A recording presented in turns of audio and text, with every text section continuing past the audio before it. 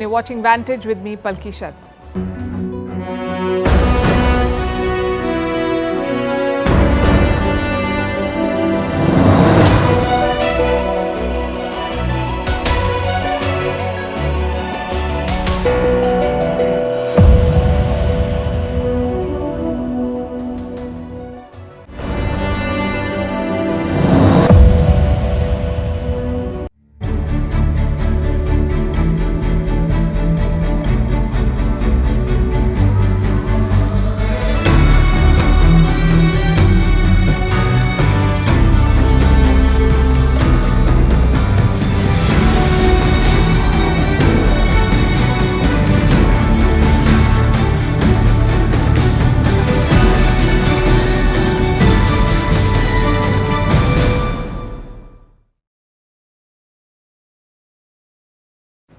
Prime Minister Modi is in Moscow. He landed this afternoon for the first bilateral visit of his third term, and Russia is pulling out all the stops to welcome him.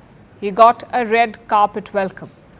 Prime Minister Modi was received by Denis Manturov, the first Deputy Prime Minister of Russia, the same man who had received Xi Jinping last year when the Chinese president landed in Russia for a state visit.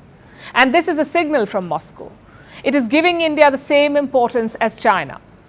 In a few moments, the Indian leader will meet Russian President Vladimir Putin over dinner. Now, this is a short trip. Modi will spend just 26 hours in Russia, and yet it's significant, especially because of the timing. It coincides with the NATO summit in America. So tomorrow, when Modi and Putin sit down for bilateral talks, NATO leaders will be meeting in Washington, D.C. And the Kremlin has been quick to point this out. It says the West is quote-unquote jealous of Prime Minister Modi's visit. Now, we don't know about jealous, but the West will certainly be watching. The NATO did all they could to isolate Russia, and yet Russia remains close to the world's largest democracy, India. Its GDP is growing faster than Western powers, and it's nowhere close to losing the war in Ukraine, despite all the military support that the West has been giving Kiev. So in terms of messaging, Modi's visit to Moscow is quite significant. Before taking off from New Delhi, he issued a statement. Calling Putin his friend, Prime Minister Modi said, and I quote, "I look forward to reviewing all aspects of bilateral cooperation with my friend President Vladimir Putin and sharing perspectives on various regional and global issues." And Moscow has left no stone unturned to welcome him. Prime Minister Modi met President Vladimir Putin over dinner. The Russian president is adding a personal touch. He hosted Prime Minister Modi for dinner tonight, not at the Kremlin, but at his dacha. Now, dacha is the Russian term for an estate. Putin's dacha is right outside Moscow in a suburb called Novo Ogaryovo. That's where they had dinner tonight. It's an opportunity to talk to each other informally, to iron out any issues before the bilateral tomorrow. They also get a chance to talk privately over dinner and have a frank exchange of opinions on pressing issues. So this dinner will set the tone for the bilateral tomorrow. They in fact did the same in 2021 when Putin visited India. Prime Minister Modi had hosted him for dinner before the formal talks. So in a way, Putin is reciprocating the gesture. Tomorrow, Prime Minister Modi has a packed schedule. He will attend a reception and meet members of the Indian community in Russia. Then he'll visit the tomb of the unknown soldier.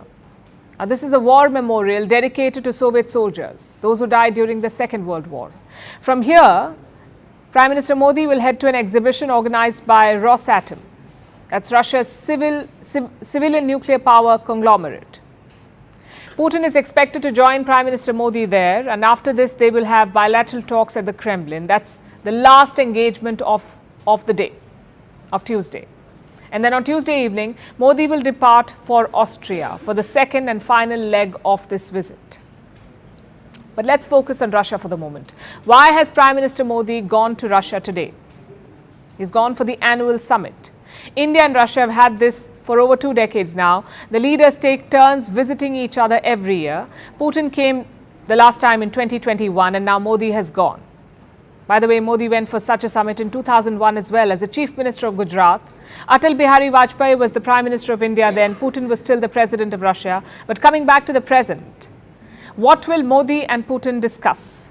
4 broad topics: trade, connectivity, energy and defense. They'll also try to resolve some challenges like the rupee-ruble trade. This mechanism was started 2 years ago. Due to Western sanctions, Russia was barred from the global banking network. So India and Russia started using their native currencies to settle import bills. India uses the rupee, Russia uses the ruble. It's a good way to continue trading with each other and bypass Western sanctions. But here's the flip side. While India buys lots of oil from Russia, Russia does not import a lot from India. And now it has a stockpile of Indian rupees, but nowhere to spend it. They'll have to find a way to fix this imbalance. So that is one challenge. These two sides are expected to expand their energy relationship through long-term contracts, where India commits to buying more oil and gas from Russia and securing supplies for the long term at competitive prices. This would help both sides. We'll see how much progress they can make here. The top focus of the talks will be defense. Russia is still India's biggest defense supplier. 60% of India's military equipment comes from there. So India cannot afford to alienate Russia, especially with the mounting security challenges on the border with China. New Delhi has two clear priorities here: pending deliveries and new contracts. That's what the Indian leader will focus on, pending deliveries and new contracts. Some of the Russian deliveries are running late, like the S-400 missile defense system. India wants to speed it up. The other challenge is that China is getting closer to Russia. So will this hurt India's defense relationship with Russia? New Delhi has to ensure that it doesn't. So they're looking at a defense pact, something that Moscow cleared last month. A defense logistics agreement that could be signed tomorrow. We don't have the details yet, but reports say this pact could enhance interoperability between the two militaries, Indian and Russian. There is also a small irritant which both sides are expected to address, and that is the recruitment of Indian citizens by the Russian military. Around 40 of them, 40 Indians, are still believed to be in Russia. New Delhi is seeking their prompt release. So a lot on the agenda. I expect significant outcomes from this brief visit. The messaging, like we said, is quite clear. Russia is still an important partner for India, and that is not changing anytime soon.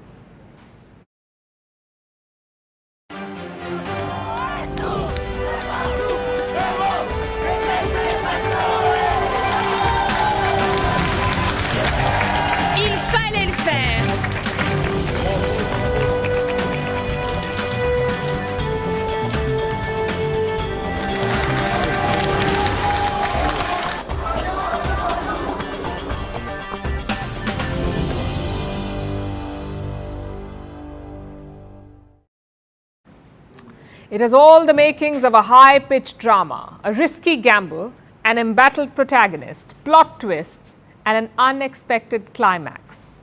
France woke up to the results of its parliamentary elections. And needless to say, it was a shocker. Newspapers were ready to print a win for the far right. Instead, it's the left that got the first place. So while Emmanuel Macron is still the president, France has got a new parliament and their political landscape has transformed significantly. Now, quick primer first.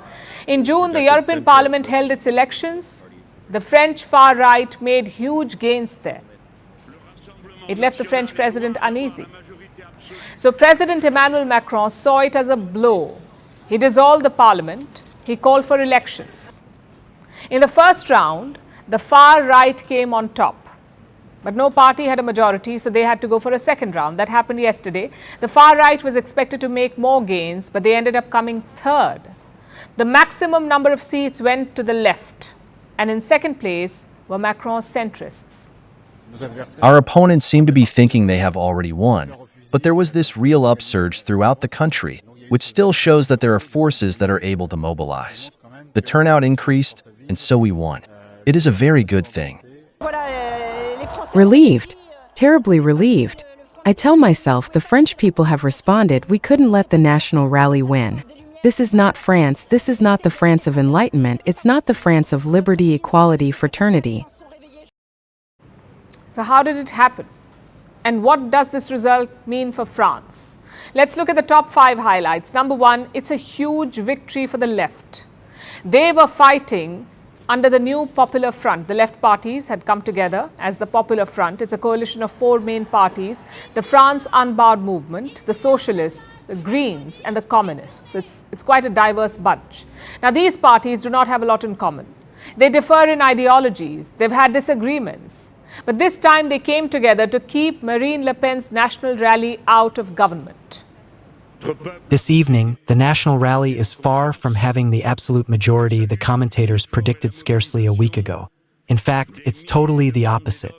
It's an immense relief for an overwhelming majority of people in our country. Which brings us to highlight number 2. Who will become the Prime Minister? Usually the president names a prime minister from the biggest faction. In this case, the biggest faction is the new Popular Front, that is the leftists. The alliance says it will put forward a candidate by next week. But it won't be without disagreements. Currently, a lot of names are doing the rounds, but one of them stands out, and that is Jean-Luc Mélenchon. He heads the far left, France Unbowed. He is a well-known figure in French politics, but if there's one thing that he is not known for, it is compromises.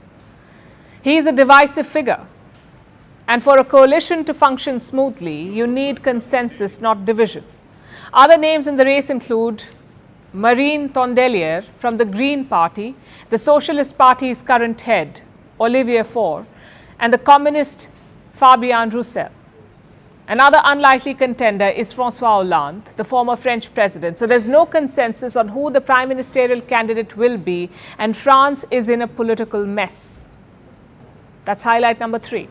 France is staring at a hung parliament. The left may have won, but they do not have majority. France's National Assembly has 577 seats. No group, no alliance has got 200 seats. The left-wing coalition has 187 seats. Macron's Ensemble Alliance have 159 seats. And the far-right National Rally and its allies have 142 seats. So no one has enough seats to govern. If the parties cannot cobble up a majority, there will be chaos. We saw some of it on Sunday. There were clashes on the streets. If a government is not formed soon, it could get worse. Highlight number 4. What happens to the far right? The National Rally, Marine Le Pen's party, they'd won the first round. They expected to win this one too, but that did not happen. Party President Jordan Bardella slammed the results. He condemned what he called the unnatural alliance. By deciding to deliberately paralyze our institutions, Emmanuel Macron has now pushed the country towards uncertainty and instability. As a result, he has deprived the French people of any response to their day-to-day difficulties for many months to come. It's not game over for Marine Le Pen's party, though. In the last parliament, they had 88 seats. This time, they have 140 seats. So the party has made significant gains. They may still be out of power, but they're much stronger now with 140 seats. And this result could set the tone for the next presidential election, even though it's slated for 2027. We're losing one more year of unregulated immigration, one more year of losing purchasing power, one more year of a blowing up of insecurity in our country. But if we need to go through that, then we'll go through that.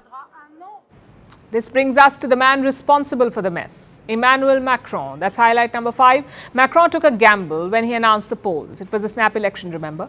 Until last week, it looked like it had backfired badly. But the president has now made a comeback. His party, the centrists, are in second place. The far right are out of power. So Macron may not have won, but he hasn't lost as much as was feared. And the road ahead will be tough for him. Macron, like I said, remains president of France. But with the parliament as divided as this, there will be political deadlock. And all eyes are on the president. He cast the die that led to this mess. So now he must clean it up.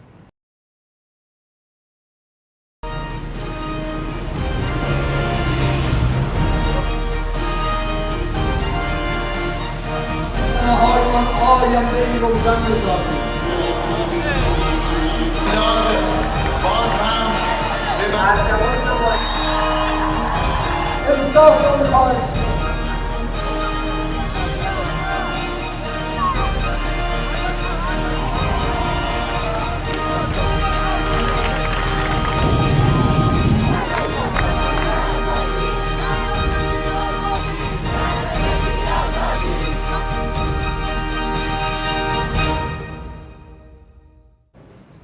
Let's look at another election now, the one that took place on Friday in Iran. The results are out, and the winner is this man, Masoud Pezeshkian.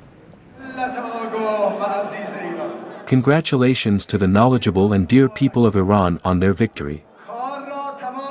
You have completed the work and taken a great step forward. A great leap forward. That is what Pezeshkian said. It implies that things will change. But is that really the case? Iran was forced to hold elections this year because their former president, Ibrahim Raisi, died in a helicopter crash. It happened in the month of May, so Iran had to choose his replacement. 6 candidates were allowed to run for president, Pezeshkian and 5 others. The first round of polling took place on the 30th of June. 2 candidates advanced to the runoff. One moderate, Masoud Pezeshkian, and one hardliner, Saeed Jalili. The second round of polls took place on Friday. Pezeshkian beat Jalili. The moderate won, the hardliner lost. Now remember, the former president Raisi was a hardliner, so this result is a major shift. There is a feeling of change in Iran. Listen to some of the voters. Everyone is a bit more glad. They have a good feeling, a little bit. In the past few days, they didn't feel good, but as soon as people heard Pezeshkian had won, a small smile was on their face. Nobody swore or said bad words today. We are very happy that Mr. Pezeshkian won. I expected him to become the president because we really needed a literate president to solve the economic problems of the people. Well, Pezeshkian is more than literate. He is a trained heart surgeon who even served as the head of a medical university. His expertise had caught the eye of a previous Iranian government. Pezeshkian served as Iran's health minister between 2001 and 2005. So he has government experience as well. But this is not the only reason why Iranians voted for him. It was also his moderate tag, his promise to try and improve relations with the world and get the West to rescind sanctions. Now remember, Pezeshkian is not some idealistic reformer. He's not there to change the system in Iran. He couldn't do it even if he wanted to, because the president of Iran is a secondary figure. The real power in the country lies with the supreme leader, and that is Ayatollah Ali Khamenei. Khamenei controls foreign policy, the reason behind the Western sanctions. Iran is accused of trying to develop nuclear weapons. It is also blamed for trying to destroy Israel with a number of militias in other countries, Iranian proxies. And this is why there are sanctions on Iran. All of these things are under Khamenei's control, so Pezeshkian will not be able to change them even as president. The most that he can do is appeal to Khamenei. He can request Iran's supreme leader to take a softer stance. That's about it. And Pezeshkian knows the limits of his powers. The elections went smoothly and ultimately the votes were counted correctly. First, we should thank the supreme leader. If he wasn't there, I don't think we would have been announced winners of the elections easily. It's been many years after the revolution that we come to the podium, we make promises and we fail to fulfill them. This is the biggest problem we have in your eyes. In this election, I didn't give you false promises. I did not say things that I couldn't do afterwards. I didn't lie. He says he will try and improve foreign relations. He will try and get sanctions removed. Try is the key word here. Pezeshkian also wants Iran's mandatory hijab law to be relaxed. He wants to remove some restrictions on internet access, and he wants to improve conditions for Iran's minorities. He hasn't promised an overhaul, just incremental changes which may help ease the lives of the Iranian people. And even this moderate agenda may face pushback. But Pezeshkian will be ready for that. He intends to abide by Iran's existing framework, and that may be his greatest strength. Iran's reformer presidents have come and gone. They did not really manage to make any long-term dent. So maybe Pezeshkian's middle ground approach is the need of the hour. We'll see in the next few months if it bears fruit.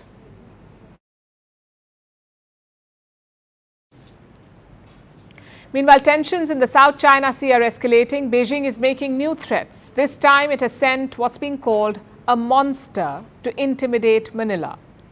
Let me show you what we're talking about. The monster is a Chinese Coast Guard ship. It is the world's largest Coast Guard vessel. At 165 meters, this ship is bigger than a football field. China has 2 such ships. On the 3rd of July, Beijing sent one of them to the Spratly Islands in the contested South China Sea. This ship has anchored inside Manila's exclusive economic zone. It is near the Sabina Shoal, barely 800 yards from a Philippine Coast Guard vessel. Now, technically, this is the territory of the Philippines, their zone. So when Manila saw the Chinese ship, it responded swiftly. Take a look at this. A Coast Guard vessel 5901 within the vicinity waters of Sabina Shoal. This is Philippine Coast Guard vessel DRP Teresa Magbanwa, MRRV 9701. You are sailing within the Philippine Exclusive Economic Zone. What is your intention? Over. That was the Philippine Coast Guard. It tried to warn the Chinese Coast Guard, those officers on board this massive ship. They tried to inquire about their intentions and their purpose, but the Chinese vessel did not move an inch. Manila says these are quote-unquote intimidation tactics. For months now, China has been doing this, trying to bully the Philippines in these waters. There have been multiple run-ins. The Chinese Coast Guard has chased Filipino ships. It has rammed into them. It has targeted them with water cannons. Last month, there were clashes. The Chinese showed up with sticks, knives and axes. Tropa natin yan. Stop! This is our territory! Wow! Wow! Hello! Hey! Put your guns up! Pagputol ng tali!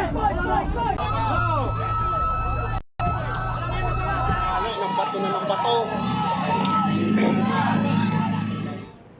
We covered all of it on the show. Do you see those men, in fact, behaving like pirates in these pictures? That's the Chinese Coast Guard. And this is clear bullying. And Beijing has decided to take it a notch up now. Today, it challenged Manila's rights over these waters. Sabina Shoal is part of China's Spratly Islands and is not in the exclusive economic zone of the Philippines. Chinese military and Coast Guard vessels patrolling and enforcing the law on the waters near Sabina Shoal comply with China's domestic law and international law, including the United Nations Convention on the Law of the Sea.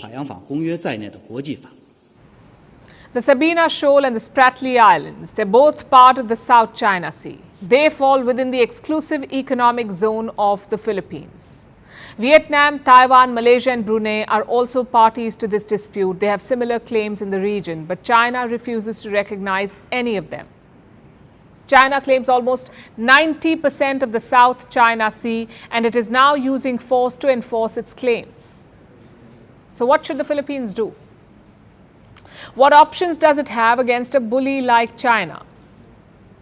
Beijing understands only the language of strength, so Manila needs to develop deterrence. Today, it took a step in that direction. The Philippines signed a defense pact with Japan.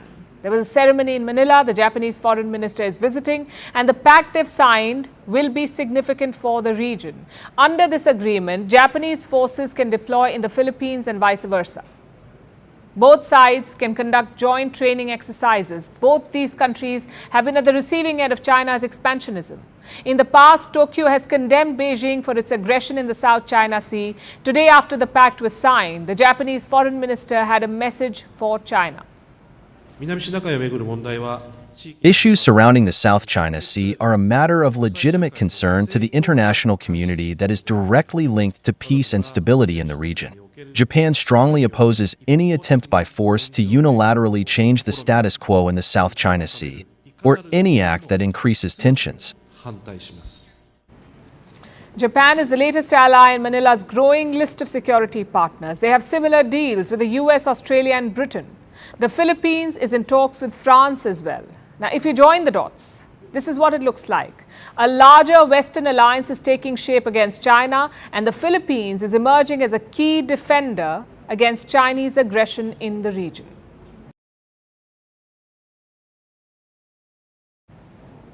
A summer afternoon on the streets of Barcelona. Who wouldn't like that? Well, think again. On Sunday, tourists in Barcelona were in for a shock. They were hit by water, sprayed by the city's unhappy residents. These residents were protesting against over-tourism, and this battle is not unique to Barcelona. Across the world, locals have a grudge against tourists. They want them out. But what is the solution? If you're preparing to travel this summer, this next report is a must-watch for you. Nestled between the Mediterranean and the mountains is Barcelona. Any Spanish itinerary is incomplete without a trip to the city. But while you visit Gaudi's creations or sit down for tapas, beware of one thing: the city's unhappy locals. On Sunday, Barcelona's tourists were in for a rude shock. They were sitting down for some food, and that's when they were sprayed with water. These are Barcelona's anti-tourist protesters. They marched down the city, they took over tourist areas armed with their water pistols.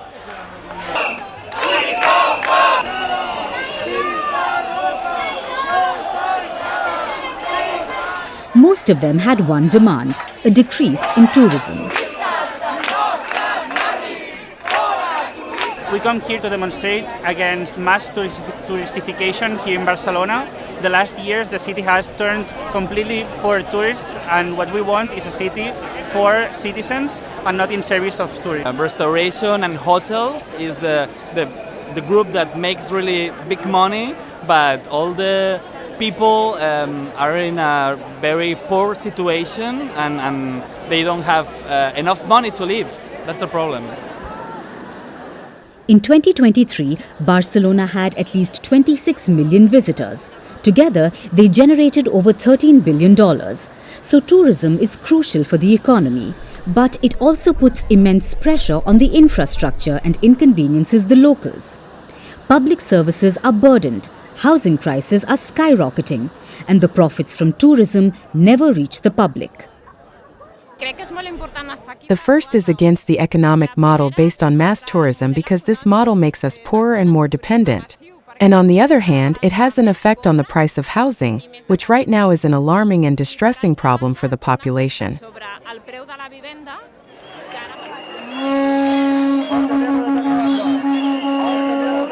And Barcelona is not alone in this. In April, tens of thousands of people took to the streets of Canary Islands. They slammed the government. They raised slogans, all against tourists. The residents believe that the island's tourism model is unsustainable. The protesters said they were not against the tourists. Instead, they wanted it to be more beneficial for residents. And this isn't just a Spanish phenomenon. Over-tourism is a complaint across the world. Cities are tired of tourists. They want them to stay away. And they're imposing all sorts of measures. Milan is banning pizzas and ice cream at night. Venice is charging tourists to enter the city. Amsterdam is saying no to new hotels. Iceland has reinstated its tourism tax. Mount Fuji's new entrance fee aims to manage crowds. So clearly, tourist hotspots have had enough. But will these help? Global tourism is at a record high. This year, it's set to reach pre-pandemic levels. Travel will add a record $11 trillion to the global economy in 2024. According to the World Tourism Organization, the number of international tourists will surpass 2 billion by 2030. So tourists aren't going anywhere, yet the places they want to visit remain the same. This is straining resources, and local residents are left bearing the brunt, which is why governments must spring into action. Tourism is important for the economy, but it cannot go on unchecked. For sustainable tourism, the focus should be on responsible travel.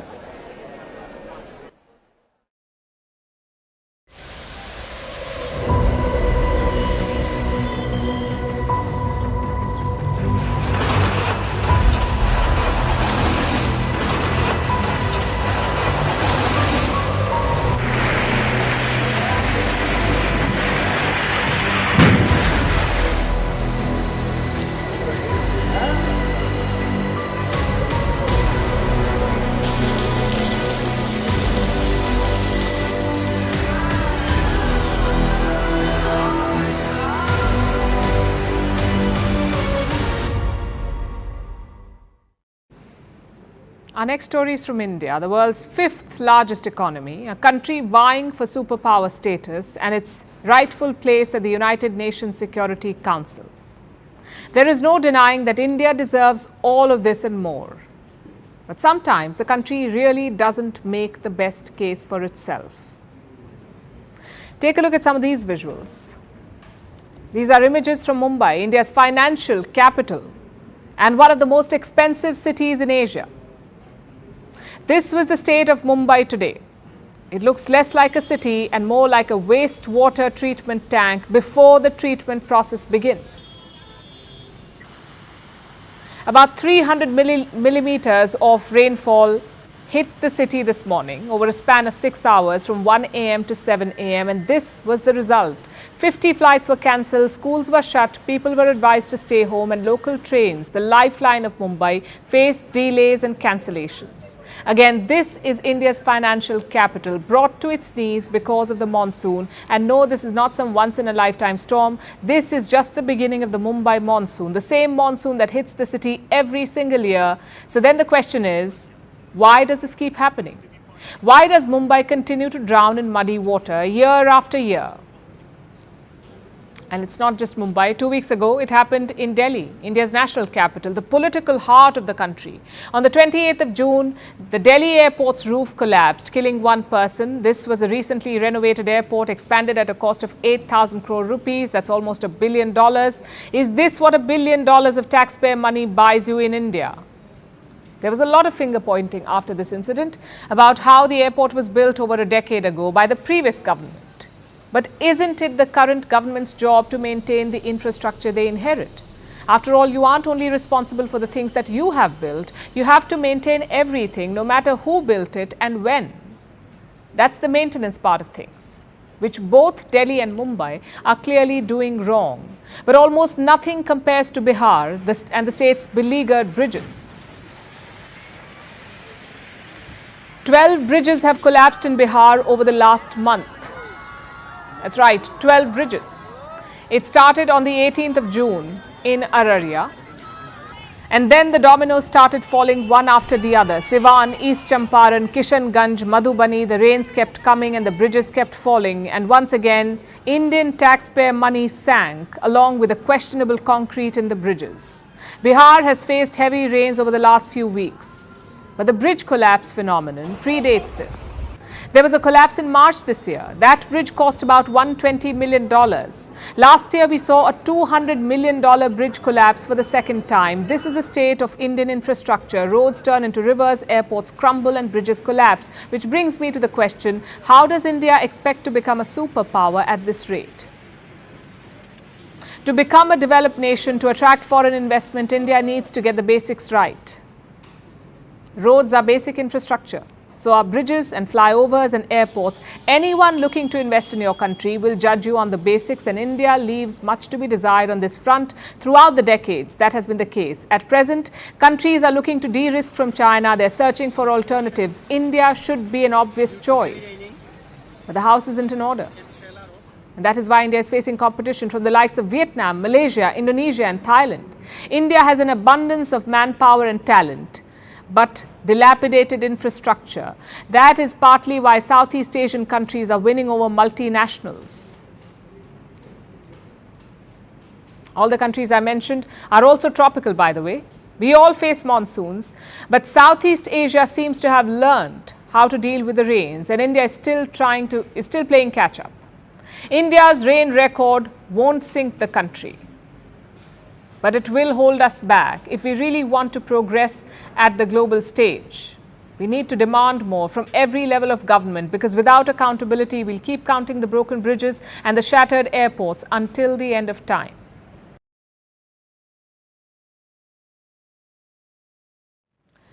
Now let's turn to West Africa. There's an economic union in that part of the world. It's called the Economic Community of West African States, or ECOWAS. Now, ECOWAS held a meeting yesterday in Nigeria's capital, Abuja, and they were in panic mode because the 50-year-old group faces disintegration thanks to 3 former members: Mali, Niger and Burkina Faso.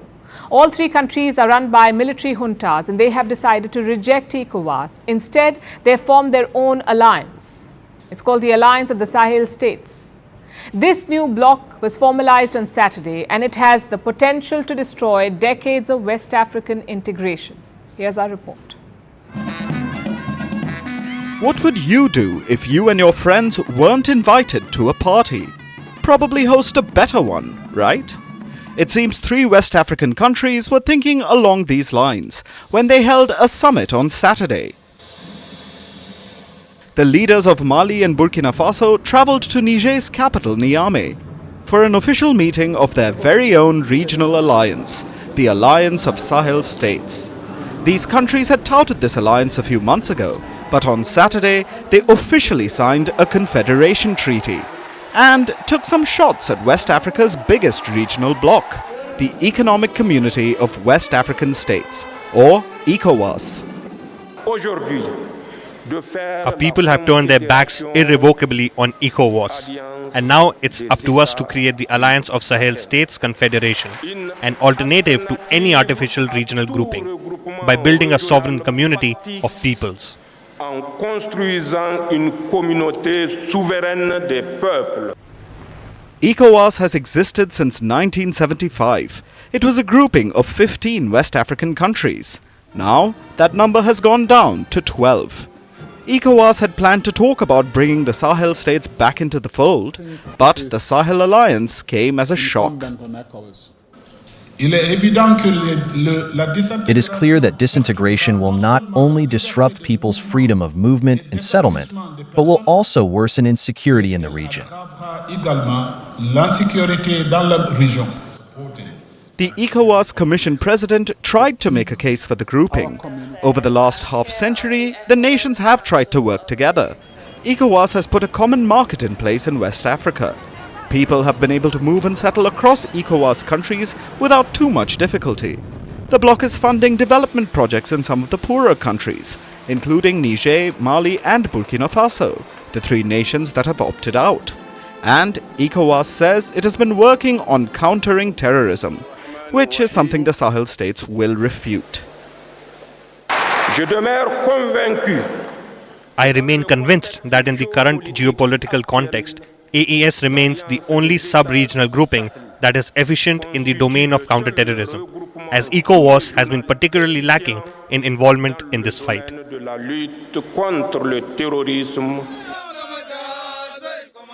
The Sahel State Alliance was born in response to rampant terrorism. All 3 nations, Mali, Niger and Burkina Faso, have been dealing with terrorist insurgencies for years. The local militaries were fighting terrorists with the help of the West. Countries like France and the US. But after years of fighting, there seemed to be no end in sight. And the militaries of these 3 West African countries got fed up. The soldiers overthrew their democratically elected governments and formed military juntas to rule these nations instead. The juntas blame the West for the situation in their countries, and they also blame ECOWAS for not doing enough. It seems ECOWAS has finally gotten the message. In Sunday's meeting, the group approved a new counter-terrorism force. It will be 5,000 strong. ECOWAS is also planning to roll out a common currency, the ECO, to better integrate the West African economies. These are much-needed initiatives and have great potential. But will they be enough to convince the Sahel states to return? Or is it too little, too late?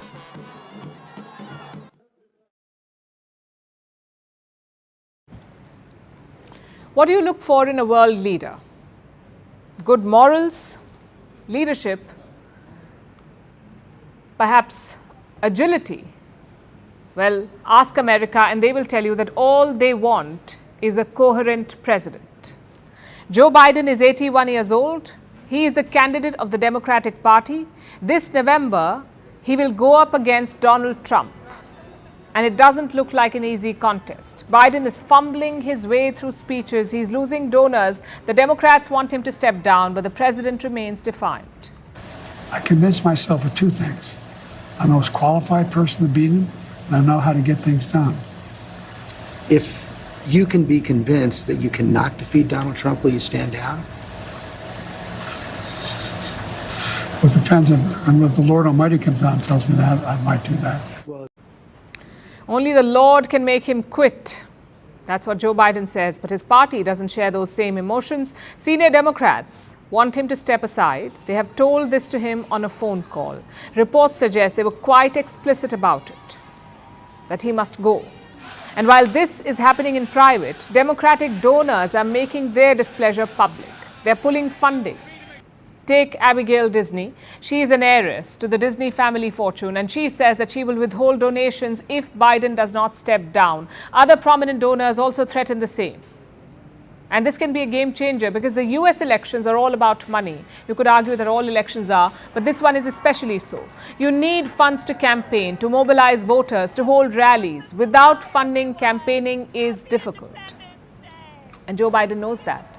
He's been in the game long enough. Yet he refuses to step down. Instead, he's cracking jokes about it. Folks, I know with every fiber of my being, I know I won't look like I'm 40 years old, but I've been around a little bit.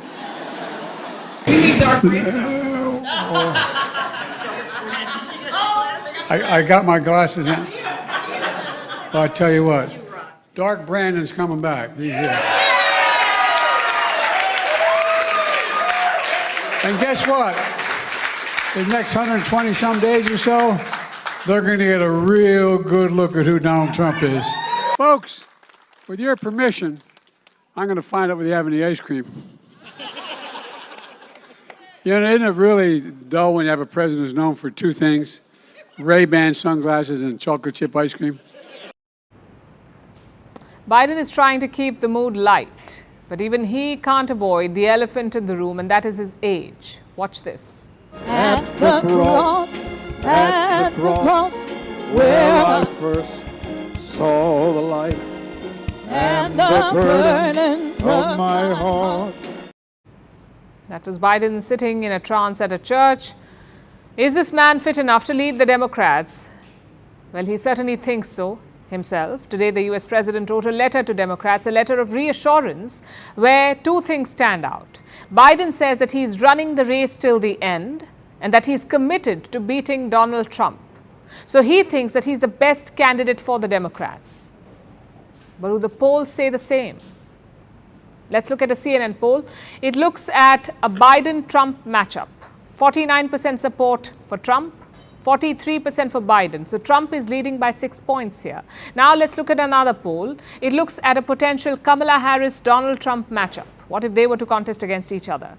43% back Trump, 42% support Kamala Harris. So it is a near tie, which makes Biden's argument fall flat. He says that he is the only one that can beat Trump, but polls show that his vice president can do better than him. So can he be replaced?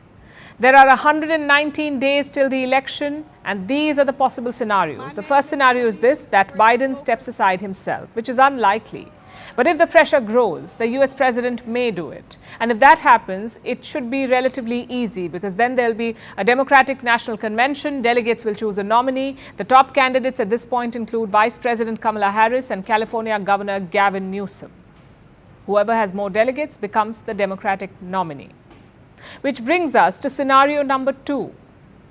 Biden doesn't want to quit. What happens then? Can he be forced out? Well, it is difficult. It has never happened before in US politics, and the Democrats will have to use a lot of loopholes. Party delegates will have to revolt against Biden to force him to step aside, and then they will have to choose a new nominee. Again, it sounds highly unlikely. So unless there's some sort of a miracle, it will most probably be a Trump-Biden matchup in the US presidential election, and America is not very enthusiastic about it. Look at this comment by Lindsey Graham. He's the senator of South Carolina. Graham says both candidates should take tests, both physical and cognitive.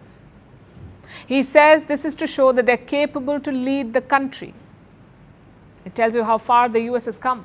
2 white men, both more than 75 years of age, threatening to battle it out in a golf course. Sounds like a dark comedy, but it is a reality of America right now. For our next story, let's talk about what goes on at the heart of the Earth.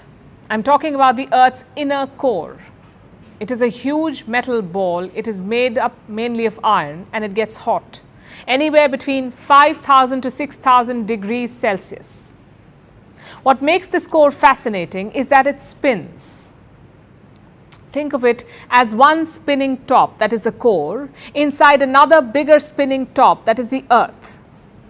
But the two do not spin together. In fact, according to a recent study, the Earth's inner core is spinning in reverse.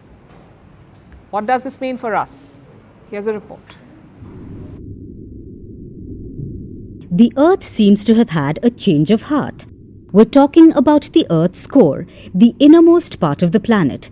Its spin has changed dramatically in recent years. According to a recent study, the Earth's inner core temporarily stopped rotating and then changed its direction. It's now going in reverse. This might sound bizarre and it invites a number of questions. Does this mean the Earth is also going in reverse?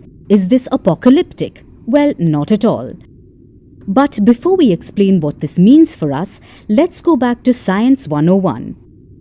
The Earth is made up of a lot of layers, and it's a volatile planet. The topmost layer is the crust. It's ever shifting. Then we have the mantle. This is where behemoth masses of rock flow. Go deeper and you will reach the core. This has two levels. The outer core, which is liquid, it holds molten metals that create currents. They conjure the Earth's magnetic field. So this layer is important. Go even deeper and you will find the inner core. This is a solid metal ball. About 70% as wide as the moon, and it rotates much like our planet. But here's the catch. The inner core rotates independently of our spinning planet, kind of like a spinning top inside an even bigger spinning top. And the two don't always cooperate. The Earth spins roughly 360 degrees in a day. That's how it completes a single day. But the inner core rotates about 1 degree faster than the Earth every year. So this causes time differences. Of course, 1 degree per year is not a lot. It's imperceptible to Earthlings, but scientists can track and measure the difference. When the core spins slowly, the liquid around it speeds up, so the Earth rotates faster. This shortens the length of a day, but the changes translate to merely thousandths of a second in a day. That may sound anticlimactic, but it's intriguing to researchers, especially since the inner core is a relatively newfound discovery. It was discovered by Danish seismologist Inge Lehmann in 1936. The question remains, why is the core going in reverse? Scientists are not sure, but according to the study, this could be part of a 70-year-long cycle of the core's movements, which sees changes due to the magnetic field. So the reversal in the spin can be part of the core's nature. Even though the core is at the heart of much of what happens on Earth, from volcanic eruptions to earthquakes, we don't know much about it. It is the Earth's deep interior, so it's impossible to observe or sample directly. While there are still several unanswered questions, this study does bring us one step closer to understanding the center of the Earth.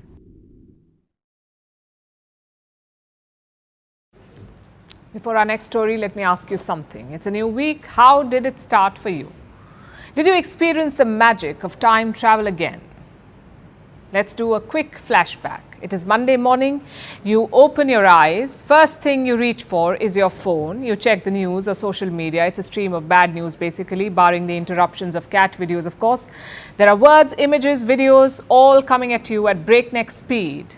And in what seems like minutes, hours have gone by. Be honest, did we get it right? And do not worry, we're not stalking you. This experience is so common, there is a term for it. It's called doom scrolling or mindlessly scrolling through the phone.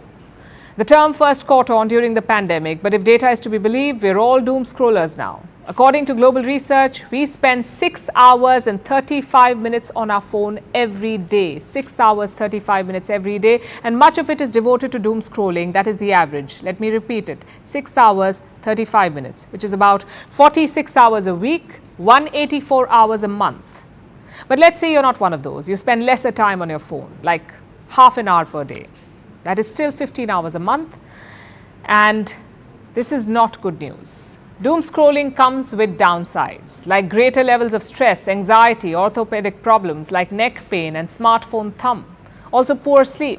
Excessive phone usage before bed keeps the brain awake for longer. It hinders restorative sleep, so the body takes longer to wind down. It does not get the rest that it needs. And this explains why anxiety in the morning is a shared experience. It's kind of like a stress hangover. And reports say that it saw a 247% increase in online searches between 2022 and 2023. 247% increase. I know it's only Monday, but there is more. Doom scrolling also increases the risk of vicarious trauma. This is second-hand trauma. According to experts, when you do not experience a distressing event yourself, you're not directly impacted by it. But if you're repeatedly exposed to stories about it, it hurts your mental health. I'll give you an example. Do you remember the 9/11 attacks in the US? 2 planes slammed into the World Trade Center. The images were horrific. More than 2 billion people watched this attack on TV. Were you one of the viewers? Can you still see the images in your mind? If yes, you're not alone. More than 2 decades have passed. 2 billion viewers did not experience that attack. Yet many of those who watched this broadcast over and over and over again developed post-traumatic stress disorder or PTSD. They still get flashbacks. Some of them even get nightmares. And this was in the age of television. Cut to today, the age of smartphones. Our exposure to stressful events has never been more intense. There are wars, protests, floods, wildfires, viral outbreaks. We are exposed to apocalyptic updates constantly, which does make us more informed, but overexposure can also be bad for us. So what can we do? How can we reclaim our brain? Unfortunately, there's no quick fix because each digital addict is different. But there are plenty of solutions that all of us can try. Those who choose to go cold turkey, opt for dumb phones or delete their social media, which is a big move. But those who believe in moderation could take smaller steps like setting time limits on their phones or apps, minimizing app notifications, or redesigning routines, like no phones in bed. There are a lot of ways to say no to the digital candy that is dispensed. But the first step is this: accepting that our doom scroll may lead us to a doom spiral.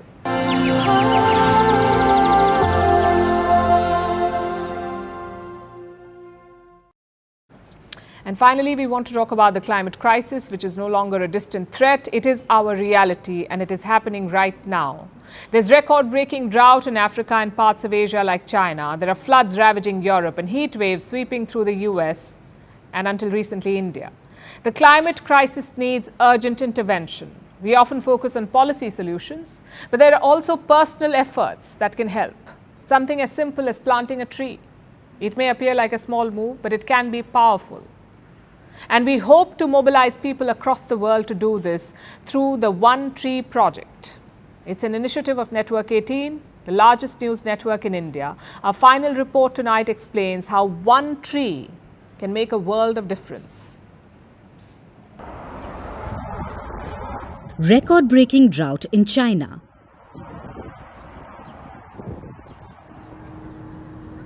Longest ever heat wave in India. Raging wildfires in Australia.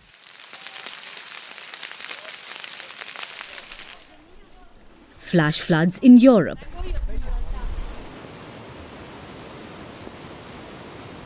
Rapidly melting glaciers. Bigger storms, fiercer cyclones, and widespread destruction.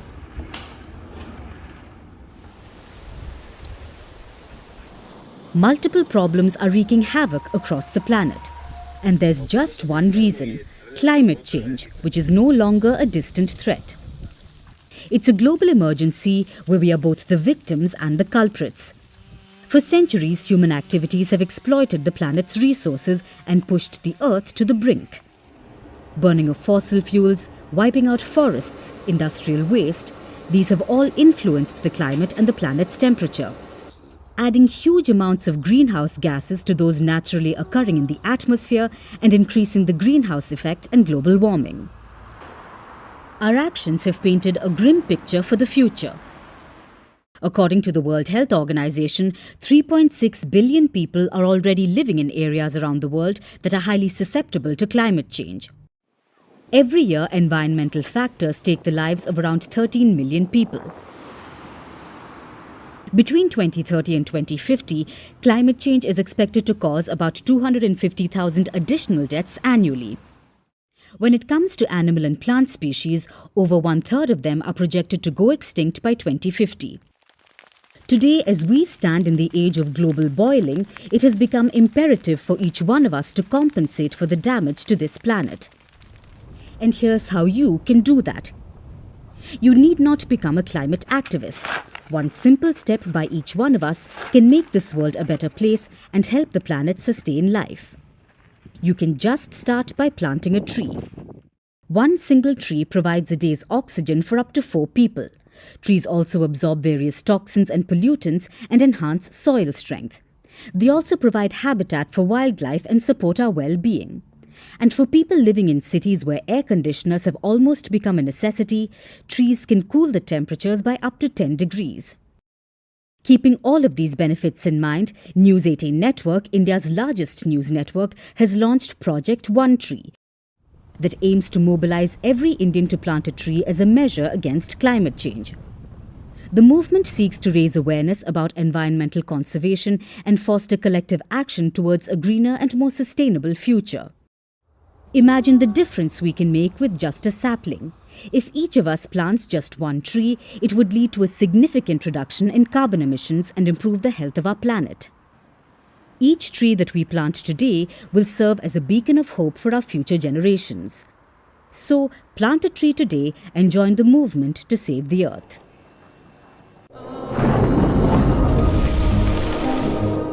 Climate change is on our doorstep. It's time for a revolution to take root. And it starts with 1.4 billion Indians. It starts with one tree. One tree for humanity. One tree for Mother Earth. One tree for our future. Project One Tree, a News 18 Network initiative. And now it's time for Vantage Shots, images that tell the story. Flooding and strong winds batter Texas as Hurricane Beryl hits the US state. A meteor lights up the skies in Turkey, and ready, steady, slow. 150 snails battle it out in the Racing World Championship. Finally, we're taking you back in history.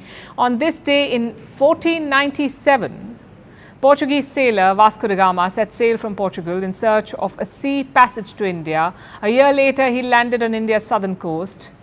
While his goal was to buy Indian spices, his voyage triggered a chain of events, something that led to centuries of colonialism in India. We're leaving you on that note. Thank you for watching. We will see you tomorrow.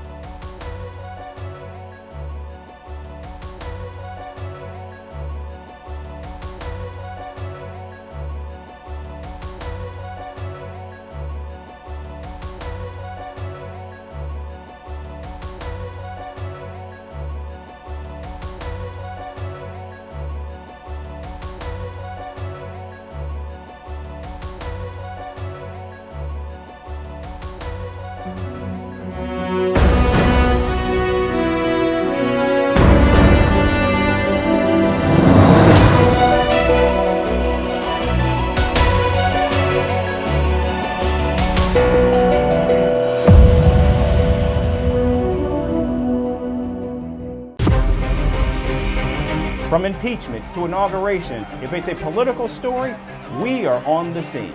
The race for the White House is heating up. We're beating Biden. How dare he say that? If it's breaking news, we're live with the latest coverage. From the White House, the State Department, and Capitol Hill, we know the issues, but above all, we know the players to bring you the latest in-depth analysis on all the key stories that we're covering. I'm Eric Ham. Join me from Washington here on Firstpost America.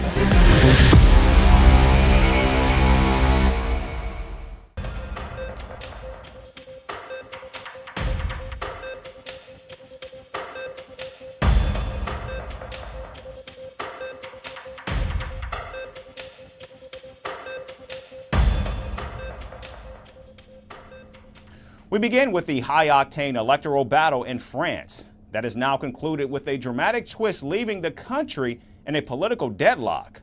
Marine Le Pen's far-right national rally was set to stage what it hoped would be a victorious coming-out party. It would have been the first time the far-right would have entered government in France since World War II. But as the numbers from the France's parliamentary election results trickled in, the mood at the party turned 180 degrees. A week ago, all talks had been of a possible absolute majority for the far right. But after the second round of voting, the national rally has been beaten into third place with 143 seats. Le Pen and her young prime minister in waiting, Jordan Bardella, who were seen to be on a course for victory, suffered a massive setback. But keeping spirits high, Le Pen said the party's victory had merely been delayed. The quagmire that I warned about has of course come true. France will be totally blocked with three groups that have more or less the same influence in the National Assembly. Well, we're going towards that, it's sad. We're losing one more year of unregulated immigration, one more year of losing purchasing power, one more year of a blowing up of insecurity in our country. But if we need to go through that, then we'll go through that. By deciding to deliberately paralyze our institutions, Emmanuel Macron has not pushed the country towards uncertainty and instability. As a result, he has deprived the French people of any response to their day-to-day difficulties for many months to come. Now the left-wing alliance, the New Popular Front, or the NPF, emerged as the biggest force. The surge of the left came as a surprise to many, as it won 182 seats in the parliament but failed to win an outright majority. Still, Jean-Luc Mélenchon, the left-wing controversial leader, has proclaimed victory. President Emmanuel Macron's centrist came second with 163 seats. Now the will of the people must be strictly respected. From now on, no tricks, backroom deals, nor combinations would be acceptable. The lesson to be taken from the vote is definitive. The defeat of the president and his coalition has been confirmed with clarity. The president has the power, the president has the duty to call on the New Popular Front to govern. It is ready. The New Popular Front will respect the mandate according to the votes cast for its candidates. Now, while left supporters rallied and cheered in Paris after the NPF pulled off an upset, some protesters clashed with the riot police.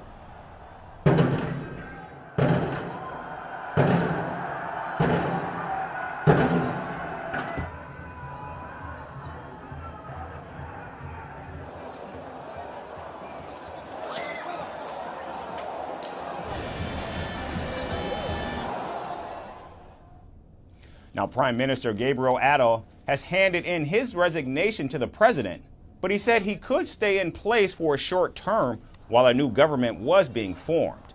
Jockeying for the position of prime minister began almost immediately, but so far there's no clear candidate. I know that in light of the results tonight, many French people feel a form of uncertainty over the future because no absolute majority has come out of it. Our country is experiencing an unprecedented political situation and is preparing to welcome the world for the Olympics in a couple of weeks. That said, I will of course do my duties as long as it's needed. It cannot be otherwise on the eve of a date that is so important for our country. President Macron had called these elections 3 years ahead of schedule in a bid to reshape France's political landscape. However, for now, the only outcome of this election has been gridlock. and it has left the European power in greater uncertainty with no party in the majority in the 577-seat parliament. France traditionally has no political culture of forming coalitions like Germany or Italy, and analysts say there could be two main scenarios that in fact play out. The first could be a minority government led by the left wing in which the president and prime minister come from rival camps. The second scenario could see Macron's centrist alliance and the Republicans form a coalition minority government. But this could be very unpopular and may trigger protests because Emmanuel Macron's party has clearly lost the parliamentary election. In fact, several party heavyweights lobbied for Macron to stay away from the campaign as they believe he'd worn out his welcome. And this major political setback for Macron comes as he heads to Washington for a crucial NATO summit. And with no clear path forward, Macron certainly stands weakened both at home and abroad. And moving to the Middle East, Hezbollah says it launched its largest ever air operation against Israel on Sunday. The Lebanon-based group sent successive explosive drones at an Israeli military intelligence base atop Mount Hermon in the Golan Heights. Meanwhile, the Israeli military said that its air defenses successfully intercepted several aerial targets that crossed from Lebanon. Hezbollah's attack was in response to an Israeli strike on Saturday that killed its key operative in East Lebanon. Now, throughout Sunday, the Iran-backed group announced 9 more attacks on Israeli military sites in which 4 Israeli citizens were injured. The exchanges of fire along the Israel-Lebanon border have increased in recent weeks, spurring fears of a full-blown war between the two antagonists, which last went to war in 2006. Hezbollah says it will only stop bombing Israel when there is a truce in Gaza.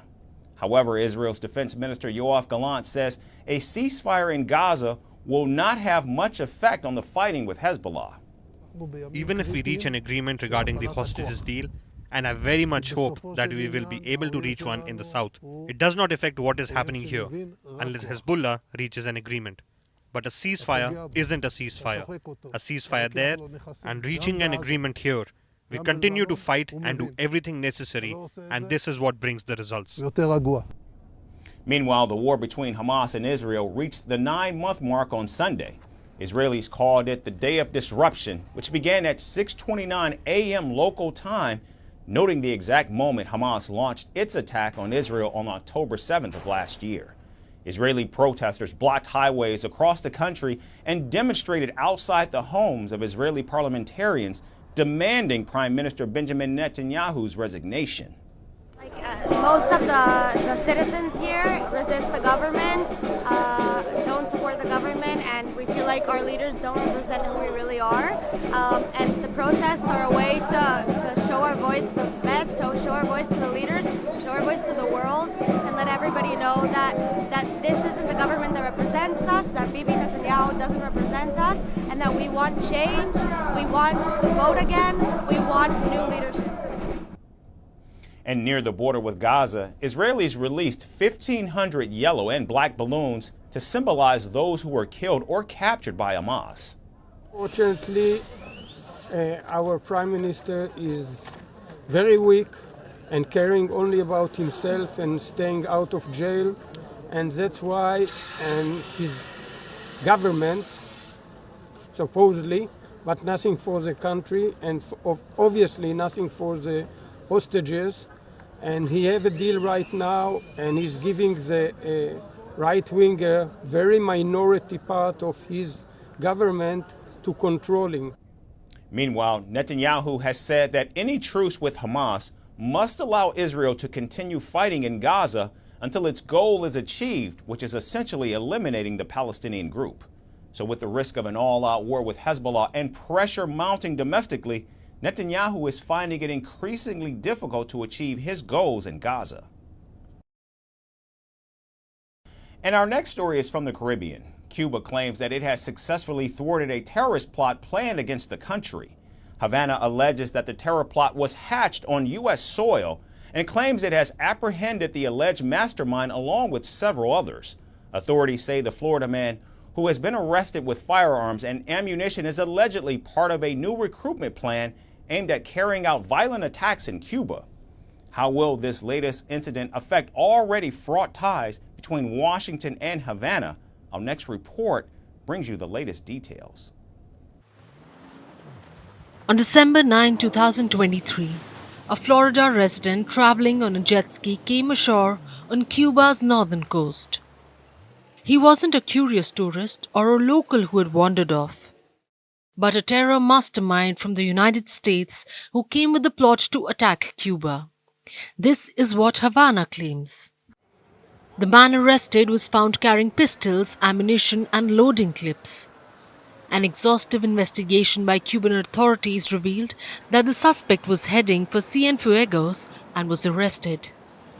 Cuba claims the unnamed man allegedly had ties in South Florida with an organization enlisted under the National List of Persons and Entities Associated with Terrorism in Cuba. And he had even contacted several people to recruit them for burning sugarcane plantations, provoking disturbances, and handing out propaganda. However, his mission was thwarted by the swift intervention by the Ministry of Interior, who months ago designated at least 61 individuals and nearly 20 organizations under investigation for alleged terror activities. The document indicates that the Ministry of Interior has reasonable grounds and documented evidence to include them in the list, and adds that these groups have received funding from the US State Department and also from the CIA, which uses various entities and NGOs to deliver it. The recent arrests and alleged terror plot have further deteriorated ties between Cuba and the United States. The rift between the two countries dates back to 1959, when Fidel Castro overthrew a US-backed regime in Havana. Since then, ties between them have been plagued by hostility and distrust. In decades that followed, successive US administrations brought in policies to isolate Cuba. The island nation was hit with economic sanctions. The United States has sanctioned Cuba longer than it has any other country. Democrat President Barack Obama took steps to normalize bilateral ties during his tenure, but the Trump administration reversed these reforms. Biden too blew hot and cold with the island nation through his term. In 2020, when Joe Biden came to power, he loosened some restrictions. But a surge in irregular migration from Cuba posed new challenges for his administration.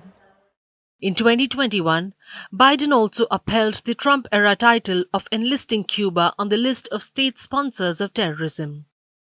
Then in May 2024, the US State Department took Cuba off the list of countries that are not fully cooperating with the US on counter-terrorism efforts.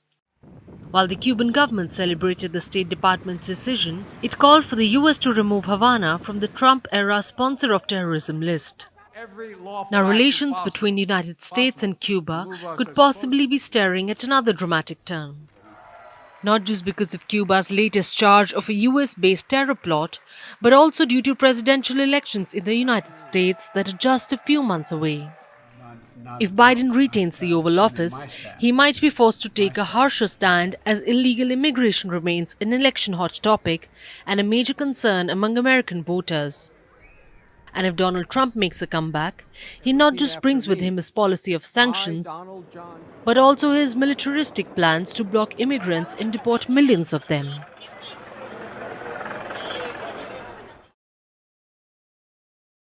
And in other news, Hurricane Beryl continues to wreak havoc as it's now made landfall in the southern U.S. state of Texas, where some residents were evacuated after warnings of flooding and power outages. The U.S. National Hurricane Center recorded that during the storm's landfall, winds reached speeds of nearly 130 kilometers per hour, and a tornado alert was issued for parts of Texas, including Houston, which is home to 2.3 million people. So we're on the dirty side of the hurricane, the toughest side. Already we're feeling the bands at the edges of the hurricane. The quote-unquote bad time, the worst time for us, will be from midnight tonight to noon tomorrow, as the eye of the hurricane makes its way north, literally right next to Harris County.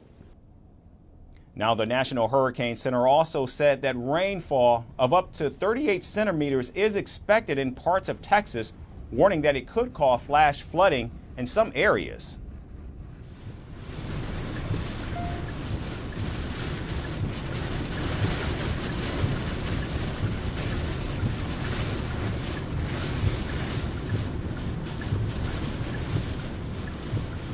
Coastal, inland, and the Houston area are the three areas that I see that I want to be sure everyone is alert.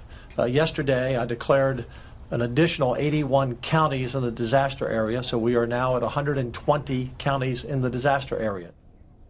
In the storm's path, while multiple residents were evacuated, others boarded up windows, stocked up on supplies, and some filled up on gas as they fled town.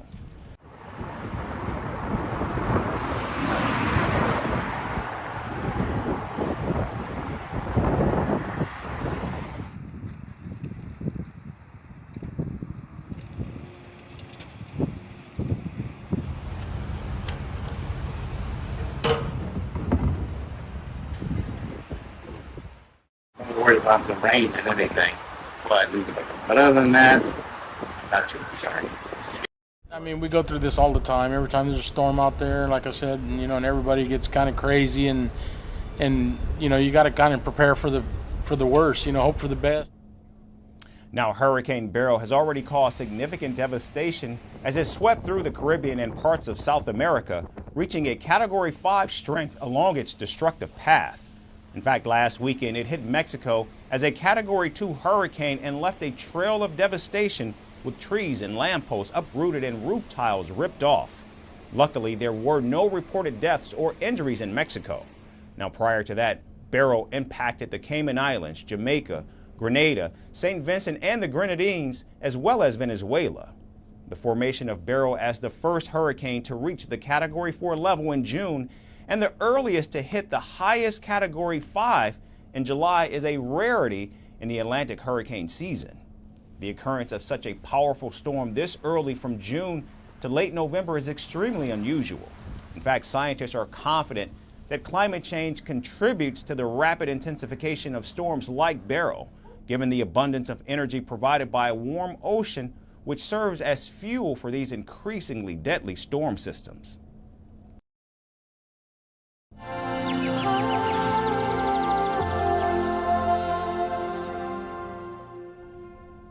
And finally, the climate crisis is no longer a distant threat. It's the entire planet's new reality happening in real time. There's record-breaking drought in Africa and parts of Asia like China. Floods are ravaging Europe, while countries like India and the United States are battling sweltering heat waves. However, we can still save our planet by taking simple yet powerful actions, such as planting a tree. News 18 Network, the largest news network in India, has launched Project One Tree. It aims to mobilize people to plant a tree to fight climate change. Our final report explains how even a single tree can make a big difference. Record-breaking drought in China.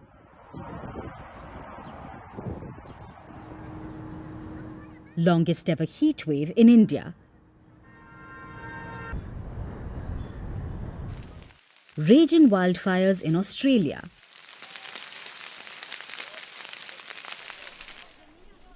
Flash floods in Europe.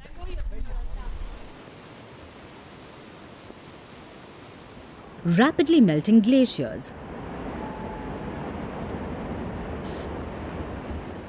Bigger storms, fiercer cyclones, and widespread destruction.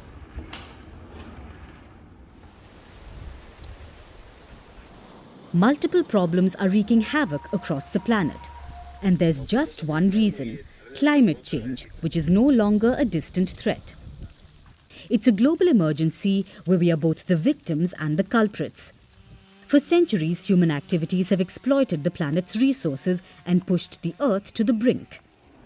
Burning of fossil fuels, wiping out forests, industrial waste, these have all influenced the climate and the planet's temperature, adding huge amounts of greenhouse gases to those naturally occurring in the atmosphere and increasing the greenhouse effect and global warming. Our actions have painted a grim picture for the future.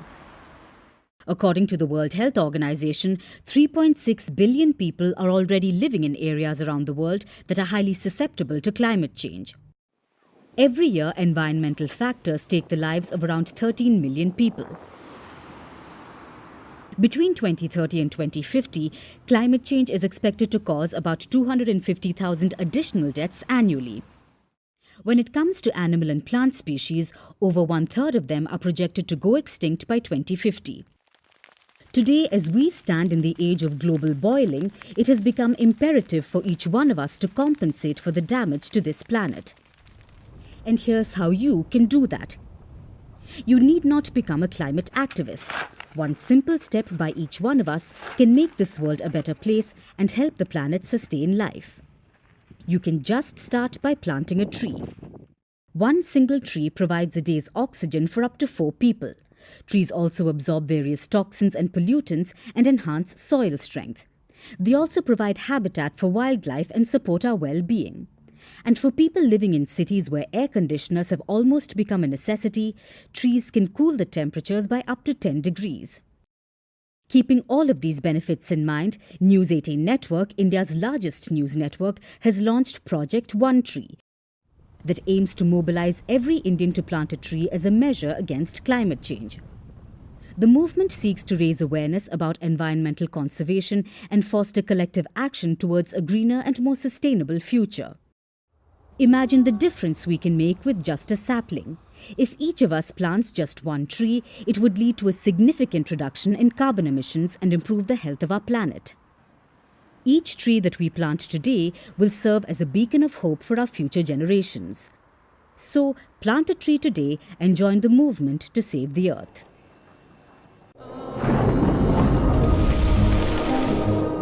Climate change is on our doorstep. It's time for a revolution to take root.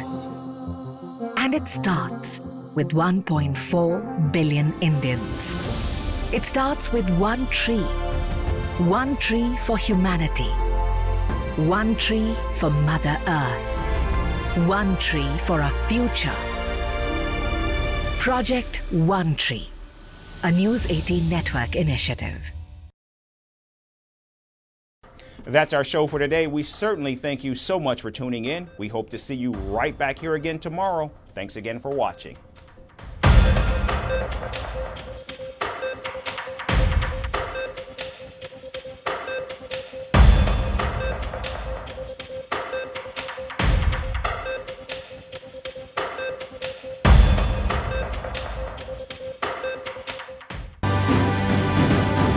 Firstpost reports from the world's second largest continent. Hello, I'm Alison LaGrange. A very warm welcome from Durban, South Africa. We get you the news and the newsmakers from Africa. From elections to climate change to innovations and opportunities. As the world's attention shifts, we report from Africa, the heart of the global south. Join me every weekday live on Firstpost.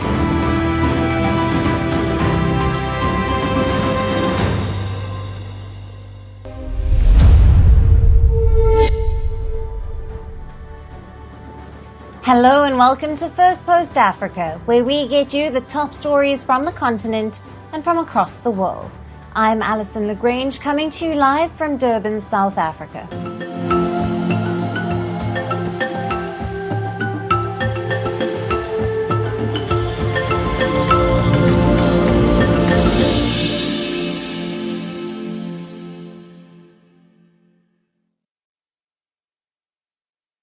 Hello and welcome. We start with West Africa, a coup centre of the continent that has been reeling under violence, insurgency and faces serious security concerns. To address these issues, on Sunday, the regional leaders met in Nigeria for the ECOWAS Summit.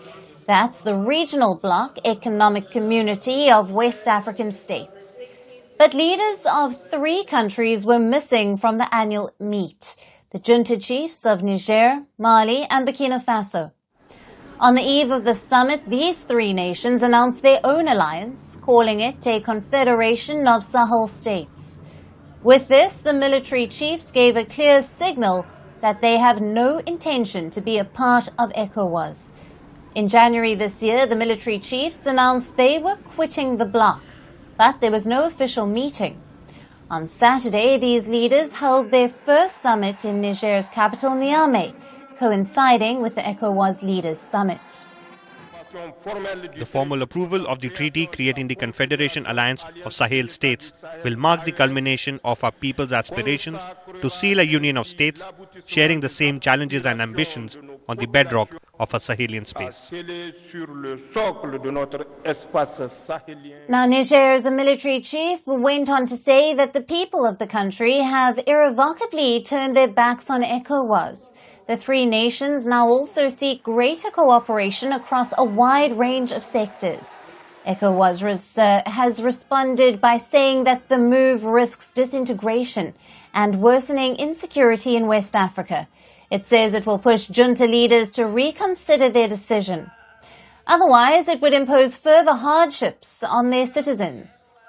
We have convened this ordinary session to once again review the situation in our region. We are aware of the enormous challenges, including terrorist activities and violent extremism, threatening to spread from Sahel region towards the coastal states, especially those that witnessed constitutional changes of government. The decision of the three Sahel countries of Burkina Faso, Mali, and Niger to withdraw from ECOWAS has also been noticed. Now, ECOWAS is a 15-nation bloc in West Africa. It's headquartered in Federal Capital Territory of Nigeria. It was formed in 1975 to promote region's economic interest. In the next few years, the bloc shifted focus to political stability in the continent, which it believed was a prerequisite for economic stability and growth. So it also took responsibility to ensure democracy and to fight security challenges. Though it gained success, ECOWAS's performance has weakened in recent years. The bloc has not been able to mitigate coups in the region. Consecutive coups in Niger, Mali and Burkina Faso raised doubts over the bloc's goals. It has not been able to counter the surge of terrorism and insurgency in the region. It is also losing public support, with many West Africans seeing it as failing to represent their interests. The group has a history of military intervention in turmoil-hit areas, but sometimes it had been accused of mismatched timing. Now, while announcing their withdrawal from the bloc, Niger, Mali and Burkina Faso cited a few reasons. They accused ECOWAS of illegal, illegitimate, inhumane and irresponsible sanctions imposed on them after the coups. They highlighted ECOWAS' failure to assist them in their existential fight against terrorism and insecurity. The juntas have also argued that ECOWAS has deviated from the founding principles of the organization and is now controlled by foreign powers. This statement comes as all three military governments have expelled troops of ex-colonial power France from their nations. They have turned instead towards what they call their sincere partners, Russia, Turkey and Iran. Niger, Mali and Burkina Faso have signed a security pact with Moscow, and Russian instructors have been training the armies for their fight against terrorism. The US is also in the process of removing all of its forces in the region. America withdrew its forces and equipment from a small military base in Niamey. Now fewer than 500 remaining troops will leave a critical drone base in Niger in August, ahead of a September 15th deadline. For now, ECOWAS does not seem to have a clear strategy in response to the action by three West African junta chiefs. Nigeria's President Bola Tinubu, who has been re-elected as the bloc's chair, has reportedly called on Senegal's new leader to serve as a special envoy with Mali, Burkina Faso and Niger without providing any details. ECOWAS leaders say the move threatens the loss of millions of dollars of funding for the bloc. As well as hampering freedom of movement, it would also disrupt the work of the long-proposed regional force to tackle terrorism in the region. However, it looks certain that the three military leaders will not join hands with ECOWAS members for dealing with their crises.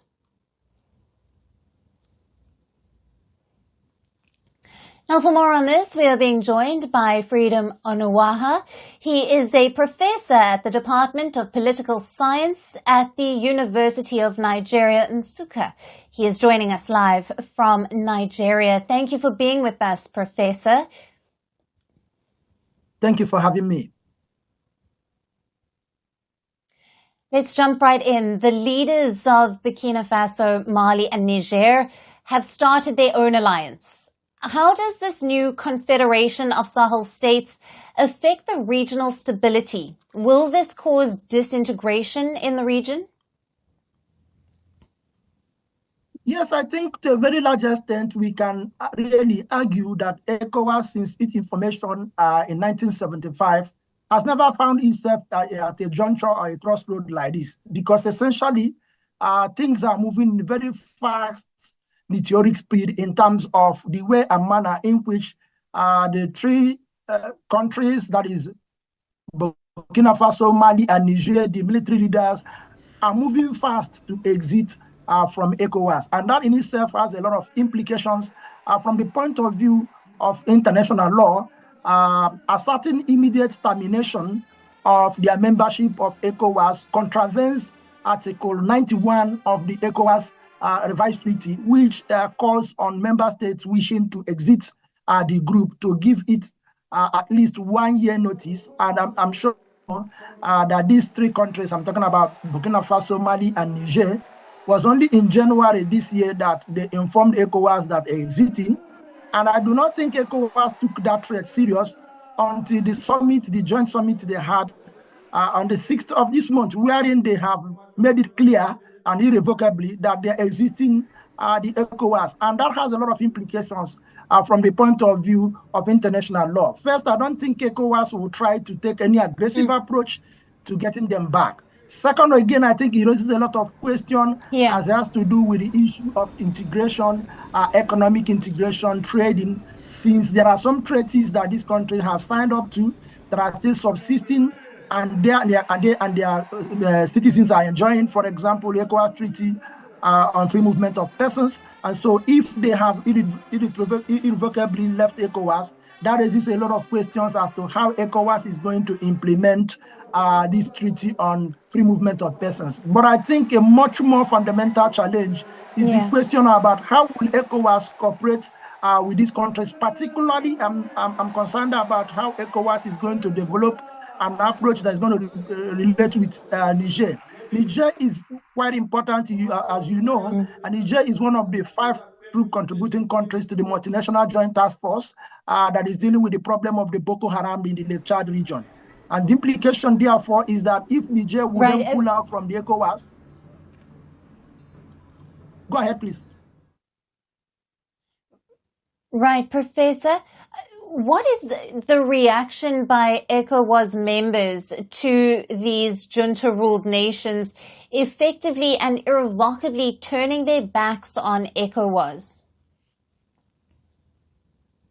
ECOWAS have actually adopted an approach that is conciliatory and forward-looking in the event of the recent announcement that they're irrevocably leaving ECOWAS, and which is quite commendable compared to the prior confrontational aggressive approach that ECOWAS took. And for the fact that ECOWAS have already mandated the president of Senegal to continue negotiation, does suggest that ECOWAS will continue on the track of diplomacy, on the track of conciliation and constructive engagement to deal with the potential exit of these trial. And I think it's in the interest of all the actors to explore more democratic, more open negotiation in terms of dealing with the problem, because that's going to create a whole lot of challenge at the strategic level, at the political level, at the security level, and even in aspect of economic cooperation. Recall also that these three countries constitute about 50% of the territory called ECOWAS. So exiting in such a sudden manner will really impact on the overall economic health, political health, and even the security temperature of the region. So I think conciliation, negotiation, constructive engagement hold the greatest potentials for resolving the problem. Yeah, and you have touched on it, but ECOWAS was formed to promote economic interests in the region and, of course, to ensure stability and democracy. However, critics say that its performance has been on the decline in recent years. What is your opinion on this, and has this perhaps led to these breakaway states?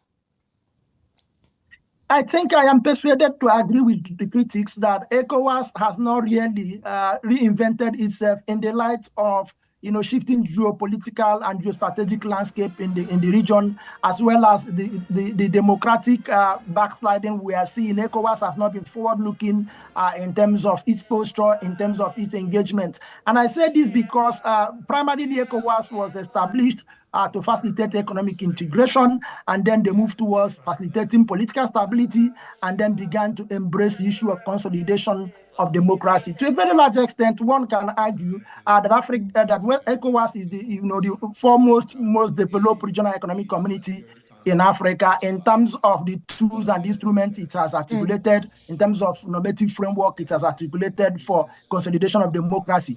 But in reality, I think in the last decade, ECOWAS has not been able to reinvent itself.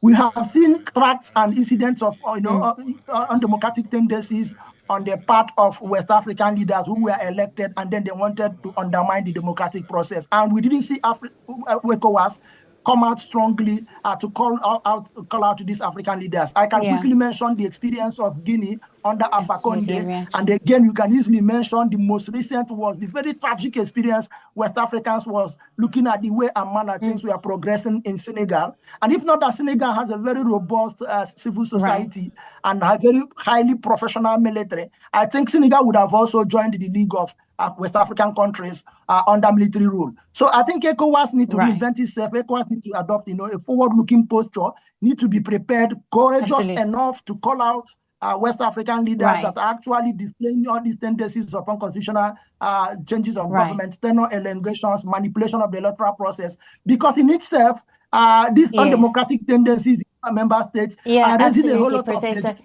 crisis for ECOWAS. Right. Thank you very much for being with us on Firstpost Africa and for bringing us all the latest. Thank you so very much.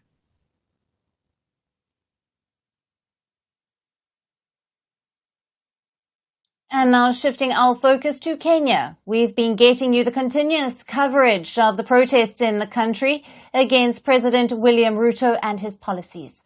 Protests against the now scrapped tax hikes have grown into calls for the resignation of President William Ruto.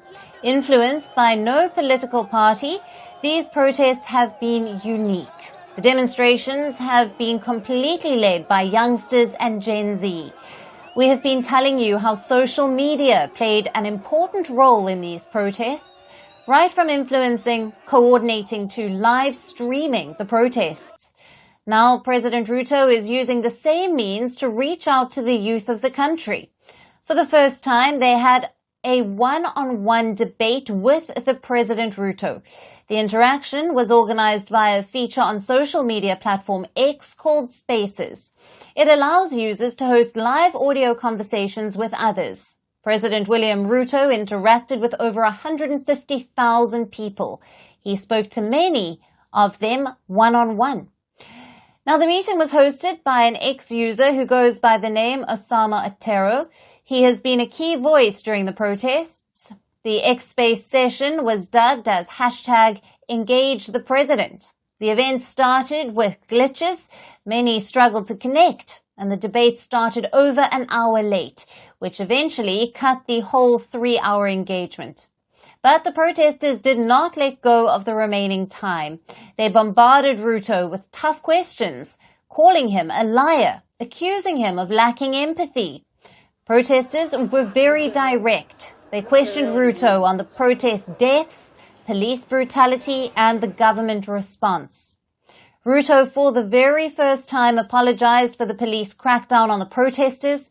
At one time, he said that he agreed that some officials displayed obnoxious opulence and that he was personally advising them how to conduct themselves. Well, talking about opulence, the Kenyan president himself is known for that. He has been slammed for his extravagant lifestyle. He is in fact known as a flying president who in 20 months went on 62 visits to 38 countries. But coming back to the debate, Ruto said an investigation is underway on the protest deaths and violence. He also accused some reckless people of inflating the number of deaths, and he also assured protesters the finance bill that introduced the tax hikes has indeed been withdrawn. Some protesters feared it still might become law after 21 days as it had been passed by Parliament. The debate ended with many left without speaking, but the president said that he had to go off to meet Kenya's Olympic team before they departed for Paris. Many users were not satisfied and said that the live interaction was not enough, but surely sets a precedent. Leaders interacting with protesters is a sight not often seen. The social media platform provided a means for live one-on-one engagement with the president. It gave people the opportunity to speak truth to power. Tough issues still remain, but giving people a chance to converse directly with the leaders is significant. Before his X-Space session, Ruto delivered a national address on TV. He announced sweeping spending cuts, which he said were needed because the planned tax rises had been scrapped. Now, these include the dissolution of 47 state corporations and several non-essential cuts for state officials. We have since, after extensive consultations, struck a middle ground, and we will be proposing to the National Assembly a budget cut of not the entire 346, but a budget cut of 177 billion and borrowing the difference. Whatever we are going to borrow, the difference, will increase our fiscal deficit from what I intended to be 3.3% of our GDP. It will now go up to 4.6% of GDP. Ruto last week announced that he will not sign the controversial finance bill and scrap the proposed tax hikes. The tax hike proposal triggered widespread protests and clashes, which resulted in the deaths of at least 39 people, according to the rights group. However, the government has put the number at 25. Ruto says to deal with the lack of cash, the country now needs to borrow heavily while cutting spending across sectors.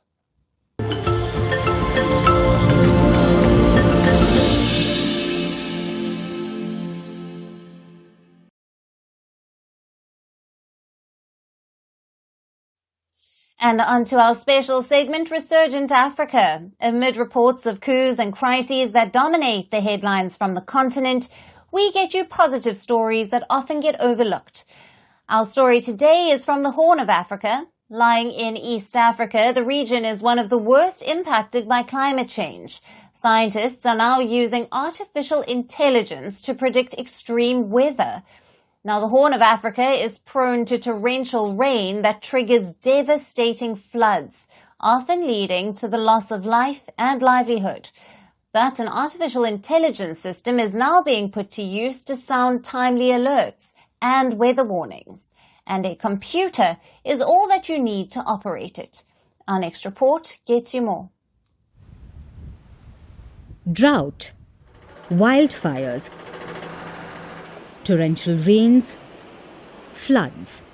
Climate change has made extreme weather conditions frequent phenomena. It's impacting countries across the globe. But the Horn of Africa, a region in the eastern part of the continent, is particularly prone to torrential rain. The region, which is home to countries like Djibouti, Eritrea, Ethiopia and Somalia, is vulnerable to devastating floods. Here, nature's fury has been resulting in widespread loss of life and livelihood. But this misery could soon be lessened. Scientists have found a way to minimize damage from floods with timely alerts. They are now using artificial intelligence to predict extreme weather conditions in the region. If nothing is being done in issuing information or early warning messages regarding these extreme weathers, then we're going to see more people getting vulnerable, more people getting exposed to these extreme weathers, and we're going to have lots of lives being lost, lots of lives being affected, and livelihoods as well. The United Nations World Food Programme is working to develop an AI weather forecasting system with Oxford University. The Kenyan Meteorological Department and Regional Weather Service ICPAC are also stakeholders in the project that has received backing and support from Google. The AI uses satellite-collected data on clouds and temperatures above them to predict weather. So for the AI, there is the part where it predicts, but to predict, it needs to first train. And we train on historic observational data. So the input towards our AI device is the weather forecasts, and it's taking these weather forecasts and training to be able to match them to the observed reality based on the state-of-the-art satellite observations and station data that we have. In developed nations like the UK, weather forecasting is done using supercomputers. The cost of these computers and data gathering stations is high. And in poorer and conflict-ridden regions like the Horn of Africa, affording such equipment could prove to be a distant dream. But scientists now say they can operate their AI forecasting code using just a laptop. That's the beauty of it, because it's so computationally affordable that we've literally got people running it on their laptop. So you can have this model, and once it's trained, you can just run it on your laptop to produce 50 predictions of all the possibilities of what the future weather is going to look like, which, as you said, would have otherwise required banks and banks of supercomputers. This system could prove to be a blessing for the Horn of Africa, as predicting weather in this region can prove to be notoriously hard because of the lack of weather stations for observing and recording weather data. The project is still in its pilot phases. It's being operated in Kenya and Ethiopia. The scientists believe that its results are promising. The scientists have plans to roll it out across the wider area. So we are really confident that AI models can actually improve the forecasting system. So not just at short range, but also looking at from the short range timescales. So by short range, I mean like just a few days, but also looking throughout all the way to a season. If we could really do that, I really think that it could really enhance our early warning systems. Once the AI system is proven efficient for the entire Horn of Africa, it can be used in other parts of the world as well to combat the challenges posed by extreme weather that's driven by climate change.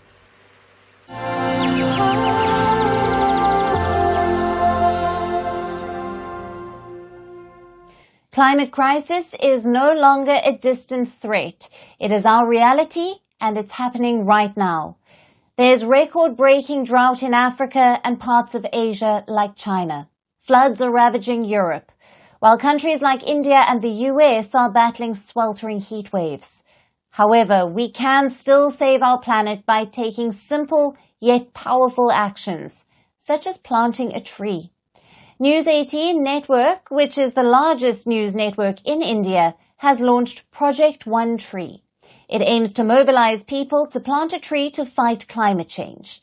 Our final report explains how even a single tree can make a big difference. Record-breaking drought in China.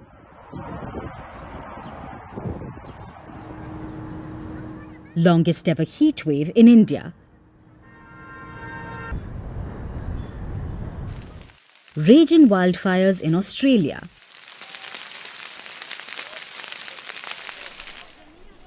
Flash floods in Europe.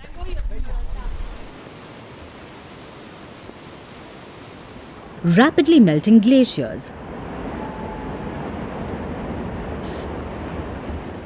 bigger storms, fiercer cyclones, and widespread destruction.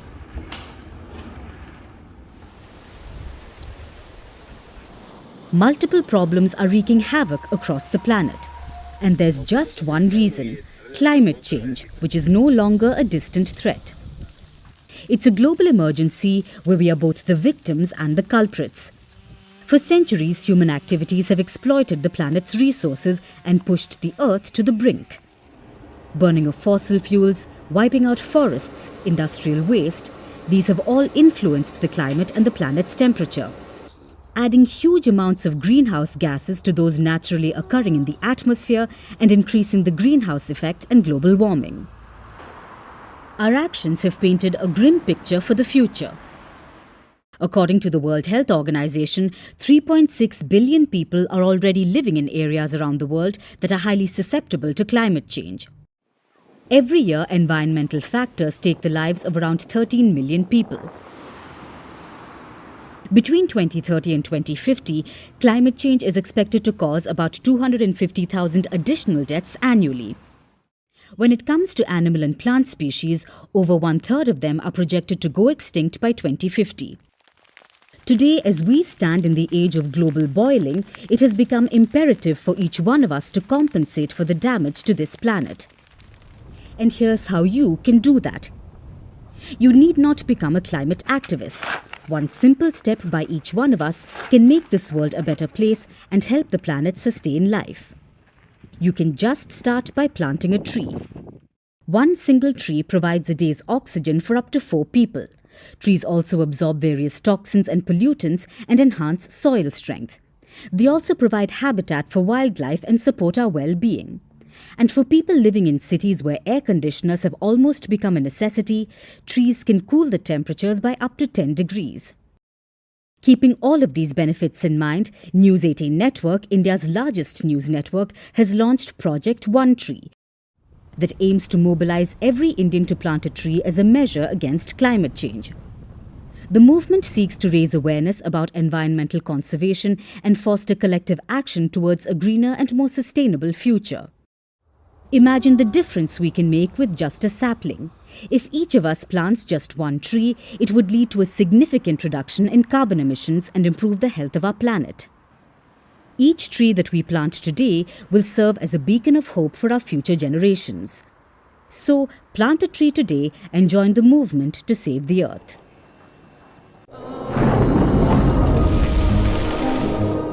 Climate change is on our doorstep. It's time for a revolution to take root. And it starts with 1.4 billion Indians. It starts with one tree. One tree for humanity. One tree for Mother Earth. One tree for our future. Project One Tree, a News 18 Network initiative. And that's it on the show for today. We will see you again tomorrow at the same time. Thank you for watching and goodbye.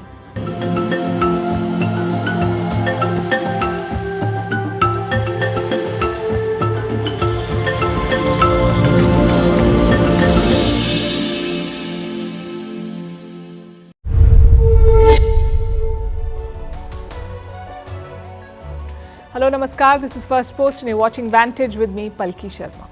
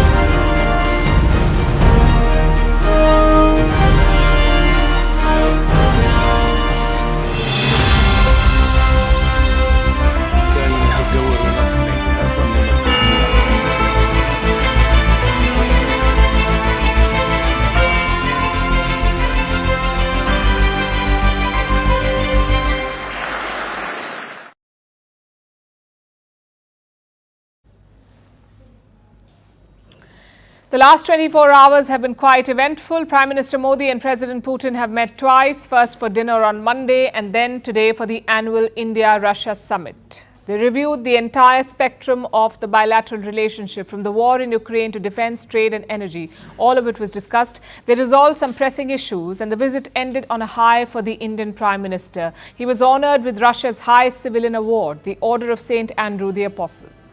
He was awarded for his contributions to the India-Russia relationship.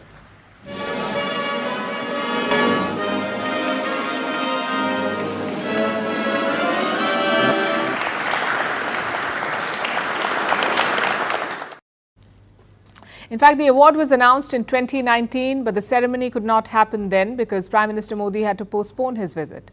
So he was formally given the honour today. Russia has conferred the same award on Xi Jinping as well. The Chinese president received it in 2017. 2 years later, Moscow honoured Prime Minister Modi. And by doing this, Putin is sending an important message that his relationship with India is as important as his ties with China. And the West has been watching these developments closely, not without sharp reactions. Tonight, we'll tell you all about it. The day began with formal engagements, the India-Russia delegation-level talks, co-chaired by Prime Minister Modi and President Putin. The tone for today's summit was set last evening when Putin hosted Modi for dinner. This was an informal meeting, the dinner meeting, at the Russian president estate outside Moscow. And the chemistry between the two leaders was evident. President Putin welcomed Prime Minister Modi with a hug. Hello.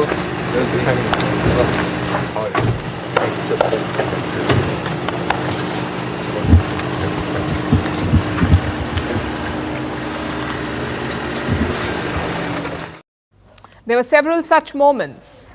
The Russian president took the Indian Prime Minister on a tour of his dacha or estate, and they were seen riding a golf cart together. Putin even introduced Modi to his pet horses.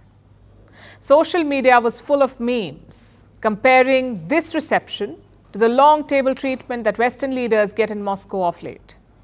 Evidently, the Russian leader attaches great significance to his relationship with India, and this was abundantly clear when both leaders sat down for discussions.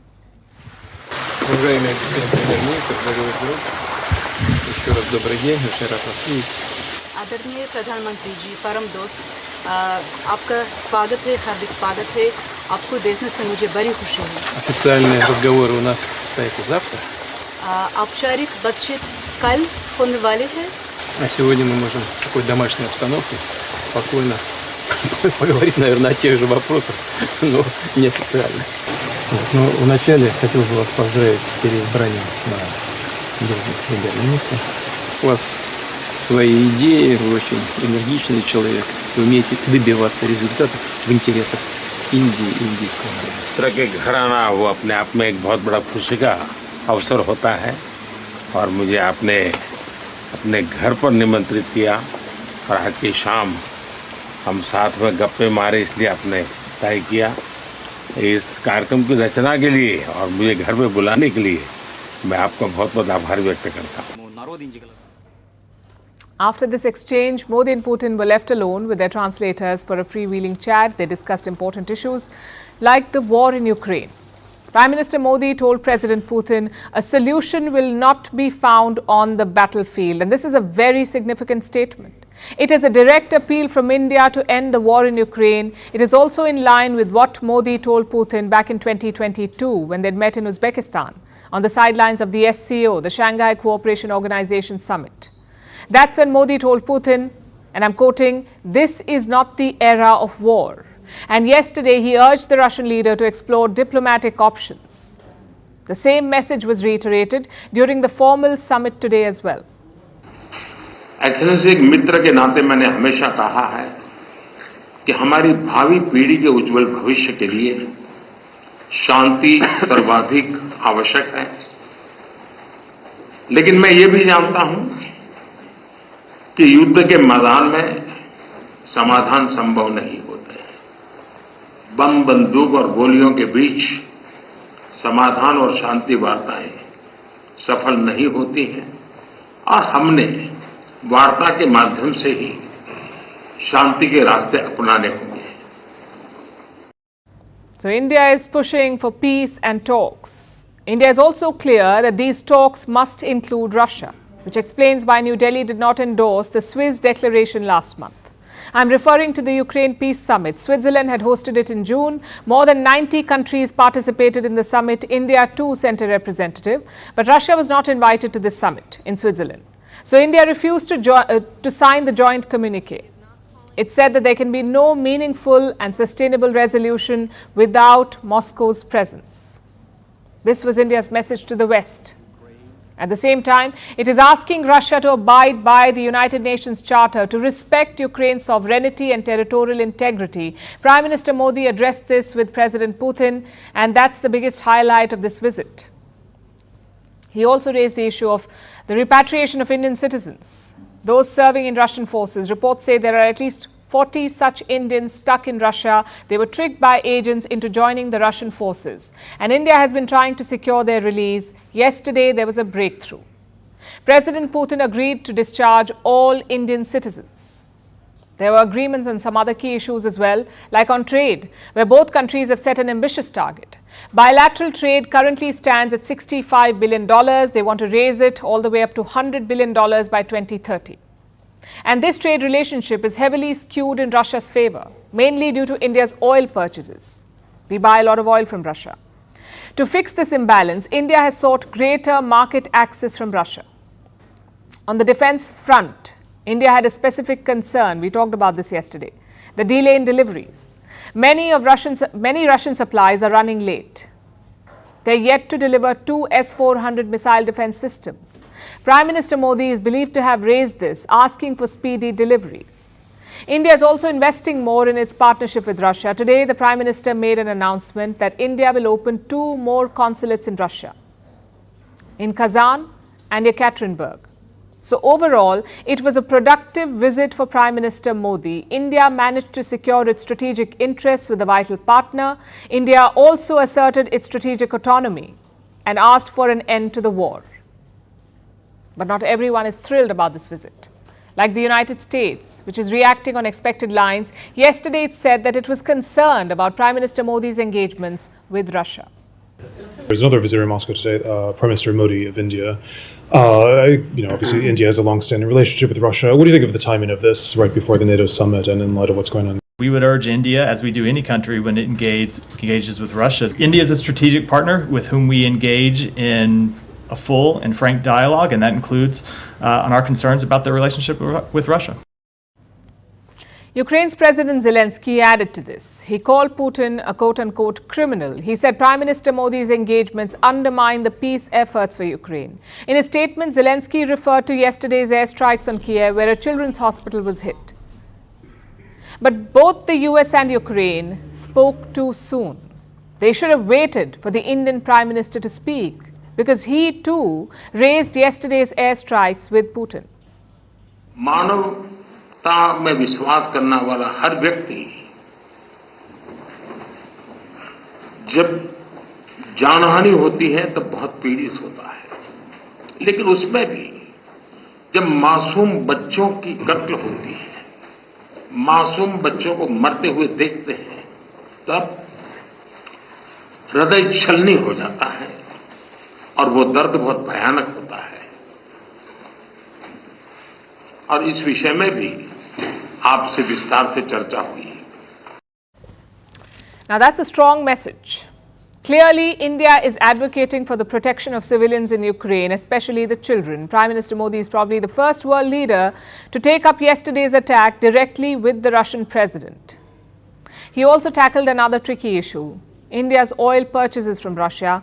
Prime Minister Modi countered the Western criticism of these purchases. दुनिया के अनेक देशों के नागरिकों को petrol diesel के कारण बहुत बड़े संकट से गुजरना पड़ा और आज भी गुजरना पड़ रहा है, लेकिन हमारे उस कारोबार के कारण हम भारत के नागरिकों को पेट्रोल डीजल के इस मार से बचा पाए, इन्फ्लेशन से बचा पाए और स्टेबिलिटी भी ला पाए।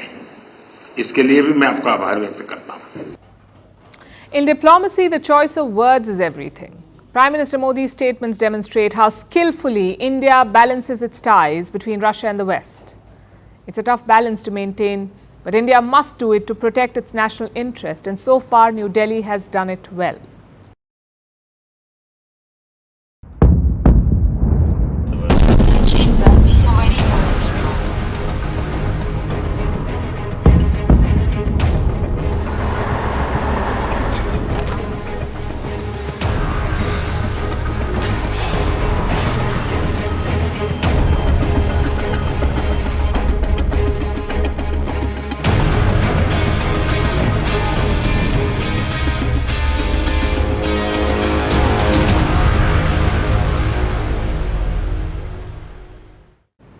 So Prime Minister Narendra Modi made an appeal to Vladimir Putin. He asked Putin to choose diplomacy and dialogue. He said there was no solution on the battlefield.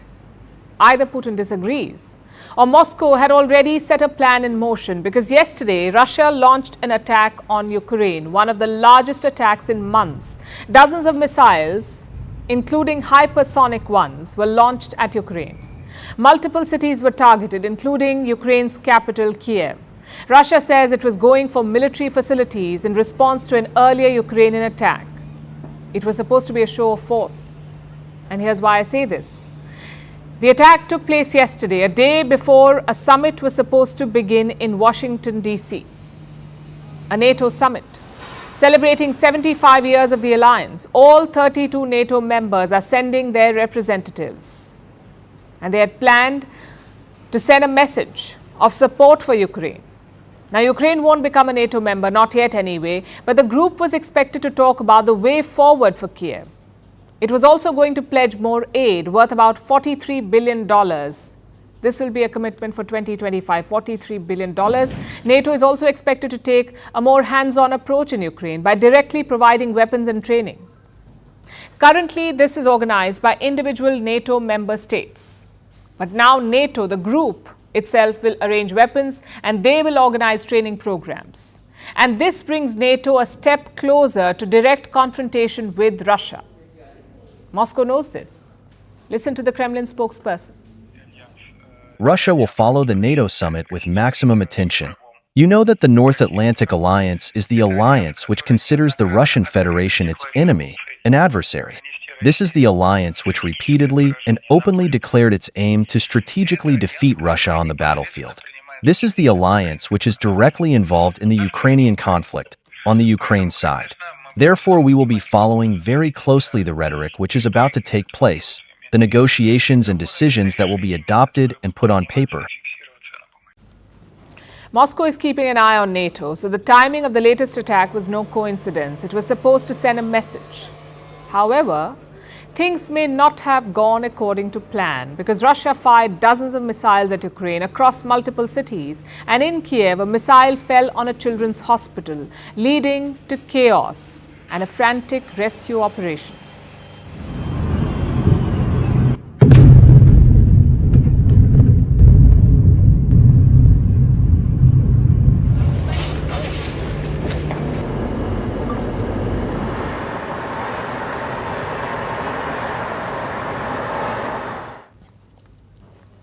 Russia says this was not its handiwork. It says that a Ukrainian air defense missile hit the hospital, a Western NASAMS missile.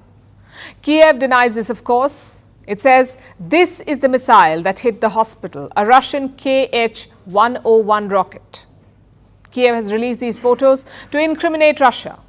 Yesterday, Ukrainian President Volodymyr Zelensky was in Poland signing a new defense pact. That's when he got news of the Russian attack and he was quick to react. As of now, we know of 27 people killed in this strike. I would like to ask for, and I thank for this opportunity, I would like to ask everyone present to pay tribute with a minute of silence.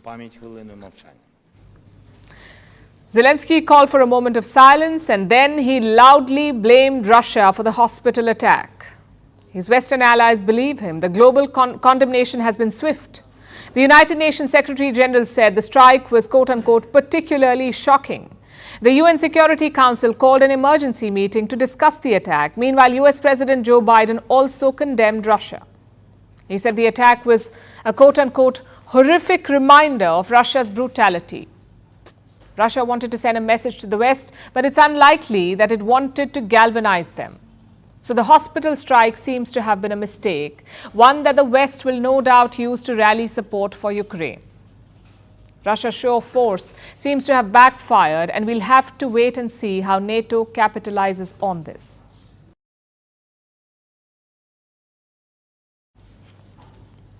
For our next story, let's look at Russia's neighbor Belarus. It is playing host to Chinese troops. Why? Because of a joint military drill. It is codenamed Eagle Assault.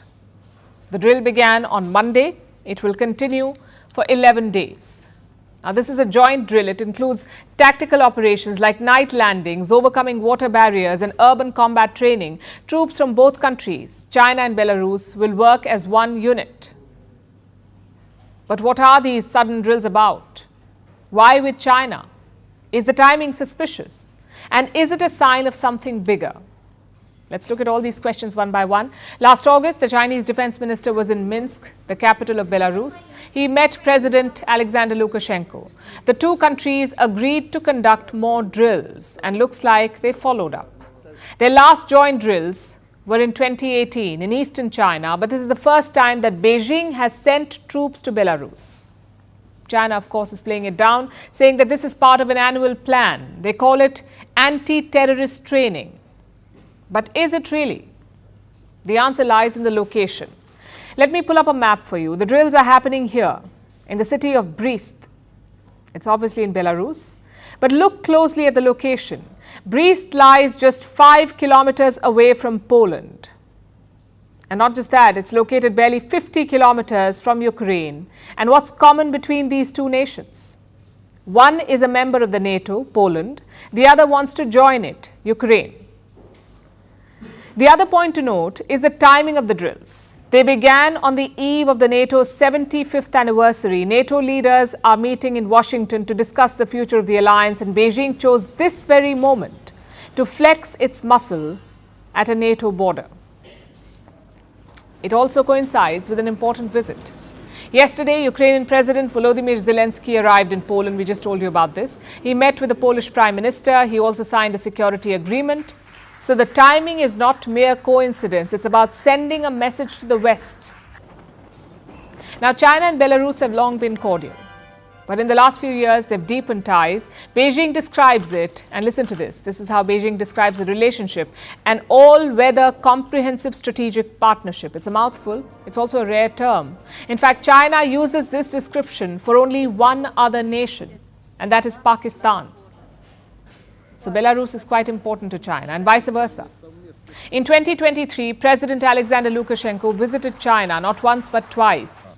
And this year, Belarus joined the SCO, the Shanghai Cooperation Organization.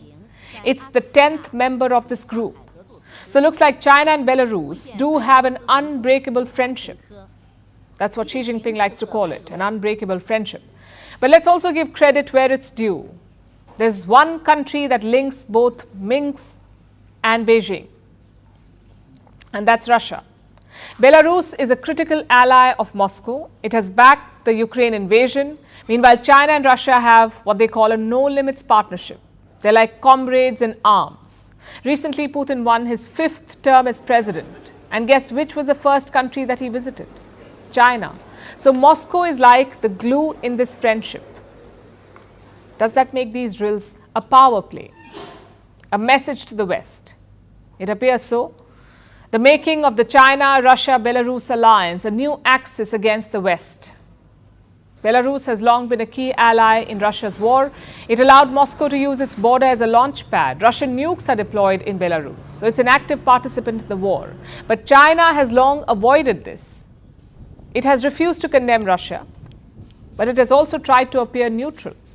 It has avoided staunch support for one side, while secretly also helping Russia. Beijing has even called for peace. But with these drills, the mask is slipping. China is finally giving up its garb of neutrality and clearly picking sides. We've just seen what Chinese troops are up to. Now let's look at their leader. He's hosting an important guest this week, the Prime Minister of Bangladesh, Sheikh Hasina. She arrived in Beijing yesterday. and she will be leaving tomorrow night. It was originally supposed to be a 4-day trip, but it seems to have been cut short, not because of any issues though. It just looks like Sheikh Hasina has been quick to wrap up business. She's no stranger to Beijing. It's her 5th trip to China. She last visited in 2019, so she knows the ropes and she knows how to get the job done.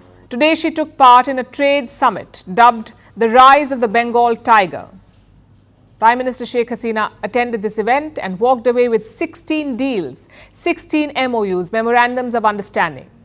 Just 4 of these are worth about $500 million. They cover a number of sectors: fintech, electric vehicles, solar energy, textiles. Chinese firms are investing in all these industries in Bangladesh, and Sheikh Hasina will be thrilled. After all, this was why she went to Beijing, to secure Chinese investments.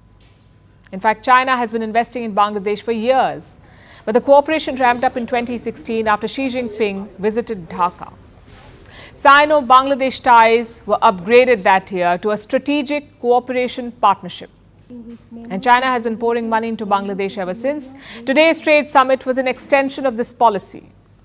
And we'll see more of the same tomorrow. Sheikh Hasina will be meeting Xi Jinping tomorrow afternoon, and she will have a bilateral with China's Premier Li Qiang. It will be a delegation-level bilateral. Bangladesh is expected to walk away with even more MOUs, more deals, and possibly another upgrade in its relationship with China. The ties might reach the next level to become a comprehensive strategic cooperative partnership. It's basically symbolic. It's a symbol of growing ties, even if it doesn't change much on the ground. These are the expected results of Sheikh Hasina's visit to Beijing. But the trip itself raises some questions, like why is Bangladesh cozying up to China?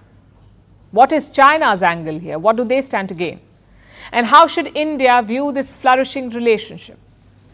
We'll start with Bangladesh. The country was once known for its poverty, but over the years, it has been developing and developing fast. It is now neck and neck with India in terms of GDP per capita. Between 2018 and 2023, Bangladesh was actually ahead of India.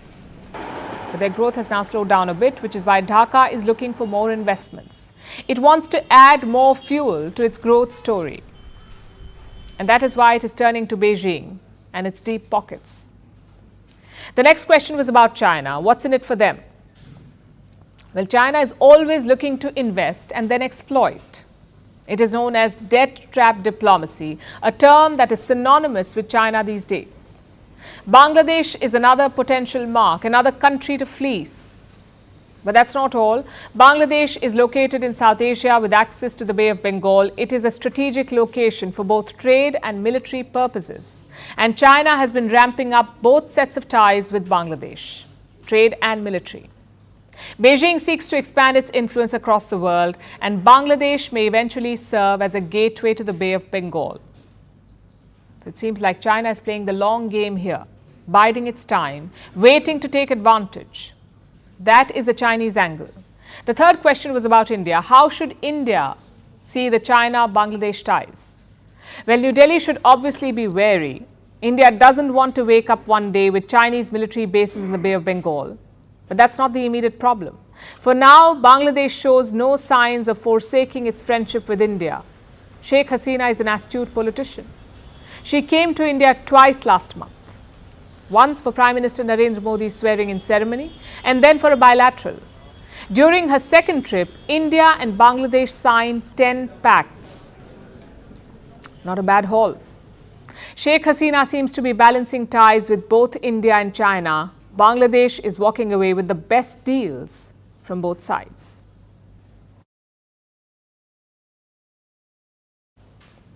Now let's talk about Boeing. It is one of the biggest aviation companies in the world, but in the last few years, it's become a dreaded name in aviation. 2 crashes, multiple investigations, and no accountability later, Boeing has now agreed to a guilty plea. It charges the company with criminal conspiracy. What's it about? The probe was linked to the 2 737 MAX crashes, the crashes that killed 346 people. Boeing will now have to pay a fine of $243 million, but by doing this, it can avoid the spectacle of a criminal trial, which raises the question, is this fair? Is this enough? Or is Boeing too big to be held accountable? Our next report tells you.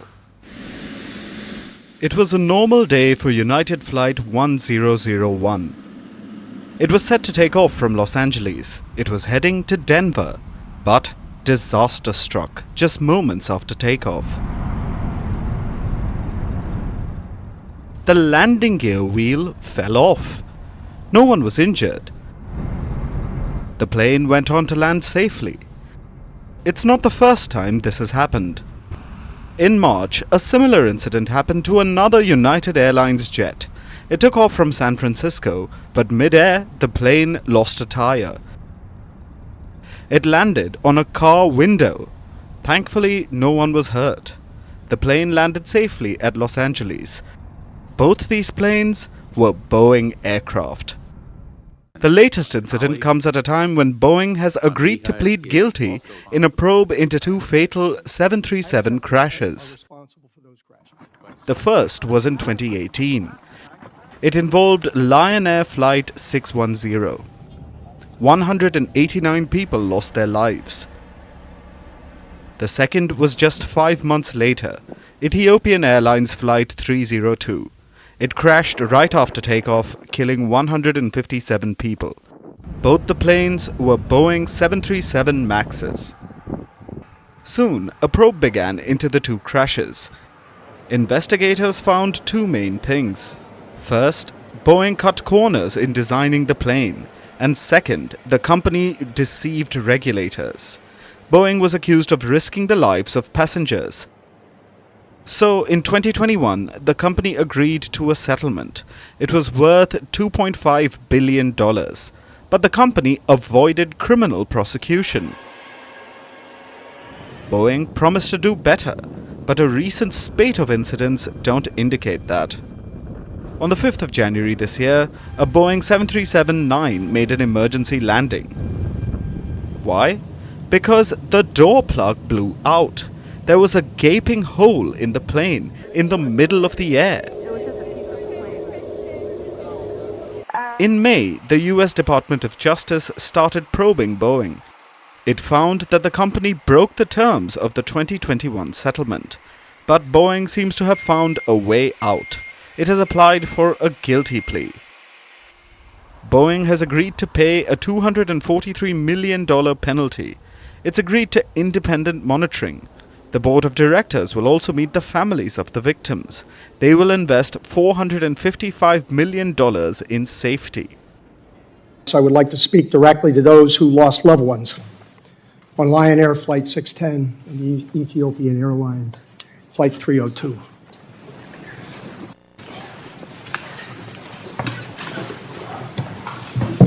I would like to apologize on behalf of all of our Boeing associates spread throughout the world, past and present, for your losses. They're gut-wrenching. And I apologize for the grief that we have caused. And I want you to know we are totally committed in their memory to work and focus on safety for as long as we're employed by Boeing. So again, I'm sorry. But is that enough? The world has two main aircraft manufacturers. One is Airbus. The other is Boeing. The company is also among the top 5 US defense contractors. It employs 170,000 people. So Boeing is one of America's biggest companies. Right now, the company has orders for over 6,000 jets. That means it'll be in production for years. The business is not shutting down anytime soon. Also, in 2022, Boeing got over $14 billion worth of US defense contracts. Basically, it is too big to fail. So, is a penalty of $243 million sufficient? In the last 2 decades, all Boeing has done is chase profit, overlooking safety, which has led to the death of 346 people. Boeing has promised to do better, but that cannot be the end of accountability for the aviation giant.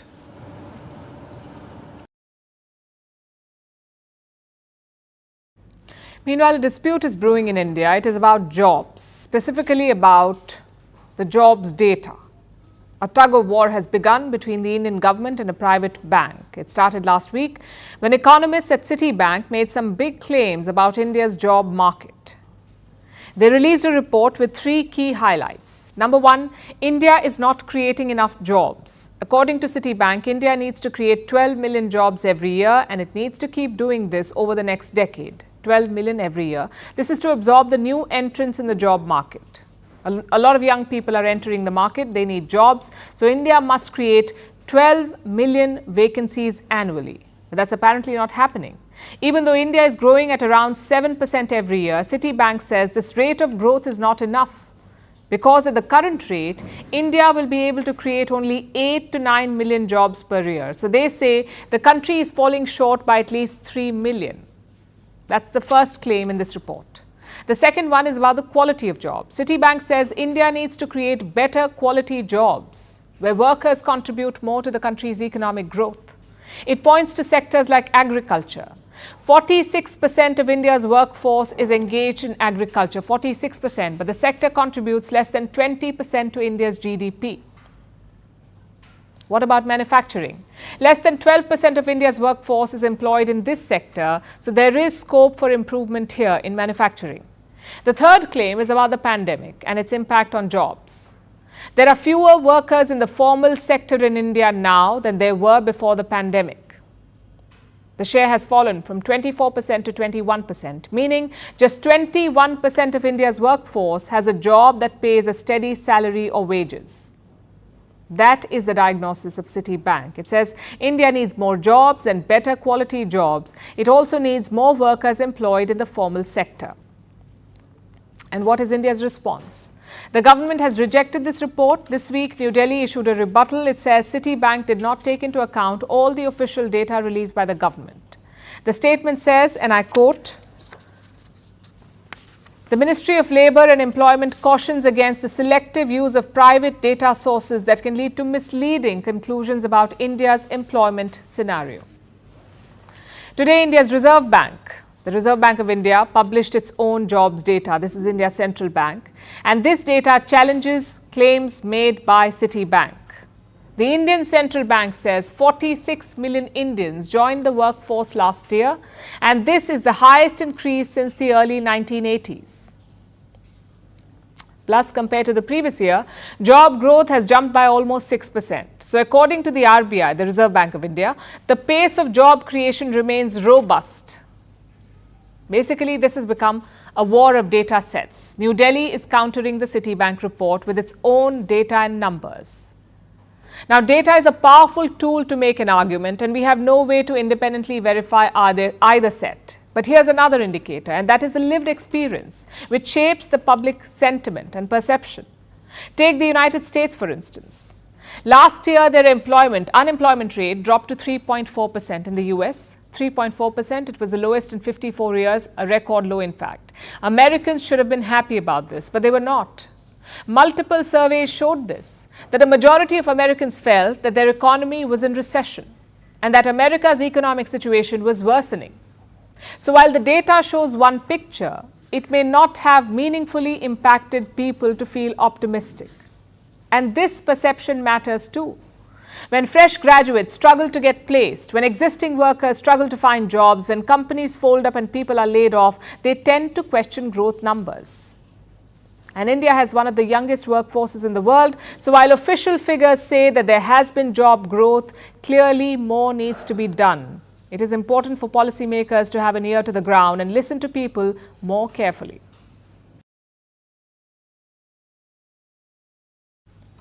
Our next story is from Jammu and Kashmir, which is witnessing a rise in terrorist activities. Today, an encounter broke out between security forces and terrorists in Doda. This is after an attack on the army yesterday. On Monday, 5 soldiers were killed after terrorists threw grenades and opened fire at an army truck. And these were not the only incidents. 6 terrorists and 2 soldiers were killed in 2 separate encounters in the valley. So who's behind these attacks? The army points at an old culprit. Our next report tells you how cross-border terrorism is threatening Kashmir again. It was 3:30 p.m. on Monday. the Indian Army was patrolling a road near Badnota village. It's located about 150 kilometers from Kathua. That's when they were ambushed by terrorists. They hurled a grenade and opened fire on army vehicles. 5 soldiers were killed. 6 others were injured. Injured हमारे पास 5 आए हैं, 5 injured. They are shifted to MH Hospital Pathankot, and 1 dead body is received. The army retaliated. Security forces returned fire, but the terrorists managed to flee by hiding in the nearby forest. Army officials say 3 terrorists were involved in the attack. Search operations are underway, but it is not the only incident in the region in the last 48 hours. On Sunday, an army camp in Rajouri was attacked. 1 soldier was injured. This happened in the Jammu region. In Kashmir's Kulgam district, 6 terrorists and 2 soldiers were killed in 2 separate encounters over the weekend. The first incident was in Modargam village, where a search operation turned into a gun battle. The second one was in Frisal. The firefighting there led to the death of a soldier. Another one was injured. These attacks indicate a spike in terror activities in Jammu and Kashmir. Last month, there were 3 terror attacks in 3 days. One attack targeted a bus full of pilgrims. It happened in the Riyasi district. 9 people were killed in the incident. Just 2 days later, 2 armed terrorists entered a village and opened fire, killing a CRPF personnel. So which terror group is responsible for these attacks? Reports suggest it is the Resistance Front. It's a unit of the banned Lashkar-e-Toiba. It is believed to be behind the growing terror activities in the Union territory. Last month, Indian Prime Minister Narendra Modi claimed that the fight against terrorism in Jammu and Kashmir is in its last stage. According to Home Ministry data, 8 civilians have been killed in Jammu and Kashmir in the first 5 months of 2024. So while the deaths may have come down, the latest trend is worrying. And despite overtures of peace offerings, Pakistan continues to bleed Kashmir through its support to these terror groups.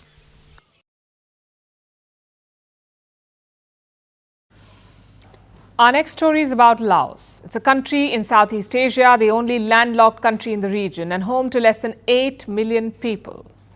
Laos is currently in trouble because of debt. And you know what that means?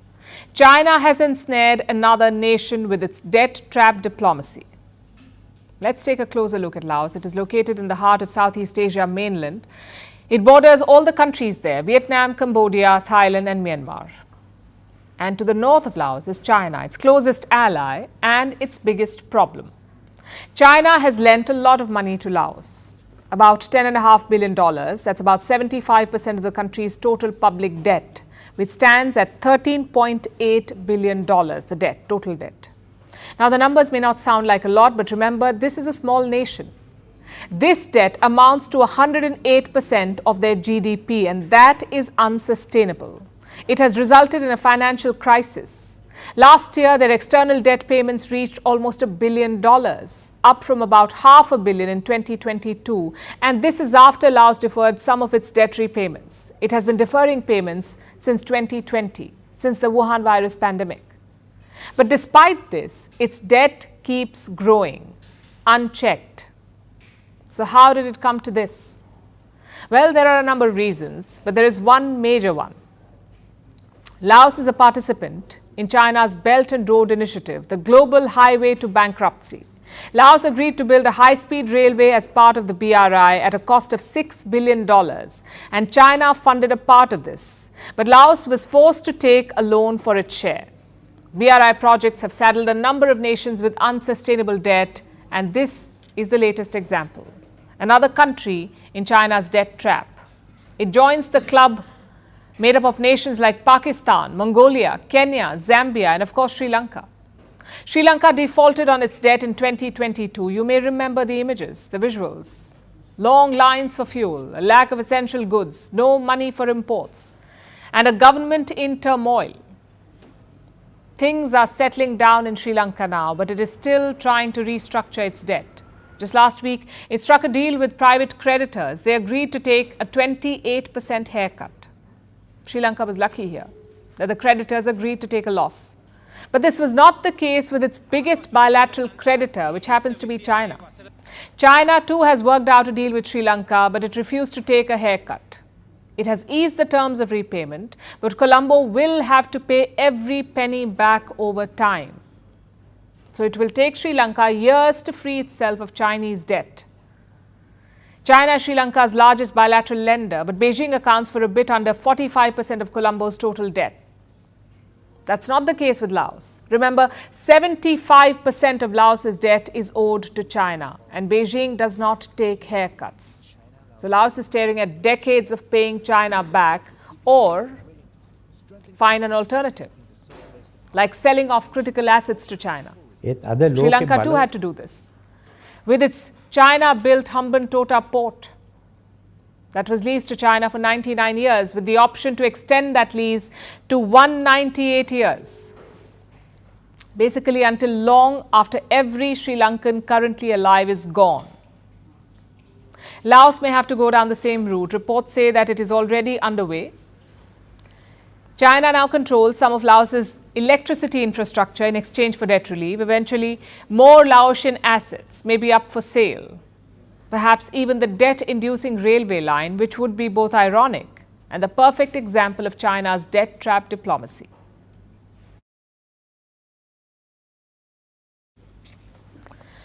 You may need some time to, pardon the pun, warm up to our next story.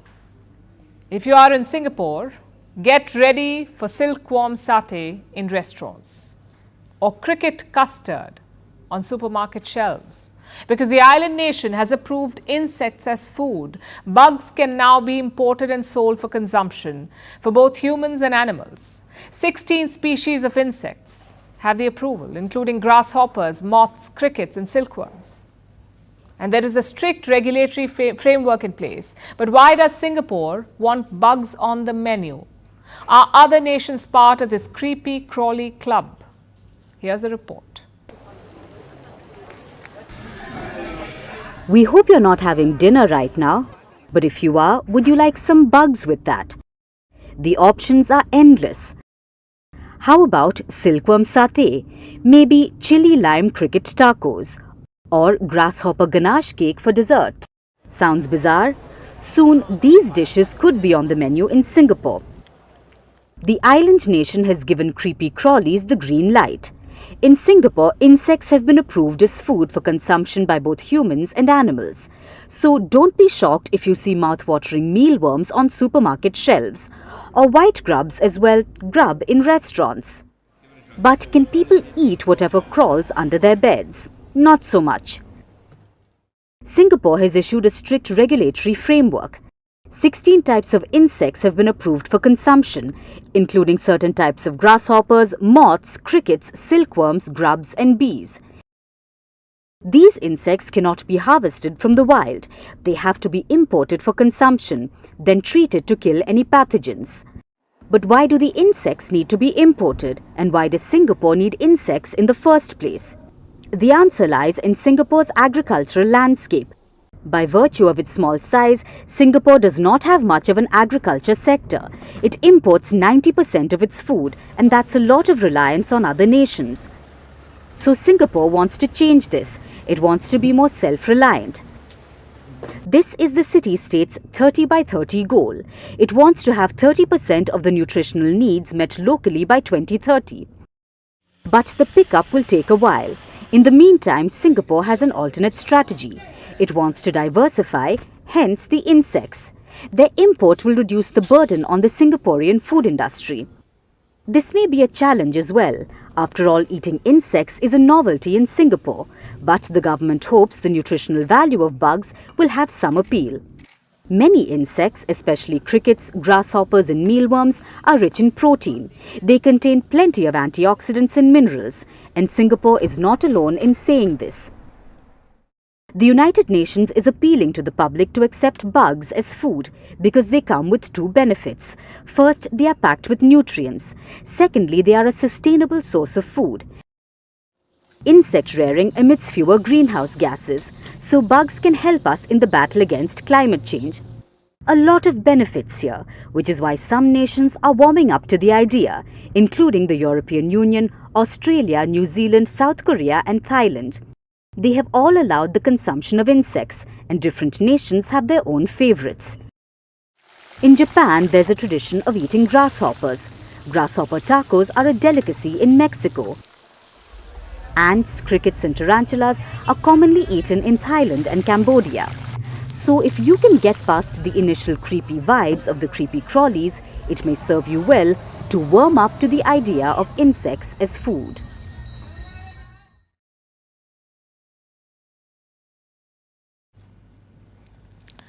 Clutter never had a good rep. In the past few years, it has gotten much worse, so much so that hoarding now qualifies as a mental disorder. Netflix preaches about tidying up, and gurus want us to toss out what doesn't spark joy. Well, we have followed this advice. We have poked and prodded our closets. We have purged our homes of unwanted possessions. But what about the things that we do not see? What about the digital junk that we hoard? Let me ask you this. If you don't change anything at this very moment, how many unread emails are there in your inbox? You won't be surprised if you say hundreds or even thousands. By 2025, 376 billion emails will be sent and received every day. 376 billion every day. In general, 35% of emails are left unread. That's a lot of digital letters sitting around in our inboxes. But emails aren't the only ones taking up space. Thousands of apps bloat our phones. On average, we have 40 apps installed on our phones, 40. That's the average. But we use less than 50% of them. Then there are all kinds of files that clutter our devices. There are old pictures, work presentations, meme, restaurant receipts. We haven't opened these in years, but we stockpile and then we rationalize. What if we need some of these in the future? That day rarely comes, but we accumulate the digital clutter forever. And this is a sign of our times. And now we have a name for it: digital hoarding. It is exactly like hoarding physical objects, except digital files are accumulated in this case. Now, this is not the same as everyday digital collection. Digital hoarding has three key features: collecting constantly, finding it difficult to discard, and struggling to organize. To put it simply, do people scream when they look at your desktop for the first time? If they do, then this is something that you need to think about. Because digital hoarding, much like any other form of hoarding, has downsides, both professionally and personally, and research proves this. Digital hoarding affects productivity and fuels stress, plus it increases security risks. And this is the tricky thing about digital clutter. Often it builds up without us realizing that it's happening, and we go about our lives leaving a trail of data behind. At best, this is a waste. At worst, this can be dangerous, a hotbed for fraud and data theft. Think about it. Every year, more than 1 billion people use the Google Photos app. This is a digital cloud storage where billions of pictures and videos are uploaded and stored automatically. Now, this technology is helpful, no doubt about that, but that's also a lot of data up in the air. And speaking of clouds, here's the next downside, the bigger picture. We're talking about the environmental concerns at this point. Clouds that hold our data seem like near limitless balls of air. But this digital realm is also material. It is powered by data centers, which have a growing carbon footprint. To put it in perspective, a single data center can consume the equivalent electricity of 50,000 homes, one data center. According to research, 60% of us never delete our pictures. Even if some of these are duplicates, we keep them. And the cost of these duplicate pictures? In some countries, 355,000 tons of carbon dioxide every year. But this information is not new. So why do we hoard? We hoard because we can. It's Economics 101. Hoarding has become cheap. It doesn't cost us every time we hit a camera shutter. It doesn't take up physical space to keep files and folders, so we keep things stored forever. But the downsides outweigh the benefits. It is time to make spring cleaning cool again, only this time let it be a digital edition too. They say a disordered desk is evidence of a disordered brain. How about we apply the same logic to our devices? Tell us what you think. And now it's time for Vantage Shots, images that tell the story. Kim Jong-un marks his grandfather, North Korean founder Kim Il-sung's death anniversary with a concert. In Spain, 2 people were left injured on the 3rd day of Pamplona's annual bull run. And Sicily's only natural lake is disappearing as the island grapples with drought. Finally, we're taking you back in history. On this day in 1877, the first Wimbledon championship was held. The first edition only had a men's singles tournament. In 1884, a women's championship was introduced. The Wimbledon is part of the 4 annual Grand Slam tennis events. It's the only one still played on natural grass. We're leaving you on that note. Thanks for watching. We will see you tomorrow.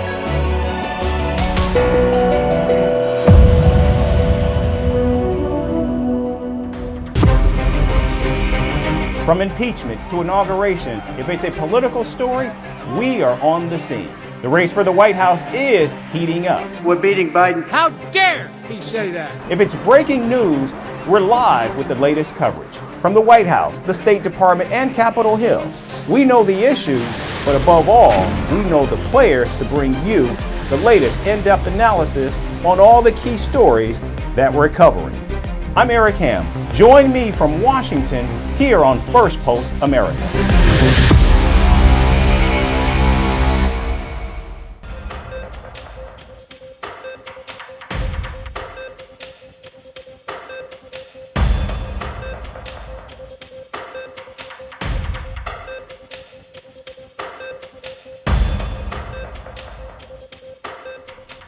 We begin with the 75th gathering of NATO. Leaders of the North Atlantic Treaty Organization have gathered here in Washington, D.C. for the 3-day summit starting today. The meeting of the military alliance aims at showing resolve against Russia and support for Ukraine. NATO leaders are expected to announce details of a hard-fought aid package that will provide crucial air defense systems to protect Ukrainian cities. The 42-member alliance is expected to pledge at least 4 additional Patriot missile batteries to Ukraine as well. And the new military package is likely to include a joint commitment from NATO nations to spend at least $43 billion in 2025 on aid to Ukraine. The package put forward by NATO members has been presented as historic and is seen as an attempt to future-proof continued aid to Ukraine. But the NATO aid package may not fully satisfy Ukraine. This is because the country is facing unprecedented Russian attacks As Ukrainian President Volodymyr Zelensky left for the NATO summit, Russia's Vladimir Putin unleashed terror on Ukrainian cities. In fact, just Monday, Russia rained down a barrage of missiles at Ukrainian cities in broad daylight, leaving at least 41 people dead and over 150 injured. The airstrikes were the deadliest in recent months. Over 100 buildings were damaged across several cities. And Russian forces blasted the main children's hospital in Kyiv, where parents were holding babies were seen walking in panic in the streets outside the hospital. My wife has come here. She drove here. Then it all started. My son began crying, so she did not go to the hospital. She ran to the bomb shelter instead. Then there was the explosion. The car is no more, but we are all okay. There was not enough time for the baby to get scared. But you see what's going on here. No words, even swear words, can describe it. There are people under the rubble. There may be children among them. Yes, it is one of the worst. Just look at the children's hospital. There is no further comment.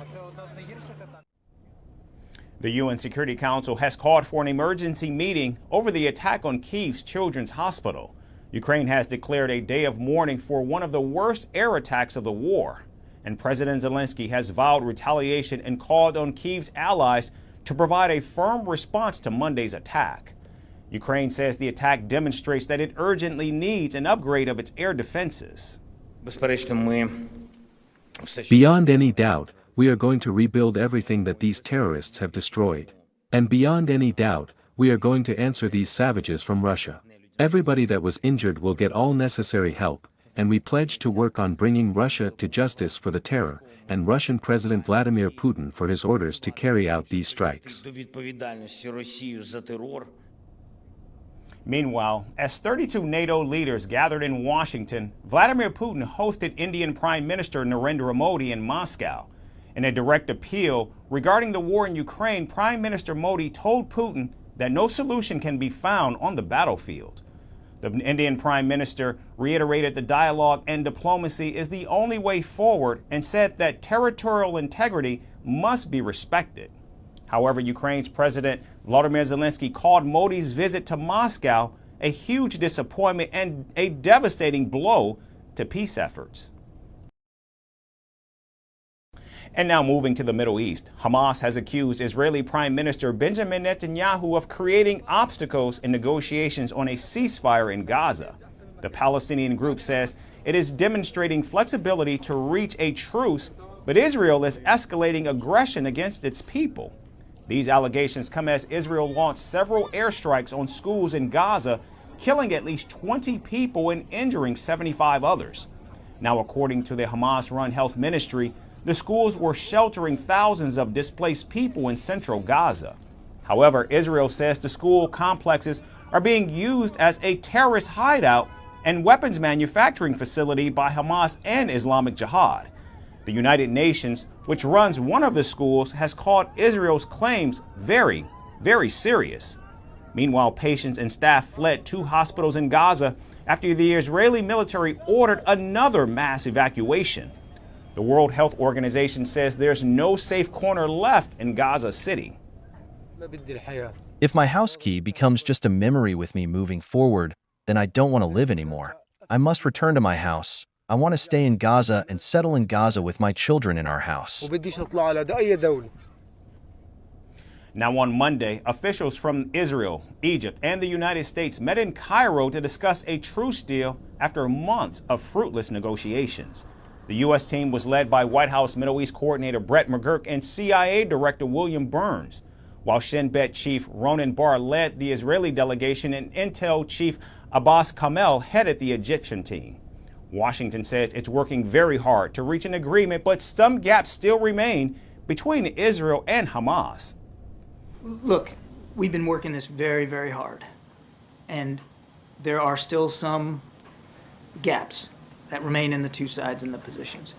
But we wouldn't have sent a team over there if we didn't think that we had a shot here, and we're going to take every shot we can to see if we can't get this ceasefire deal in place.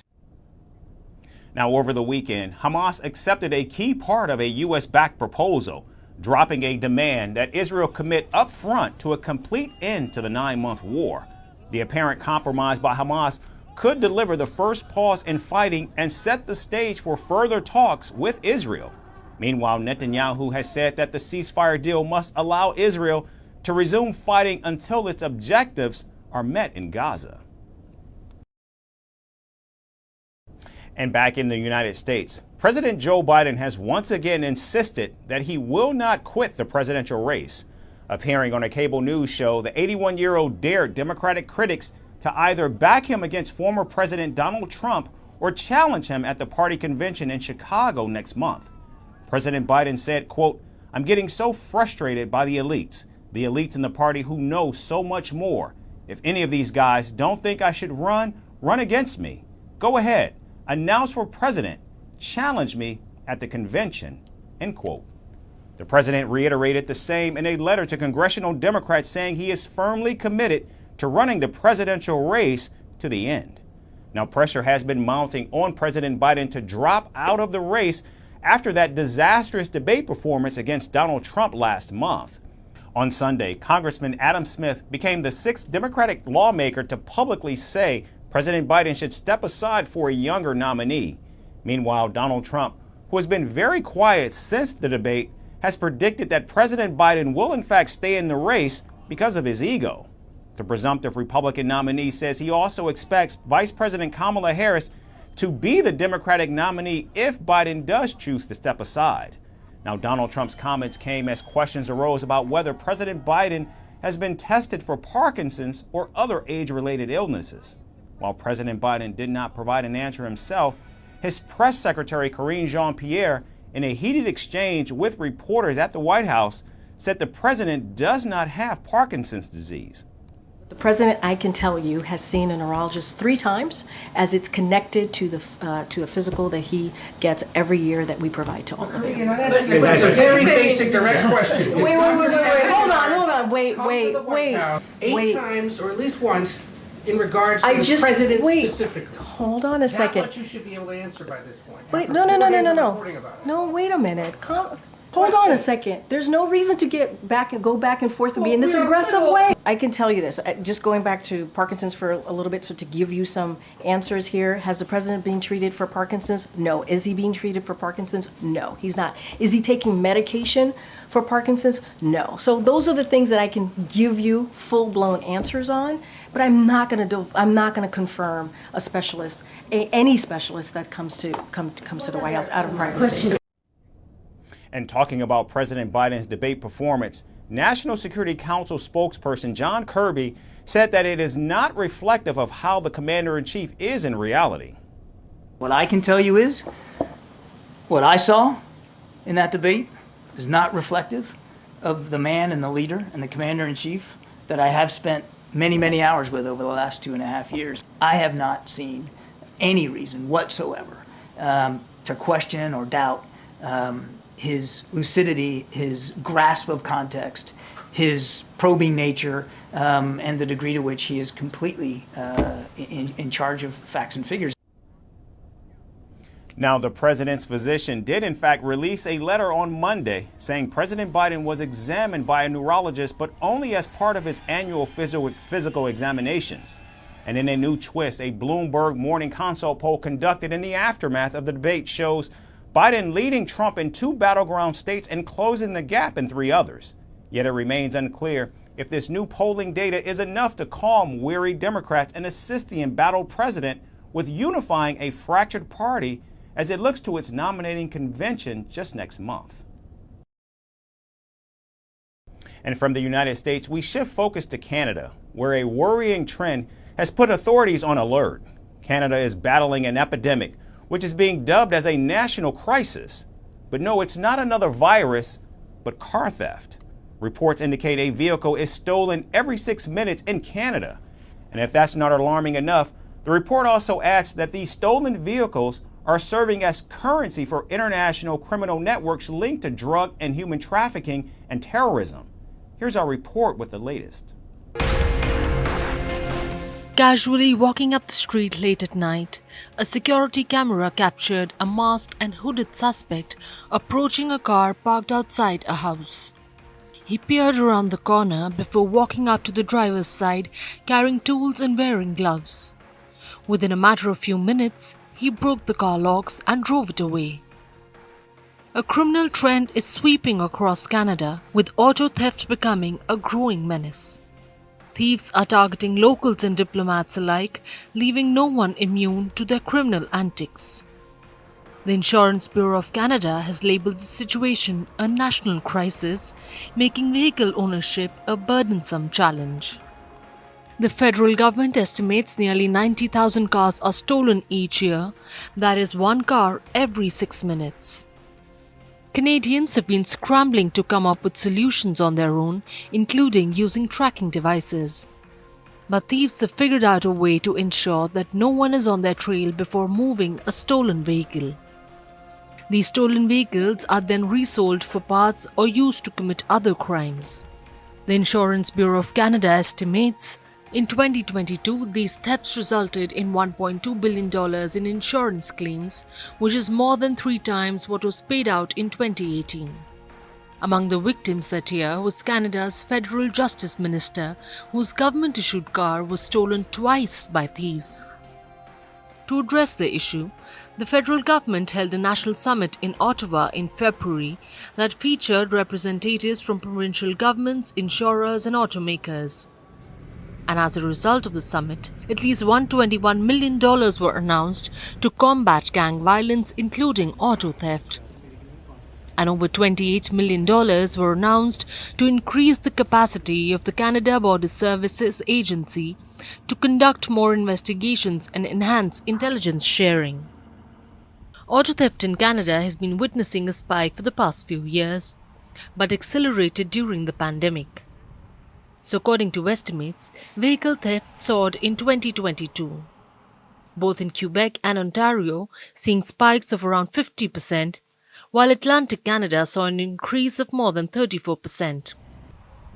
While it is impossible to know what criminals do with all the stolen cars and difficult to track shifting trends, police estimate that nearly 1/3 of stolen vehicles are being resold in Canada, marking a significant increase from just 6 months ago when the vast majority of vehicles were believed to have been exported.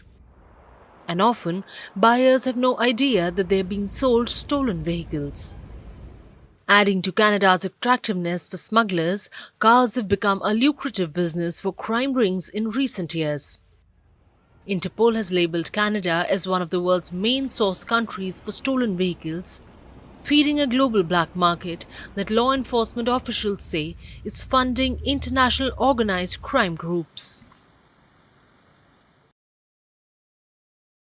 And finally, we move to creepy crawlers. Singapore has taken a leap into the culinary future by adding insects to its food menus. The Singapore Food Agency, or the SFA, has approved a list of insects that can now be incorporated into food menus across the country. This includes silkworms, locusts, beetle grubs, grasshoppers, crickets, and honeybees. Now these tiny critters are set to make a big splash on the local food scene. Our final story takes you inside a culinary adventure. The elite club of gourmet food has a new member, and they're none other than edible insects. The world's menus are now teeming with dishes made of creepy crawlies. From grasshopper tacos to insect ramen bowls, from love bug salads to black ant guacamole. You name it, and chefs have already whipped it up. And now Singapore has hopped on the buggy bandwagon. The Singapore Food Agency, or SFA, has given a green light to a list of insects that can now be consumed in the country. This list is crawling with names like silkworms, locusts, beetle grub, grasshoppers, crickets, and honeybees. Each of these critters has been assessed and deemed to be of low regulatory concern, so no need to worry about a surprise side of insects. This approval has sparked a wave of joy, or perhaps a flutter of wings, among Singapore's food industry. Restaurants can't wait to serve up insect delicacies. Some are even planning to introduce insect powder into their dishes and protein bars. Ambitious chefs are buzzing about full-fledged insect menus, believing it will offer customers more choices. Business owners are also buzzing with excitement, anticipating a 30% increase in sales thanks to these new offerings. But hold on to your hats or nets in this case. SFA's announcement doesn't mean that any and every bug will land on a customer's plate. The organization has set strict guidelines for the import of insects. It requires proof that they have been farmed in regulated establishments and not picked from the wild. If certain insects are not on the approved list, they will need to be evaluated first. Companies selling insect-based products must properly label their packages, and these products will be subjected to rigorous food safety testing. Failing to meet SFA standards will result in these products being banned from sale. Insects are being hailed as the new superfood. According to the UN Food and Agriculture Organization, insects are a sustainable alternative to meat. They are high in protein, rich in antioxidants. It's much more healthier than eating red meat, for instance. In insect protein, you have all the good stuff without the bad stuff. Okay, that's the only thing that it's a challenge. It's only in our mind. It's only the psychological barrier. That's it. And produce lower greenhouse gas emissions when farmed. It takes a fraction of the resources to grow a pound of crickets as it does a pound of beef. And so the amount of water it takes, the greenhouse gas emissions that it emits compared to the livestock, the amount of land that's required, the amount of feed that's required, there are so many factors that just lead to, this is kind of smart. So if you're feeling adventurous, why not try a cricket cookie or a locust lollipop? Who knows, the next big food trend might just be buzzing right under our nose, as the future of fine dining is just a hop, skip and a crunch away. That's our show for today. We certainly thank you so much for tuning in. We hope to see you right back here again tomorrow. Thanks again for watching.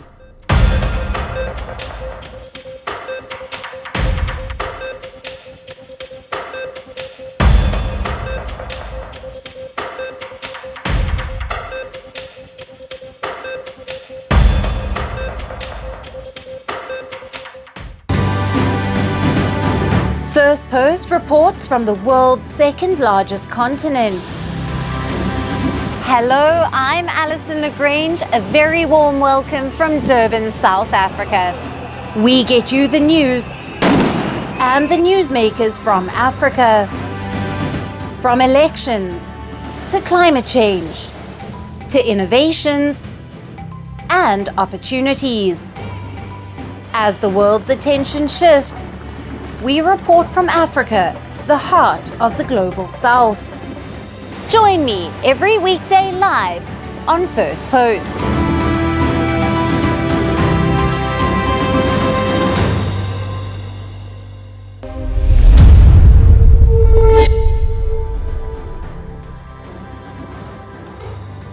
Hello and welcome to First Post Africa, where we get you the top stories from the continent and from across the world. I'm Alison Lagrange, coming to you live from Durban, South Africa.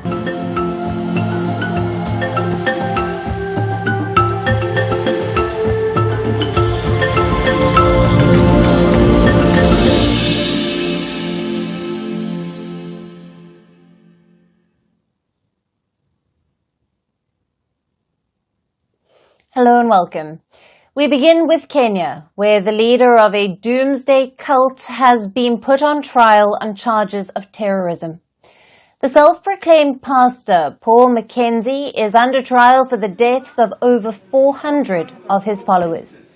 He, along with 94 other co-defendants, appeared in a court in Mombasa as they face charges of murder, manslaughter, torture, and child abuse. Last year, the Doomsday Cult made headlines across the world after it came to be known as one of the worst cult-related massacres. Mackenzie, who was arrested in April last year, allegedly incited his followers to starve to death in order to meet Jesus. It was a tip-off that prompted the Kenyan authorities to search an 800-acre estate of Mackenzie's organization in the vast Shakahola forest in eastern Kenya's Malindi. The authorities first recovered 4 bodies, digging up more, the area turned out to be a mass grave. The remains of more than 440 people have been discovered and exhumed so far. Autopsies carried out on 100 victims determined that the majority had died of starvation. But some, including children, had been strangled, beaten, or suffocated. Court documents also reported that certain bodies had their organs removed. Only a small percentage of the victims have been identified and returned to their families. The incident was dubbed the Shakahala Forest Massacre. It is alleged that Mackenzie had set up an enforcer gang that was tasked with ensuring that no one broke their fast or left the forest hideout alive. Alongside him, 54 men and 40 women are also accused of the charges, but they all have pleaded not guilty. Hearings in the trial that began on Monday are due to run until the 11th of July and again from the 22nd to the 25th of July. A separate hearing in the manslaughter case is due to start in August. Prosecutors say they plan to call about 90 witnesses to testify, as well as show physical and digital evidence. Paul Mackenzie, a former taxi driver turned preacher, has had a history of extremism. In 2003, he set up his church but closed it and moved to Shakahola, what is deemed as an uninhabitable town. The massacre has raised questions on Kenya's law enforcement, on how Mackenzie managed to evade the law despite his prominent profile and previous legal cases. Kenyan human rights watchdog has said that the authorities could have avoided the massacre. They were slow to react to the rumors. Kenya's Interior Minister had last year accused the police of laxity in investigating the initial reports of starvation. In the aftermath, all security officers who were working in the coastal region were transferred. Kenyan President William Ruto also set up a commission of inquiry to review the regulations governing religious bodies.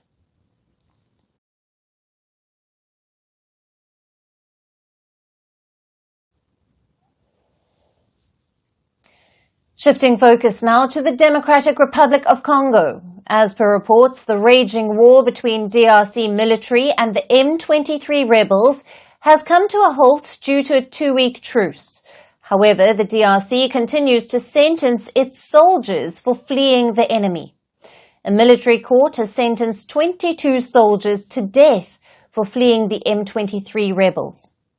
16 soldiers were handed death sentences in one case, and 6 others in a separate case in the volatile North Kivu province in the east. Now, just last week, a court sentenced 25 soldiers to death in a similar sentence.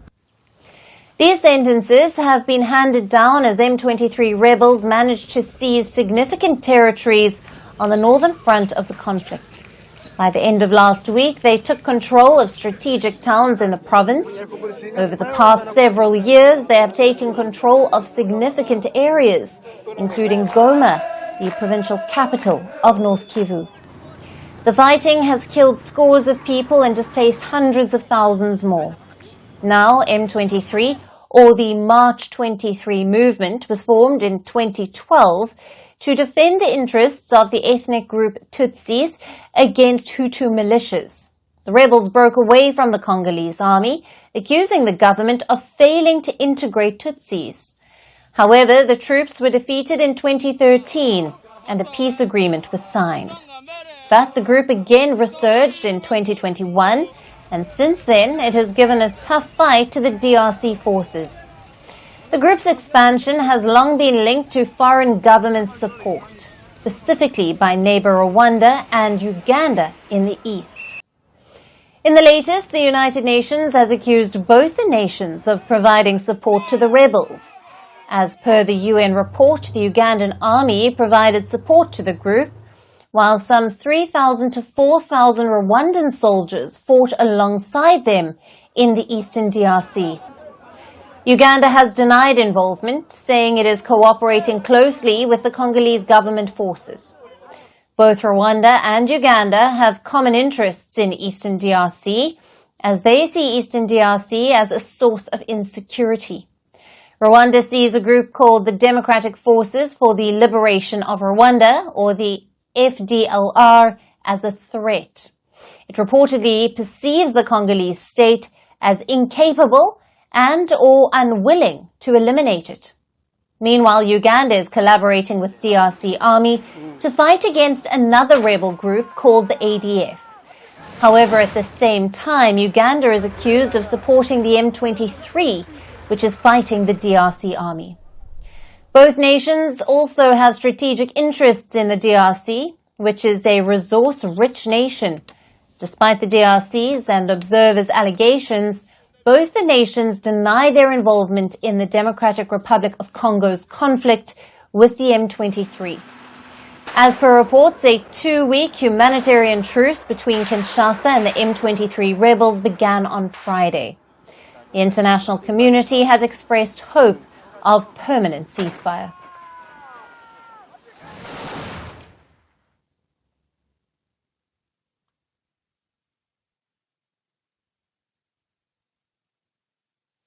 Moving on to some culinary adventure. Just a week ago, Ebenezer Smith, a chef from Ghana, made headlines across Africa. He claimed to have broken the Guinness World Record for the longest cooking marathon. Now, his incredible feat supposedly lasted a whopping 802 hours and 25 minutes, which is more than a month. He claimed to have surpassed the previous record. To mark his feat, the Ghanaian chef held a press conference where he proudly displayed the record's plaque. In that moment, Smith's achievement seemed to be a historic moment, not just for Ghana, but for the entire continent of Africa. There was buzz and excitement all over social media, with users congratulating the chef for his record and for making Ghana proud. Now, within a few days, another video of Ghanaian chef Ebenezer Smith is going viral on social media. In this one, Chef Smith is seen on his knees and in tears while tending an apology. Why? Because all of his claims were fake.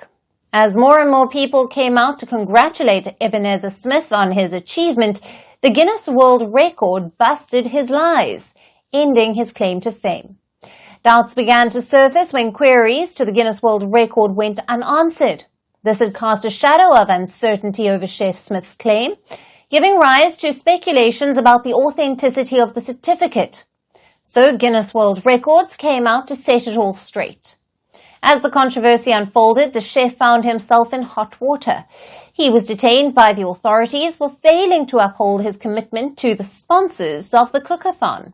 His false announcement and the exposure by Guinness World Records triggered a vicious backlash from fans who had initially congratulated him on social media.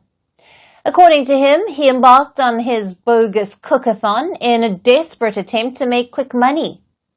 Now, the Guinness World Records has deactivated the cooking marathon category on its website. The message on the website states, and I quote, "This record is currently inactive and no applications are being accepted for it," unquote. So now, the official record for the longest cooking marathon by an individual remains with Alan Fisher of Ireland, whose cookathon lasted an impressive 119 hours, 57 minutes and 16 seconds. Prior to Fisher, Nigeria's Hilda Bachi held the record for 93 hours and 11 minutes of continuous cooking, showcasing the unwavering determination of culinary enthusiasts worldwide.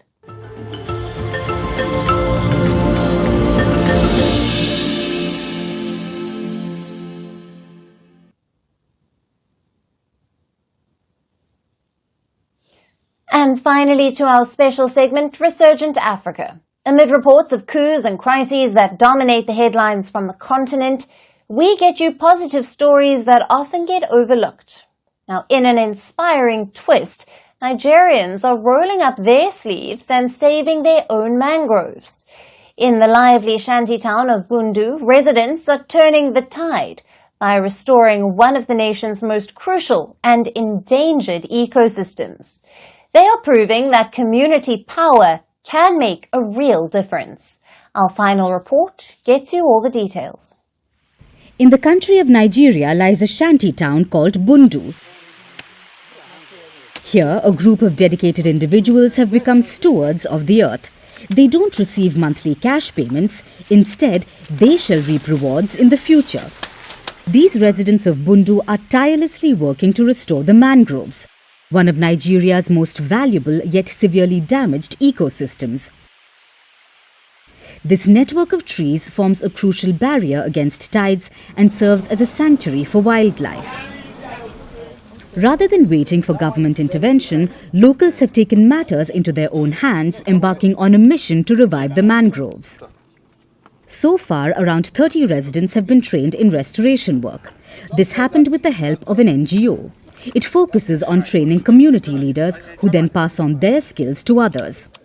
According to the Global Mangrove Watch Monitoring Program, Nigeria had over 8,000 square kilometers of mangrove forest in 2020. Between 1996 and 2020, the country lost over 160 square kilometers of mangroves. It's equivalent to about 2% of the total area, or more than 22,000 football fields. These lush green mangroves face numerous threats. Primarily, pollution from the multinational oil industry operating in the region. Residents report that oil spills have devastated the area. These spills occur frequently due to poor pipeline maintenance and vandalism. Over the past 5 years, the National Oil Spill Detection and Response Agency has recorded over 300 spills in Nigeria, mostly in the Niger Delta. The whole of this place, you see oil. It's settled here. All these living fishes, crabs, everything die. Other threats include illegal logging, waste dumping and urban expansion. Additionally, the spread of nipa palms poses a significant challenge. Not the ngala, which is mangrove, to grow. Because there's no fish. Because nipa palm is taken everywhere. That was making me to plant the mangrove here, so that the fish will still come back for us, so long as the water is flowing. Unlike mangroves, nipa palms do not provide shelter for fish, further disrupting the ecosystem. But why are mangroves so essential? Well, they're like biodiversity hotspots. Their extensive root systems underwater serve as nurseries for juvenile fish, while the parts above water offer shelter to various bird species. That's a safe haven for fish. Not only fish, all the coastal organisms. The birds, they come there because it's a feeding, breeding, nesting ground for all manner of organisms. So that place is very important for them. Moreover, these trees protect nearby areas from coastal erosion, storms and flooding, hence acting as a natural shield against climate change. If mangrove no dey, you go see. Without mangroves, floodwaters will enter our homes, especially when the tide is high. Floodwater would cover our houses.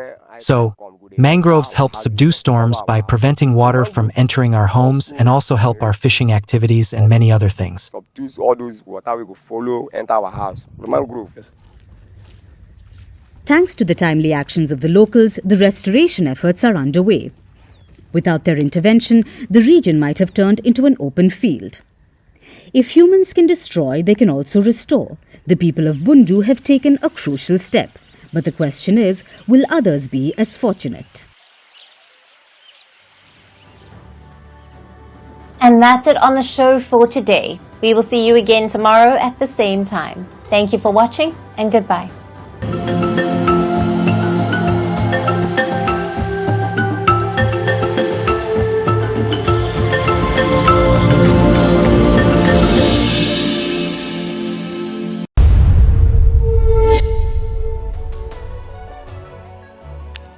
Hello, Namaskar. This is Firstpost and you're watching Vantage with me, Palki Sharma.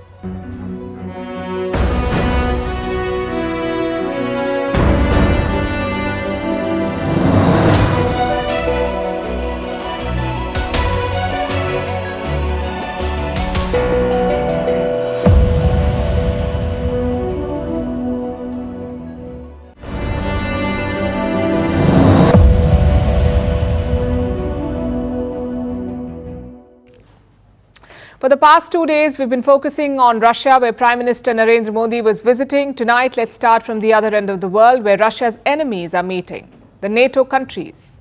Their summit kicked off in Washington, D.C. today. NATO stands for the North Atlantic Treaty Organization. It's basically a military alliance from the Cold War era.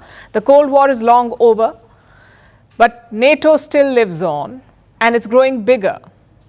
This summit was supposed to be a celebration marking 75 years of NATO's existence, with 2 new members, Finland and Sweden.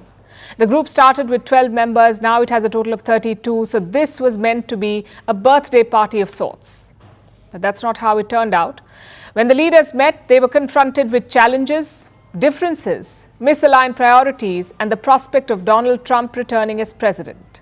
So at 75, NATO has more to worry about and less to celebrate. Their biggest challenge is the war in Ukraine. Despite all military and monetary assistance, it isn't going their way. Russia is making gains. So NATO has to decide what it does next. How much support should it give Kiev? And where should it draw the line? Unfortunately and unsurprisingly, they cannot decide. The allies are divided, and leading them is their host and US President Joe Biden.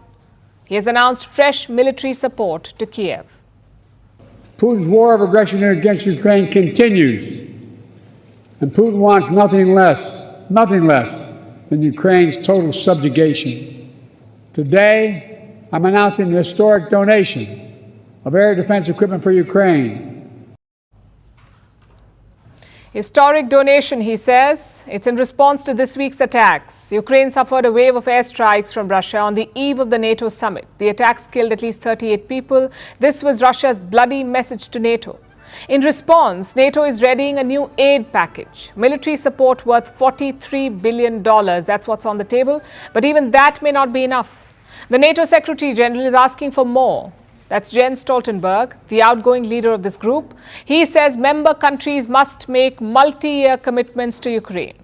The specifics are still being discussed. Meanwhile, Ukraine has laid out its expectations. It wants more weapons, more military support, and a free hand to strike deep inside Russia. Imagine how much we can achieve when all limitations are lifted. If American leadership makes a step forward and allows us to destroy Russian military aircrafts on their bases. As you can see, President Zelensky is attending the summit, but Ukraine is not part of NATO, and it is not expected to get membership anytime soon. It's a contentious issue, NATO membership for Ukraine. In fact, it's one of the reasons that Russia gives for starting the war. Ukraine wanted to join NATO, and that would have brought the military alliance to Russia's border. Now, 2 years on, Kiev is still keen to join.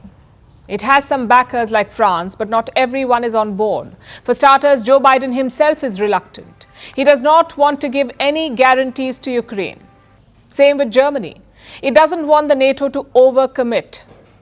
So what's the way out? A compromise. Tomorrow, the NATO will release a summit declaration. It is expected to be worded in such a way that all sides are happy. Reports say NATO members will promise Ukraine a quote-unquote irreversible path to membership. But it will come along with a long list of terms and conditions. To invite a new ally, we need consensus. All allies agree that Ukraine will become a member, but it's too early to say exactly when that will happen. What I can say is that we are moving together with Ukraine closer and closer to NATO membership. The membership invite won't come at this summit. That's out of the question. Even Kiev knows that. Until the war is over, they won't get a NATO membership invite. So Zelensky will have to wait. And at this point, he has a bigger concern. Donald Trump. I hope that if people of America will vote for President Trump, I hope that his policy with Ukraine will not change. Will the US keep supporting Ukraine if Trump becomes president? Zelensky cannot be sure of it. Will the US remain committed to NATO if Trump becomes president? NATO members cannot be sure of it. So Trump's shadow is looming over this summit, and with good reasons. America is heading into a presidential election. As of today, the former president, Donald Trump, is ahead in the race. He's polling better than Joe Biden. In the past, he's walked out of multilateral commitments, and he said that America will not pay for the security of others. All of this makes American allies in NATO nervous. So they're pushing for protections. They want to Trump-proof NATO. And how will they do that? Well, the UK's new Prime Minister Keir Starmer has dropped some hints. He says the NATO needs to lock in some financial commitments for the long term. My message is very, very clear that this NATO summit is an opportunity for allies to stand together. He's talking about the NATO budget and the financial contributions of each member. Every NATO member must allocate 2% of their budget to the military. But some allies are not pulling their weight, like Canada. Canada's defense budget is around $20 billion. That's just 1.34% of its GDP. It's way below the 2% promise. And Canada has no plans to raise its budget yet to meet its spending target. Now, reports say NATO members plan to confront Canada on this. So there's a lot of ground to cover in this summit. 2 years back, NATO was staring at irrelevance. The war in Ukraine has given this group a new purpose. Today, it has more members than ever before. But you see, size does not guarantee success. NATO is also a divided house, with serious gaps in its military strength and uncertainties related to funding. Not all member states are pulling their weight, so while a 75th anniversary should be time for celebration, NATO would do well to make it an opportunity for introspection.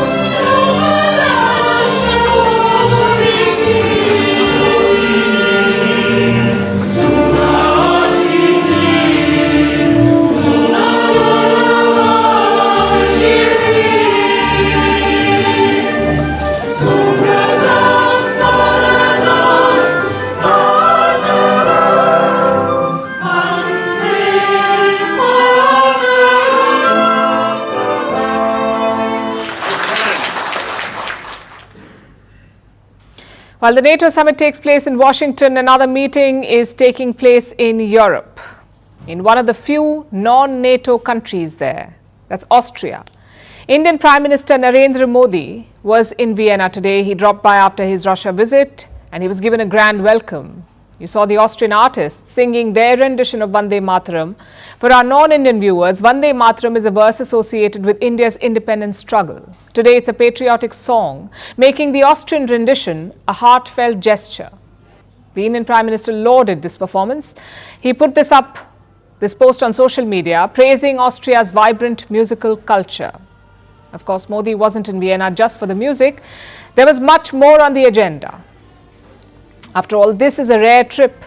India and Austria are celebrating 75 years of diplomatic relations, and that is a long time. But state visits between the two countries are rare. It has been 41 years since an Indian Prime Minister visited Austria. The last visit was in 1983 by Indira Gandhi. That's how long it's been. So there was a lot to catch up on and a lot of new opportunities to explore. Yesterday was for catching up. Prime Minister Modi landed in the afternoon. He was greeted by the Austrian Foreign Minister, who is also Austria's former Chancellor, their equivalent of a Prime Minister. Modi spent yesterday meeting and greeting various people like the Indian diaspora in Vienna and the current Austrian Chancellor, Karl Nehammer. The two leaders, the two heads of state, had dinner and then took some selfies as well. It was around this time that Modi saw the Austrian artists perform Vande Mataram. So that was what took place yesterday, the catching up part. Today was about getting down to business. Prime Minister Modi arrived at Austria's Federal Chancellery.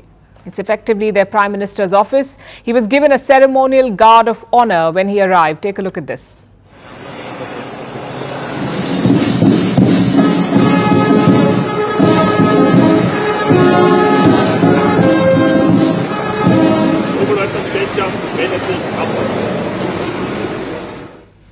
After that, the Indian Prime Minister signed the guest book at the Chancellery and then he got down to business.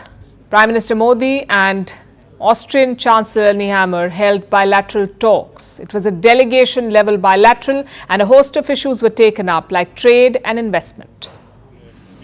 Today, there are excellent economic and trade relations with India, marked by mutual trust and confidence. 2.7 billion euros is the current trade volume. More than 150 Austrian businesses are operating in India and we expect the number to increase. There will also be Indian investments in Austria. दोनों देशों की युवा शक्ति और ideas को connect करने के लिए स्टार्टअप ब्रिज को गति दी जाएगी। मोबिलिटी और माइग्रेशन पार्टनरशिप पर पहले से समझौता हुआ है। यह लीगल माइग्रेशन और स्किल्ड वर्कफोर्स की मूवमेंट में सहयोग देगा। सांस्कृतिक और शैक्षणिक संस्थाओं के बीच आदान प्रदान को बढ़ावा दिया जाएगा। That's a lot to unpack, but let's look at the key points. More Austrian businesses are expected to open shop in India. Cooperation between Indian and Austrian startups is expected. An agreement on legal migration has already been reached, and this could help the movement of skilled workers. Those were some of the key points discussed at the bilateral. After this, Prime Minister Modi took part in a business summit. 40 businesses took part. They were from both India and Austria. Hopefully, this translates into more cooperation and partnerships. So that was the major focus of this summit, increasing economic cooperation. And India seems to be on the right track here. Let's see how this plays out in the months to come. So that was one part of Prime Minister Modi's summit in Austria, but business wasn't the only thing on the agenda. A lot of time was also devoted to a major issue, the war in Ukraine. The war has been raging for almost 2.5 years now. The repercussions have been felt across the world, but especially in Europe. The continent wants a solution. Austria does too. So Vienna was especially keen to host Prime Minister Modi right now, immediately after his trip to Russia. Before his visit to Austria, the Prime Minister saw the Russian President. For me, it was therefore especially important to hear the Prime Minister's assessment on Russia's intentions in regard to the peace process. Our common goal is for a comprehensive, just and sustainable peace in accordance with the UN Charter to become possible. Austria wants peace. It wants an end to the war in Ukraine, and the Austrian Chancellor decided to ask Prime Minister Modi about this. Here was Modi's response. मैंने पहले भी कहा है कि यह युद्ध का समय नहीं है। समस्याओं का समाधान रणभूमि में नहीं हो सकता। कहीं भी हो, मासूम लोगों की जान की हानि स्वीकार्य नहीं है। भारत और ऑस्ट्रिया शांति और स्थिरता की जल्द से जल्द बहाली के लिए डायलॉग और डिप्लोमेसी पर बल देते हैं।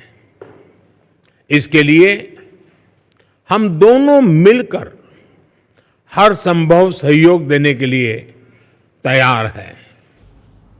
India is ready to provide all possible support. That's a key point. What does this mean? Is India seeking a bigger role now? Does New Delhi want to take a more hands-on approach to play the role of mediator? Because if any country is qualified, it would be India. Think about it. Which other major nation is in India's position? Who else shares good ties with both Russia and the West? Look at what India has done over the last 2 years. Since Russia invaded Ukraine, India has refrained from joining the Condemn Russia bandwagon. New Delhi has condemned the war in all its forms, but not Moscow. At the United Nations, India has always abstained from voting against Russia. It has sought to find a constructive solution. Instead of being part of the public spectacle at the United Nations, India's approach has been more subtle, more pragmatic. In all matters, India has been buying Russian oil, causing great public outrage in the West. But this is the same West that buys the oil after India refines it. So New Delhi chose to avoid the hypocrisy, and in the process kept good ties with Russia. At the same time, India has been sending aid to Kiev, humanitarian aid, multiple consignments of it, so that lives can be saved.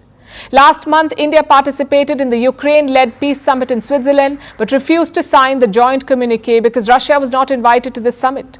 So New Delhi's position has been consistent. Dialogue is the way forward, but a sustainable solution cannot be found without Russia in the room. While he was in Moscow, Prime Minister Modi said this to Vladimir Putin. Excellency, एक मित्र के नाते मैंने हमेशा कहा है कि हमारी भावी पीढ़ी के उज्जवल भविष्य के लिए शांति सर्वाधिक आवश्यक है। लेकिन मैं ये भी जानता हूं कि युद्ध के मैदान में समाधान संभव नहीं होते। बम, बंदूक और गोलियों के बीच समाधान और शांति वार्ताएं सफल नहीं होती हैं, और हमने वार्ता के माध्यम से ही शांति के रास्ते अपनाने होंगे। Modi told Putin that there are no solutions on the battlefield. It was a plea to stop the war. And how did Putin respond? Take a look. I am grateful to you for the attention you pay to the most pressing problems, including trying to find some ways to resolve the Ukrainian crisis, of course, first of all, peacefully. That response seems like something reserved for a friend, like India. Imagine a Western leader saying what Modi said to Putin. His response would have not been the same. He would have dismissed the Western leader, pointing to their own complicity in the war. But India does not have that baggage.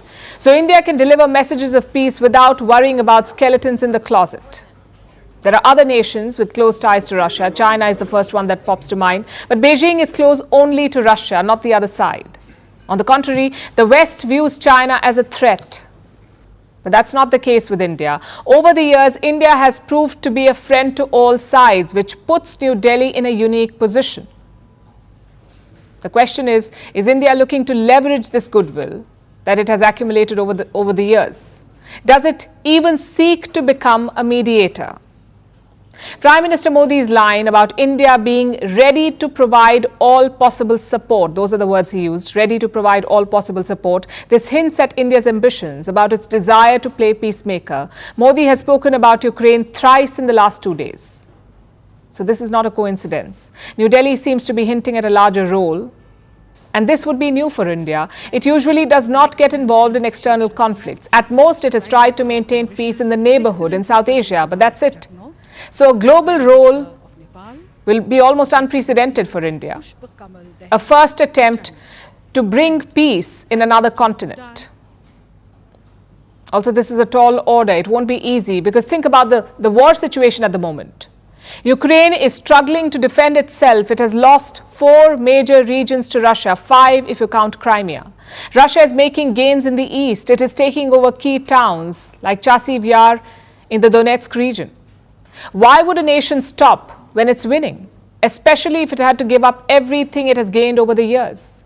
Ukraine says it will only agree to what it calls a just peace. The Austrian Chancellor used the same terminology, a just peace. What does that mean? It means that Europe wants Russia to give back everything that it has won so far, including Crimea, which it took way back in 2014. Russia will most likely never agree to this, even if a friend like Prime Minister Modi asks it of Putin. So you see why peace is so hard to achieve here. No side wants to give up an inch, so a peace deal seems almost impossible at this point. But out of all the countries in the world, India might be best placed to find the solution to this impossible conundrum.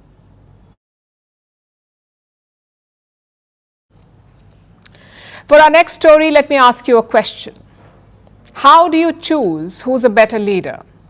In most countries, it's standard procedure. There are debates, interviews, rallies. But looks like America has another unique solution. a game of golf.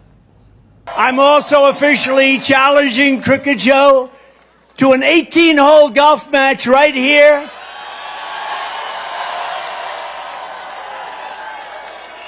Underal's Blue Monster, considered one of the greatest tournament golf courses anywhere in the world, one of the great courses of the world. It will be among the most watched sporting events in history, maybe bigger than the Ryder Cup or even the Masters. That was Donald Trump challenging Joe Biden to play golf with him. Imagine that, America's two presidential candidates on the golf field, swinging it out of the park to become the next president. It'll be a must-watch, we'll say. But it's also a stark picture of American politics. Anyone who's reading these headlines is asking just one question. What on earth is happening there? So let me give you a brief. 13 days ago, America held its first presidential debate of this election. Joe Biden against Donald Trump. And how did that go? Well, to call it a train wreck would be kind.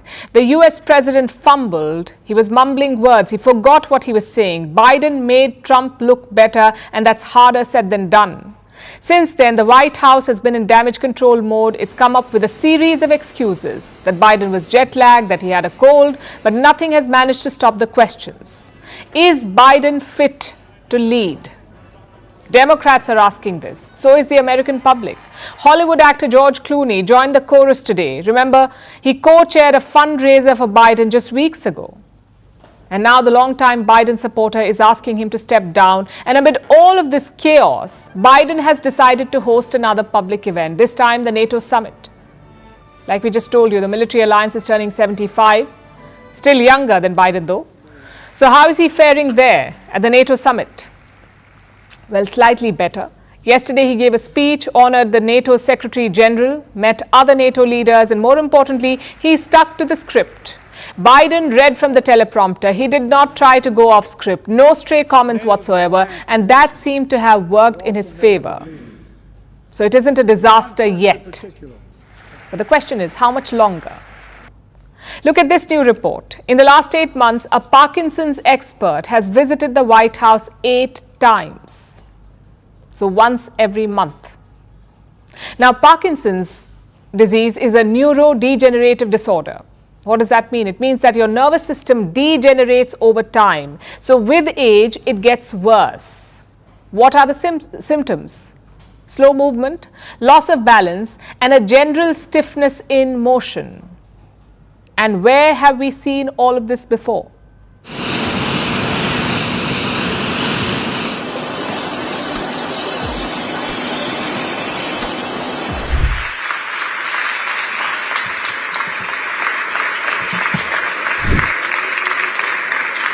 Mr. President, thank you.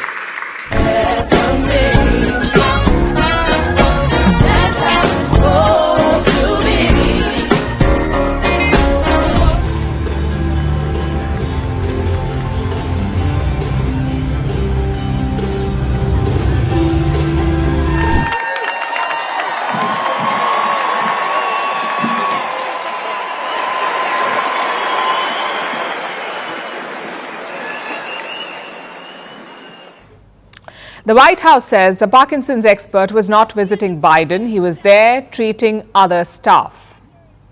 But we'll take that answer with a pinch of salt. Because look at what they've been hiding. Here's another report. It talks about how Biden's staff prepares for events. Those familiar with the situation say that it's like a NATO summit. There are detailed instructions everywhere, all in big, bold text. Look at this one. It shows Joe Biden what his walk to the podium looks like. Every 10 steps are documented. Talk about a detailed instruction manual.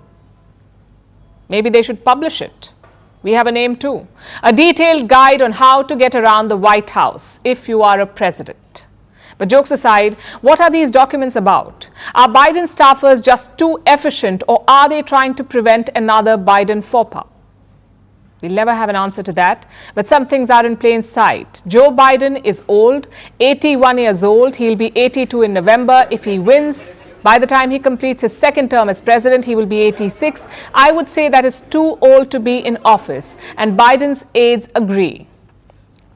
From 10 a.m. to 4 p.m., they say he's very engaged.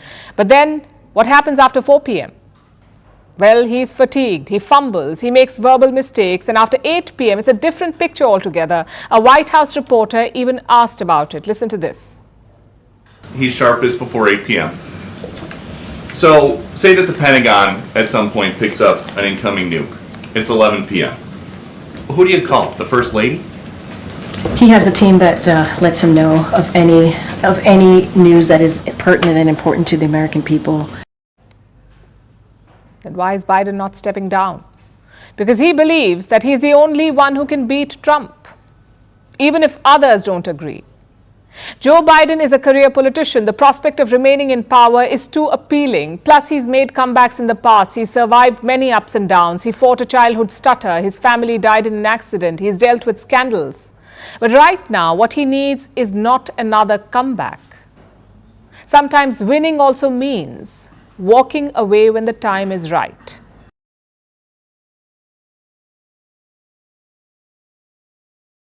Our next story is from Bangladesh. On Sunday, the country's students took to the streets. They were protesting against the job quota system. You see, Bangladesh has hundreds of students, hundreds of thousands of government jobs.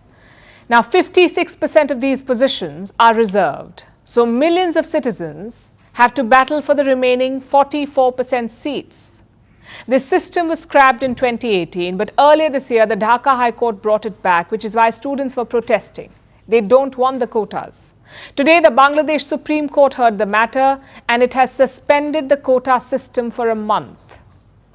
But the students want a permanent solution. Our next report tells you more.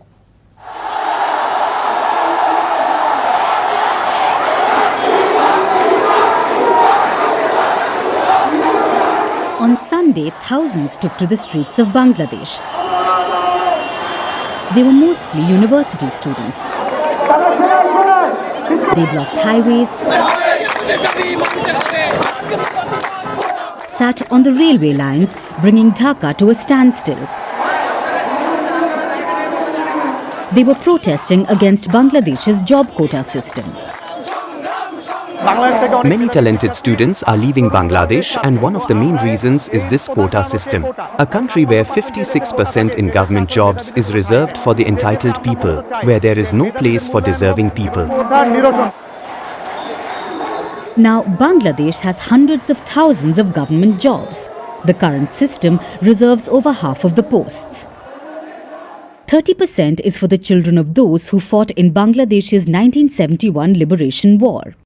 10% is for women, 10% is for specific districts, 5% is for ethnic minorities, and 1% is for people with disabilities. So 56% of the total government jobs are reserved. That leaves only 44%. That's for the rest of the country's population. Students say this is discriminatory. Being a woman, when our Prime Minister is a woman, our opposition leader is a woman, our Speaker of the Parliament is a woman, Bangladesh is a role model for women's empowerment in the world. Here being a woman, I don't think a separate quota in government jobs is required for the women. In 2018, a similar protest broke out in Dhaka. Students protested against the quota system. They called for it to be scrapped. It led to violence, and finally the government scrapped the system.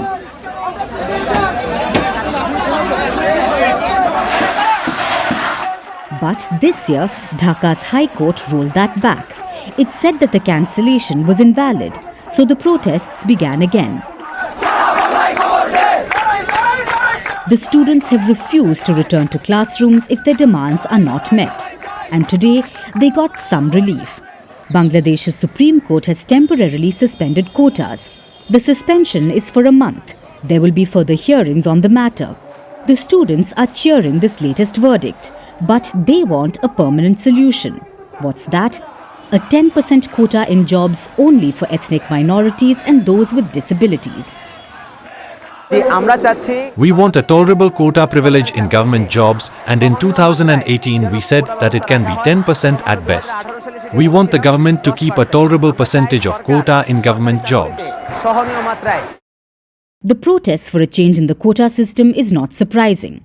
In May, Bangladesh had 2.5 million unemployed people, a rise of 250,000 from the first quarter of 2024. So their anger is understandable. But what does the government have to say? Prime Minister Sheikh Hasina believes there is no justification for the anti-quota movement. She says that the students are wasting their time and believes the matter can only be solved in court. Well, for now, the issue is on hold, but we'll find out soon enough if Bangladesh will ditch its quota system for good.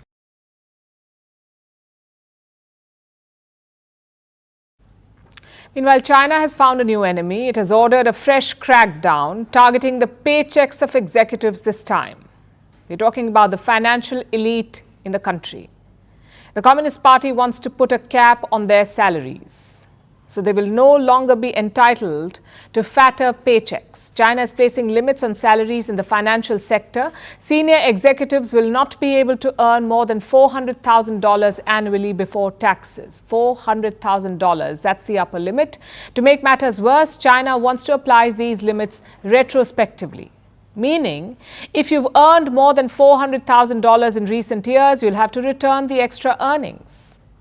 Beijing is yet to spell out the specifics, but the plan has been set in motion. China is targeting senior executives in 3 areas: state-backed brokerages, mutual fund firms, and banks. Financial institutions backed by private investment can breathe easy. For now, they've been kept out of this. But this crackdown is sweeping in nature. Reports say some big companies have been hit. They're already working on tougher checks and balances, including on reimbursements. You heard that right. Even those bills, reimbursement bills, are also being carefully scrutinized. Now, a lot of you may know how this works, how companies use reimbursement bills as a way to compensate employees. In China, reimbursements are used to covertly make salary payments, possibly to avoid taxes. Now, this practice may come to an end going forward thanks to the new salary cap. Beijing is also tightening surveillance of the financial sector. More than 30 officials are under investigation as we speak. They're facing corruption charges. But what is driving this crackdown? Why are they doing this? The Common Prosperity Program of President Xi Jinping. He wants to reduce the wealth gap in China, the gap between the rich and the poor. So this policy is a way of redistributing wealth. The approach could easily backfire. China's stock markets are in a downturn. Since 2021, they've lost well over $6 trillion. These are combined losses of Chinese and Hong Kong stocks. And now Beijing is targeting the stockbrokers. What message would this send to investors? To those who are looking to put money in Chinese stocks, how would they see it? China's financial markets are unpredictable. That's how the world will see it. Policies can change at the drop of a hat without any warning. So investing in China is a big risk. That's the message that goes out, and that's bad news for the Chinese economy at a time when they're struggling to revive growth. Xi Jinping's push for common prosperity could lead to further decline, and the Communist Party cannot afford that. For decades, economic prosperity has ensured their grip on power. Now there are reports of growing social unrest, increasing incidents of violent attacks. Last month, 4 university professors were stabbed in Jilin. A 55-year-old Chinese man was arrested. The police said the attacker was unemployed. A similar incident happened in Shanghai as well. A man attacked 3 passengers on a subway. Then there have been incidents like these.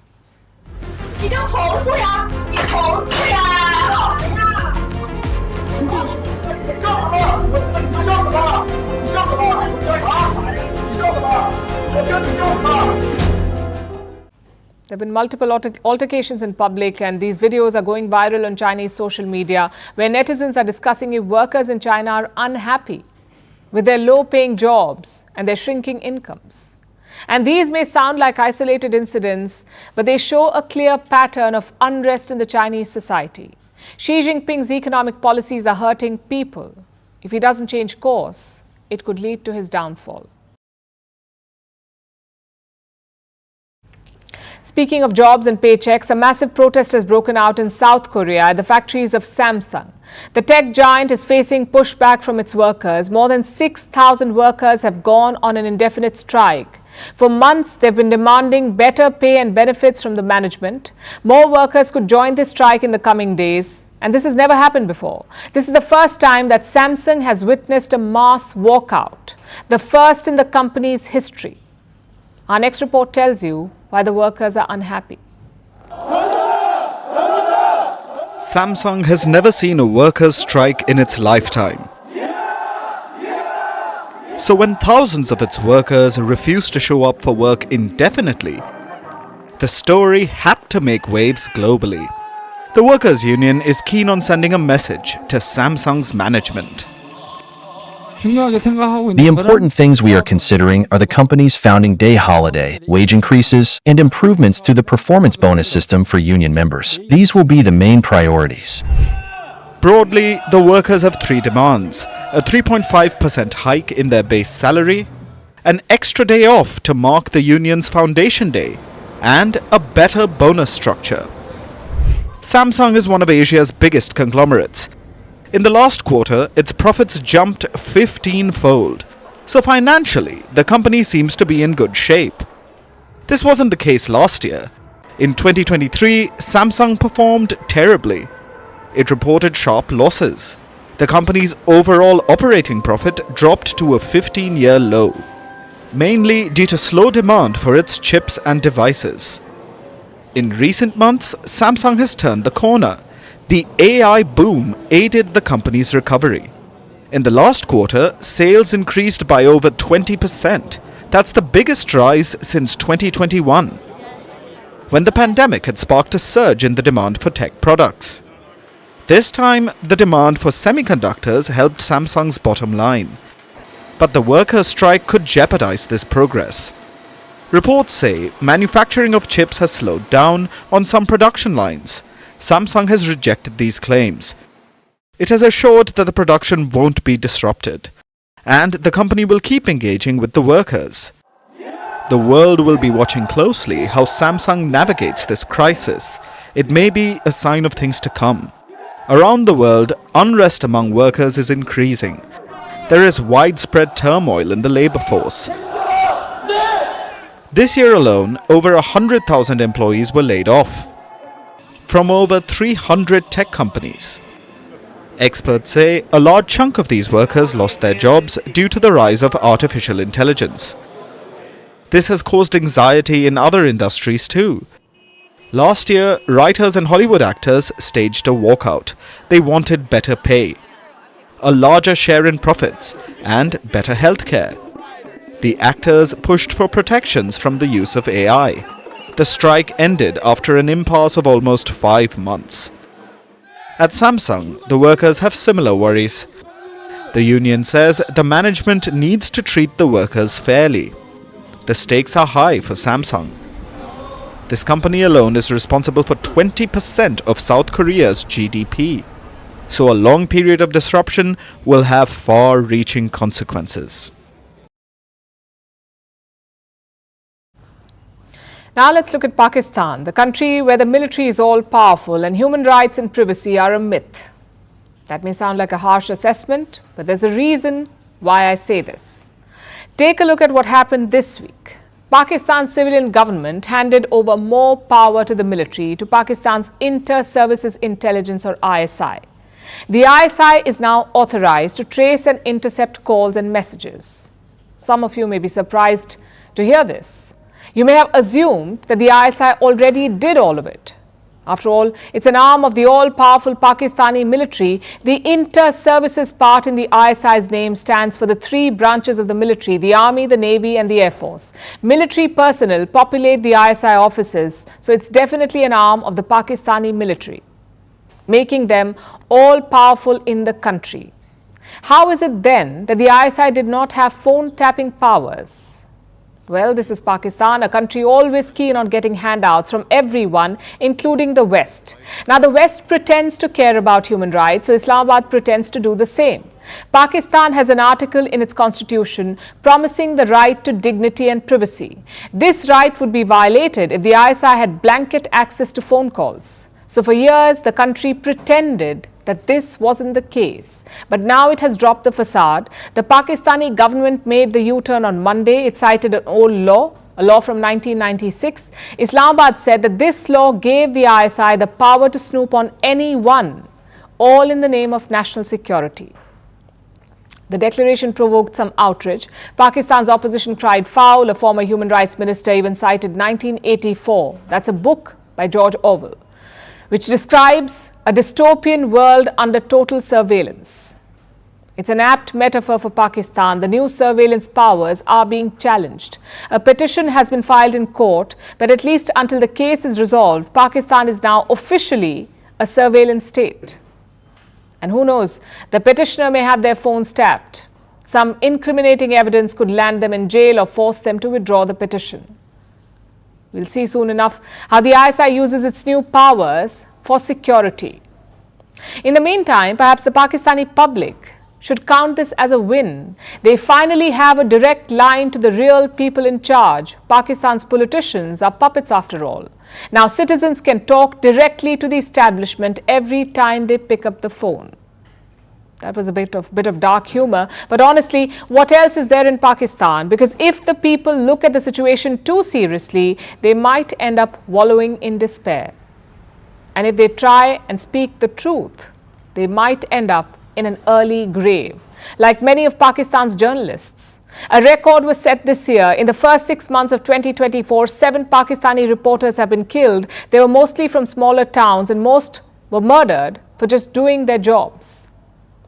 A record was set in 2024, but this is not a new phenomenon.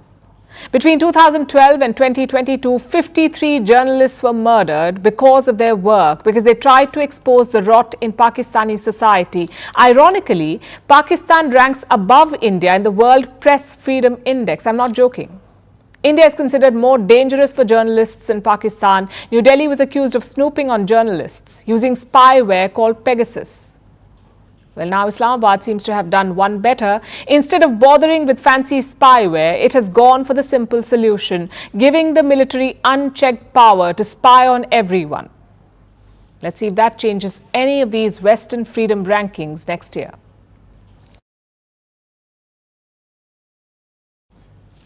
Sunita Williams and Butch Wilmore are still stuck in space.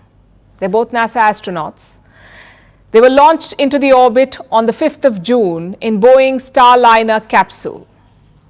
The astronauts were scheduled to stay there for a week, but it's been more than a month now and they're still there, stuck in space. What's worse, there is no confirmation on when they can return. There is no talk of a rescue mission. In fact, the agency seemed to be in denial mode. NASA and Boeing refused to accept that the astronauts are stranded. Here's a report. June 5th, that's when 2 NASA astronauts were launched into space. Calling down to Mission Control here in Houston. Sunita Williams and Butch Wilmore. They travelled to the International Space Station to complete a test flight of the Starliner capsule, which is a Boeing aircraft. The journey took 25 hours. The trip was completed successfully. Lots of cheering here in the room, big hugs. Williams and Wilmore reached the International Space Station. And followed shortly The astronauts were scheduled to stay there for a week, but that 1 week turned into 2, and soon it turned into more than a month. The astronauts are still stranded in space. But apparently that's the wrong term to use here, at least according to NASA. The space agency, along with Boeing, held a press conference recently. They addressed questions about the delayed Starliner mission, and instead of giving honest answers, they chose to issue a strong rebuttal. The NASA program manager overseeing the mission said, "I want to make it very clear that Butch and Suni are not stranded in space. Our plan is to continue to return them on Starliner and return them home." That's well and good, but guess he forgot to add eventually to that sentence, because the astronauts are still stuck in space. With each passing day, it sounds like the plot of a scary Hollywood movie. Instead, NASA chooses to fight over the semantics. And what's more, there's no time frame for the return. There's no talk of a rescue mission. And the vague answers don't provide much clarity about what's going on or how severe the situation is. This is what we know so far. The Starliner has 28 jets. During the journey, 5 of them, quote-unquote, behaved oddly. NASA and Boeing engineers are still studying the thrusters. They say that 4 out of 5 are working properly now. The other will not be used during the trip home. But they still don't fully understand what caused the problem. So they're still running a bunch of tests and analysis. None of this sounds very encouraging. But NASA and Boeing say that the Starliner is fully capable of bringing the astronauts home in case of an emergency. They claim to only be keeping the Starliner in space to better analyze what went wrong. And how long is that analysis expected to last? Well, they aren't sure. But soon they may have to work on borrowed time. The Starliner capsule has a limited battery. It can only spend 45 days in space. This is how long it was certified by NASA to last in the orbit. But now, NASA is hinting that the mission will last longer. They plan to certify it for an additional 45 days. Clearly, NASA and Boeing want to buy more time. Despite what they say, this does not inspire confidence. And in spite of their repeated explanations, we don't know if at this very moment the Starliner is safe to bring the crew home. We're still waiting for NASA to provide an answer.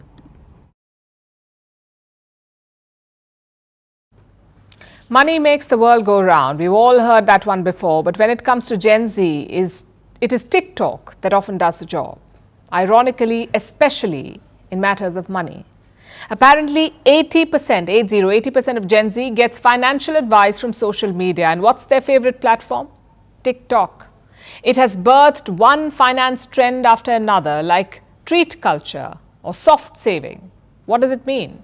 These trends involve putting less money into the future and using more of it in the present. Basically, spend now instead of saving for tomorrow, which explains the findings of this survey. 60% of Gen Z say they rely on their parents for financial help. 40% say that they are financially squeezed, mostly thanks to excessive spending on non-essentials like coffee, clothes, and impulse buys.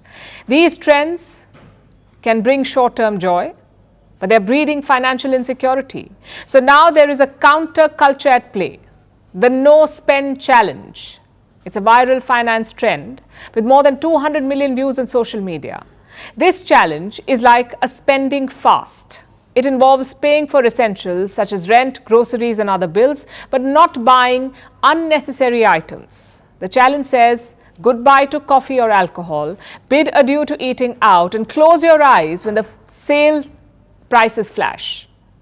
Because no more shoes, bags, or clothes. Imagine the horror. It's a great sacrifice. But what's the point of it? Well, that depends on you. Let me explain. This challenge has 4 basic steps. The first is to set a goal, to explain why you will save the money, to build an emergency fund or to save long-term for retirement or short-term for a vacation. You set a goal. The second step is to have rules in place. You can have a no spending day or a week or a month, depends on you. The third step is to keep an account, to track your progress, your expenses and your savings. But none of this would matter without the fourth step, and that is reflection. To notice your spending patterns. For instance, 46% of shoppers spend money because of FOMO. That's what a survey found, 46% people. FOMO is the fear of missing out. And much of this is avoidable, especially because it doesn't always make us feel good. 64% of shoppers regularly regret spending on short-term pleasures. In such cases, the no spending challenge can be helpful. It can cultivate a habit of budgeting and free up money for more important things. So is the no spending challenge beneficial overall? The jury is still out. Proponents of the challenge forbid a range of so-called unnecessary items.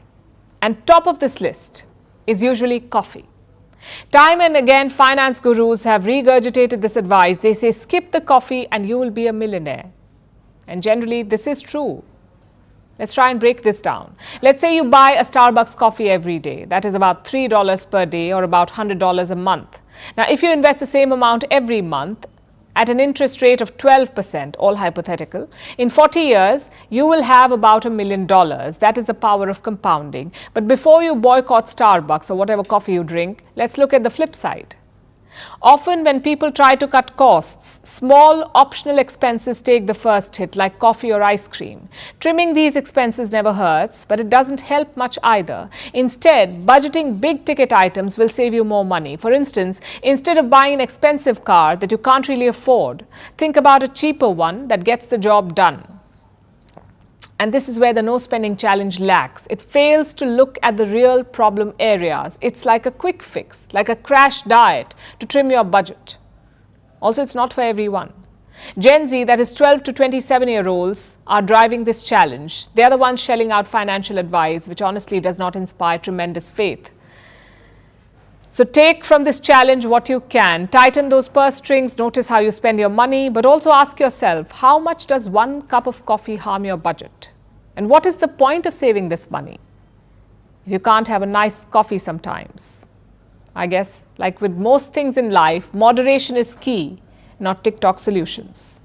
And now it's time for Vantage Shots, images that tell the story. In Argentina, President Milei climbs on top of a tank at the Independence Day parade. In India, monsoons lead to massive landslides in Uttarakhand, blocking the Badrinath National Highway. And zoos across China throw birthday parties for giant pandas. Finally, taking you back in history, on this day in 1991, Boris Yeltsin was sworn into office. He was Russia's first elected president. Yeltsin was known for dismantling the Soviet Union and leading Russia in its first chaotic years of independence, or as a separate state away from the Soviet Union. In 1997, Yeltsin gave Vladimir Putin his first job at the Kremlin, and later in 1999 appointed him as Prime Minister. We're leaving you on that note. Thank you for watching. We'll see you tomorrow.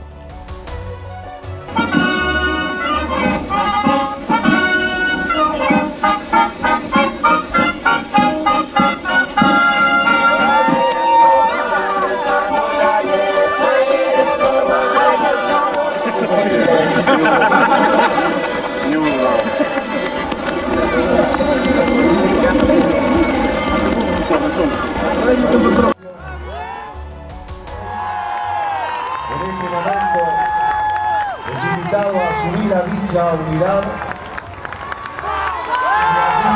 y saluda al público, a las familias concentradas, junto con la señora vicepresidente de la Nación, al mismo tiempo siempre excepcional en carácter informativo, y así se desplaza la unidad, y el presidente y la señora vicepresidente.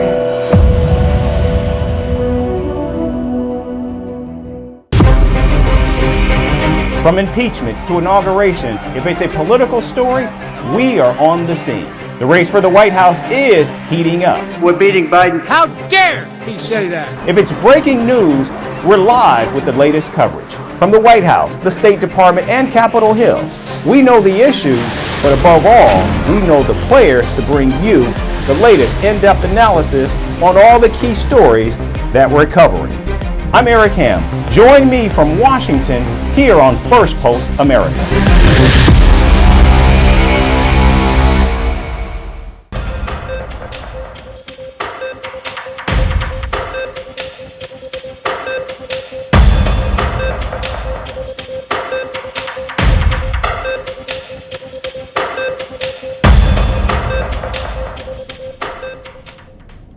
We begin with updates from the 75th NATO Summit in Washington, D.C. The United States and its NATO allies have announced plans to provide Ukraine with 5 new air defense systems to bolster its fight against Russia.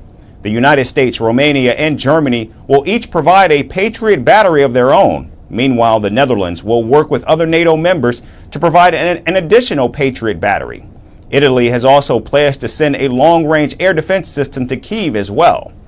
Now addressing the summit, U.S. President Joe Biden said Ukraine can and will stop Putin.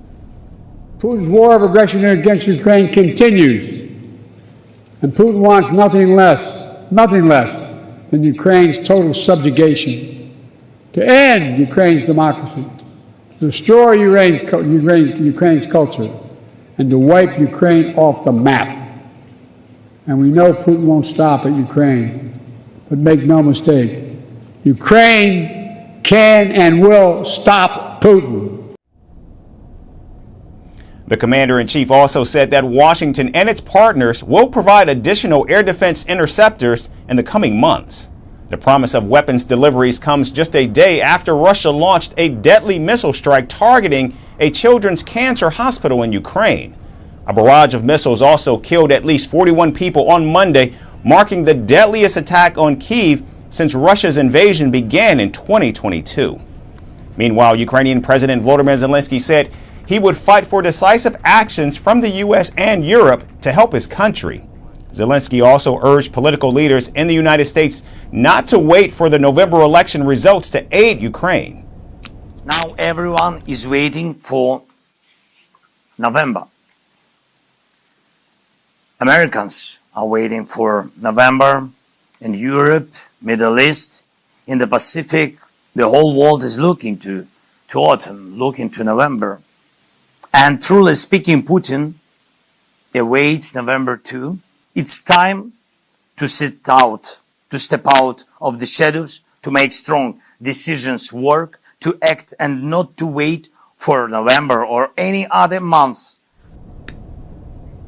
Zelensky said he hopes that if former President Donald Trump is reelected, his policy towards Ukraine won't change. I hope that United States will never go out from the NATO. Otherwise, the world will lose a lot of countries, because such people like Putin. And I hope that if people of America will vote for President Trump, I hope that his policy with Ukraine will not change. Meanwhile, NATO Secretary General Jens Stoltenberg urged the West to keep sending weapons to Ukraine whatever the cost, saying that the outcome of this war will shape global security for decades to come. Not only would it embolden President Putin, it will also embolden other authoritarian leaders in Iran, in North Korea, and China. They all support Russia's brutal war. They all want NATO to fail. So the outcome of this war will shape global security for decades to come. The time to stand for freedom and democracy is now. The place is Ukraine. Stoltenberg added that NATO has placed an order for Stinger anti-aircraft missiles worth almost $700 million in the name of several member states. These missiles are badly needed in Ukraine, where they've succeeded in stopping Russian assaults from the air. Now it remains to be seen if NATO support will satisfy Zelensky, as he is also requesting 7 Patriot systems and is in dire need of more weapons to mount an effective defense against Russia. And in the Middle East, Israel's military has intensified its attacks on the Gaza Strip. On Tuesday, a devastating strike targeted a shelter housed in a school, claiming the lives of at least 29 people. The Israeli military stated that its Air Force conducted a strike in Gaza's southern region to eliminate a terrorist and is conducting a review of the incident. This marks the fourth strike on a school in Gaza in less than a week. 3 previous Israeli strikes since last Saturday have killed at least 20 people. Suddenly, without prior warning, rockets were fired towards several people who were connecting to the internet. I was there at the site, and most of the people were killed or critically wounded. None of us had any weapons or anything related to the resistance. It was in Khan Yunis in Abasan, at the gates of a school used as a shelter. The latest attacks unfolded as CIA Director William Burns and Israel's Mossad Chief David Barnea reached Qatar for truce talks. Earlier, the CIA Director held talks with Egypt's president in Cairo, seeking to push for a ceasefire. Now, during the negotiations, Hamas agreed to make concessions. The group agreed to abandon their primary requirement for Israel to guarantee an end to the conflict. Instead, Hamas indicated its intention to pursue the objective during upcoming negotiations scheduled for an initial 6-week ceasefire period. But Hamas leader Ismail Haniyeh said that Israel's escalating assault has threatened talks at a crucial time and could bring negotiations back to square one. Meanwhile, as the war rages, Israel has also exchanged regular cross-border fire with Lebanon's Hezbollah. Now, following last night's deadly barrage on the Golan Heights that killed at least 2 Israelis, the IDF said it struck Hezbollah's infrastructure in southern Lebanon in retaliation. The Israeli army said some 40 projectiles crossed from Lebanon into the central Golan Heights. Now, time and again, world leaders have tried to calm tensions between Israel and Hezbollah, attempting to prevent a full-fledged war on another front. But instead of quelling the conflict, strikes and counterstrikes across the border have become more intense, and the rhetoric of leaders on both sides has only become more bellicose. Now, with the CIA director and Mossad chief's visit to Qatar, only time will tell if all parties can find common ground to end the bloody conflict. And returning to the United States, American intelligence officials say Russian meddlers are trying to sway the outcome of the November presidential election. Now, according to the latest assessment, Russia is looking for ways to boost former President Donald Trump's candidacy by deflating the campaign of President Joe Biden. The assessment does not mention any candidate by name. However, intelligence officials say Moscow hasn't changed its preference from previous election cycles on who it prefers to win this year. This caution comes days after Russia's Vladimir Putin said he prefers Joe Biden over Donald Trump to be the next U.S. president. Nearly 4 years ago, U.S. Intel issued similar warnings about the 2020 presidential election. And previous assessments also found that Moscow tried to influence the campaign to help Donald Trump win against Hillary Clinton in 2016. Officials say Russia's preference is cemented by the role the United States plays concerning Ukraine and broader policy towards the Kremlin. And while Russia is yet to comment on these allegations, the Trump campaign has responded by saying Biden is weak on Russia and can be easily bullied. The campaign also said that Russia and all of America's adversaries were deterred when Donald Trump was in fact in office. Now, President Biden's campaign has so far not responded to the new intel assessment. Now, U.S. intelligence officials say Moscow is using a variety of approaches to sway the election results. This includes outsourcing its efforts to commercial firms to hide its hand in laundering narratives through influential American voices. Officials say Russia's efforts seem to be focused on targeting citizens in swing states to influence their vote. Just on Tuesday, the U.S. Department of Justice seized 2 internet domains and nearly 1,000 accounts on the social media platform X. These accounts were said to be artificial intelligence-driven ventures by Russian intelligence and Moscow state-run news network. The Biden administration says Russia used AI software to create deepfake accounts of American individuals to promote messages backing the Russian government. Now, intelligence officials also say that China is currently not planning to influence the U.S. presidential race. though it is trying to expand its ability to collect and monitor data from social media platforms to eventually manipulate public opinion. And in a twist, there's growing evidence that Iran could become a chaos agent this election cycle by stoking social divisions and undermining confidence in American democratic institutions. And for our next story, we shift focus to the Philippines, where cosmetic surgeries are gaining more popularity, but for reasons that have nothing to do with aesthetics, but crime and escaping the law. Authorities in the Philippines have found that secret hospitals in multiple cities, including the capital Manila, have been offering plastic surgery to criminals, fugitives, and scam center workers to evade arrest. People involved in scams and human trafficking are getting hair transplants, dental implants, and skin whitening, among other treatments, to alter their look and escape the police. Our next report explains. Gone are the days of herbal concoctions, potions and rare natural ingredients that the rich and royals relied on centuries ago to maintain a fine look, mostly what was desired by society. Now, with medical science making major strides in the field, cosmetic and aesthetic surgeries can make the impossible possible. It can transform your face and body and help you attain any desired look, which for many of us is usually heavily influenced by culture. Facelift, lip lift, eyelash transplant, eyebrow transplant. A vampire look, a Cinderella look. You name it and you get it. You can even change the lines in your palm or get dimples and even six-pack abs. Aesthetic surgeries and procedures have witnessed a remarkable surge in recent years. Experts from the field say cosmetic surgeries can promote self-confidence and even address potential psychological issues. But for some people in the Southeast Asian country of the Philippines, these procedures are giving them the confidence to pull off serious crimes and escape the law. Secret hospitals in the Philippines have been offering plastic surgery services to criminals, fugitives, and scam center workers to evade arrest.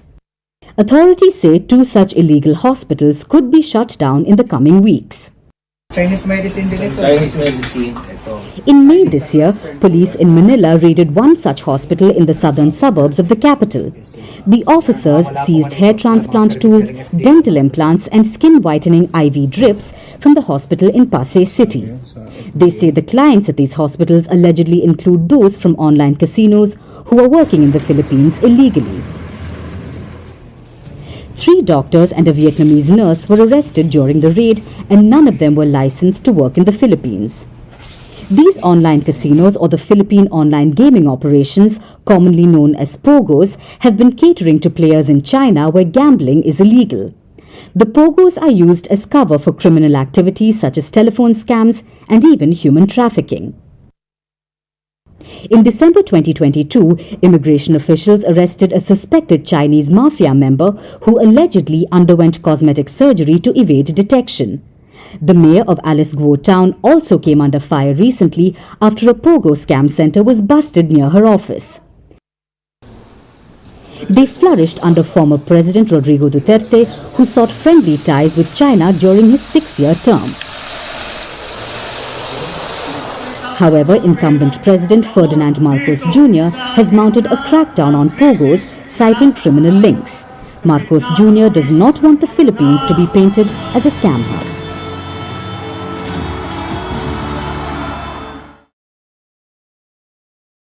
And finally, in a groundbreaking move to promote sustainable tourism, Copenhagen is rolling out a new reward scheme designed to attract eco-conscious travelers.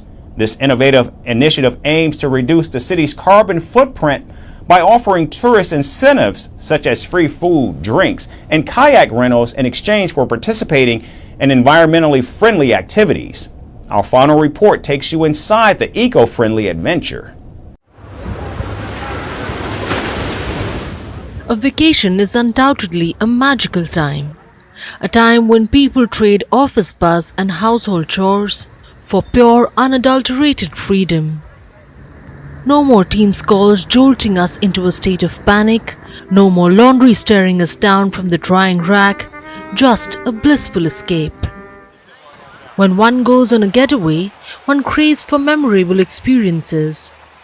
Right from wanting to soak up local culture to feast on mouth-watering delicacies that the locals make. Then come the adrenaline-inducing activities like skydiving, skiing and scuba diving. And the payoff is a flood of happy hormones. And now, Denmark's capital Copenhagen wants to up the vacation game. The Danish capital has cooked up a plan to make a person's stay even more rewarding. The city's authorities have decided to shower tourists with rewards, not for obeying laws or reporting crime, but for helping to reduce carbon emissions and making the place eco-friendly. Tourists who will participate in environmentally friendly activities will get free food, drinks, and even kayak rental. These activities can be litter picking, traveling by public transport, or even as simple as biking around the city.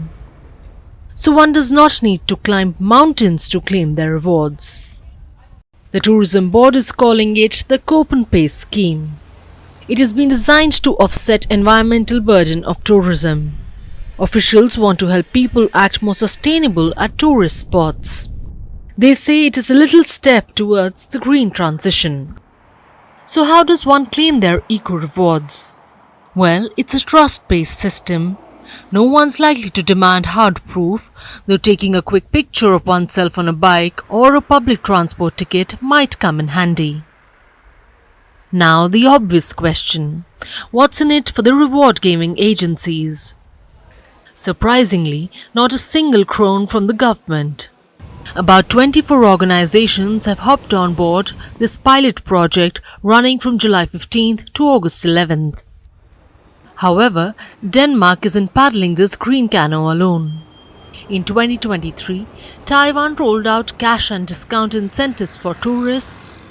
Hong Kong also announced 500,000 free air tickets through lucky draws and buy one get one free deals. So next time you're planning a trip, consider Copenhagen, as that vacation could be a win not just for the individual but also for the planet. Because if global warming keeps rising at this rate, then there might not be a Copenhagen in the future to go to. That's our show for today. We certainly thank you so much for tuning in. We hope to see you right back here again tomorrow. Thanks again for watching.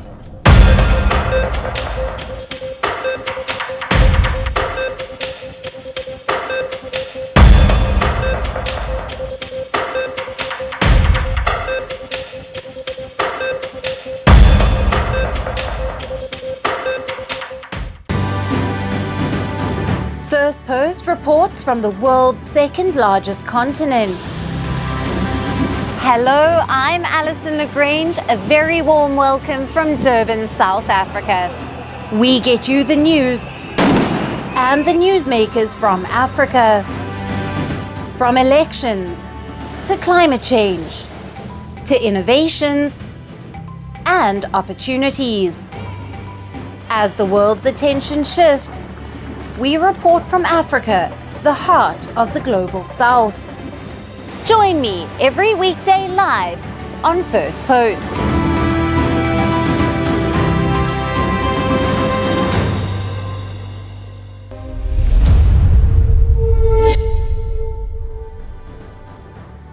Hello and welcome to Firstpost Africa, where we get you the top stories from the continent and from across the world.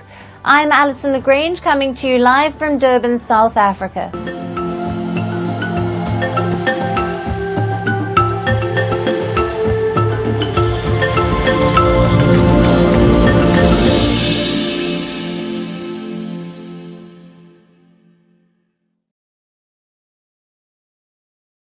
Hello and welcome. We start with Sudan. The war-torn country hosted its first guest for a high-level visit since the beginning of the civil war. Ethiopian Prime Minister Abiy Ahmed met Sudan's de facto leader Abdel Fattah al-Burhan in the Red Sea coastal town of Port Sudan. This town is currently the base of Sudan's army-aligned government, which has been fighting the paramilitary Rapid Support Forces, or the RSF, for over a year.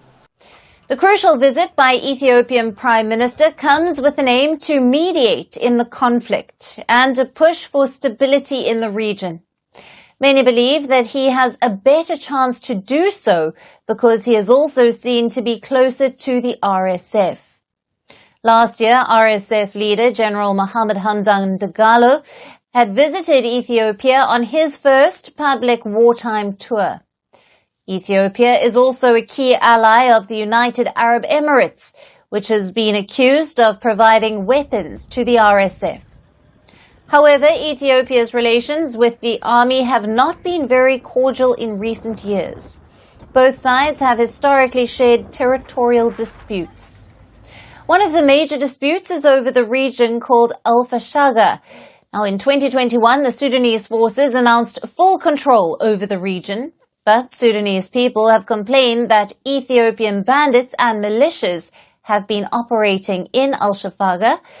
And however, Abiy Ahmed clarified that he does not aim to take advantage of the Sudanese civil war to tackle its issues with Ethiopia. He has called his visit an effort to find sustainable solutions for stability for its neighbor, which also affects Ethiopia. Tens of thousands of Sudanese refugees have fled to the neighboring country amidst the raging conflict.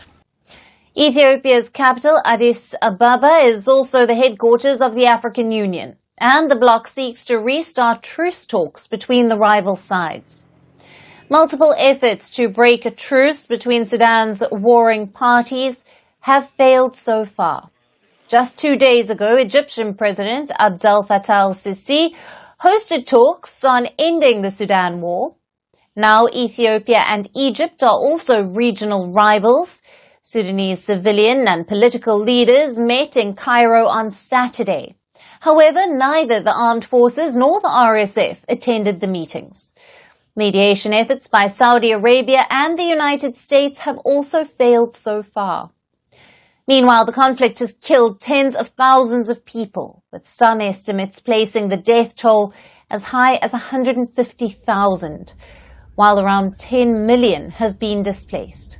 And Sudan's already fragile infrastructure and healthcare system has been decimated.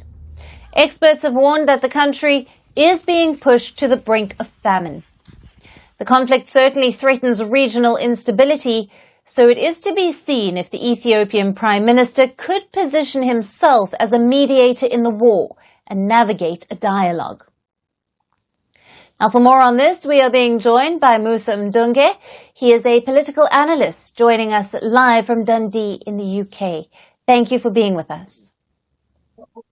Good afternoon. Thank you so much for having me.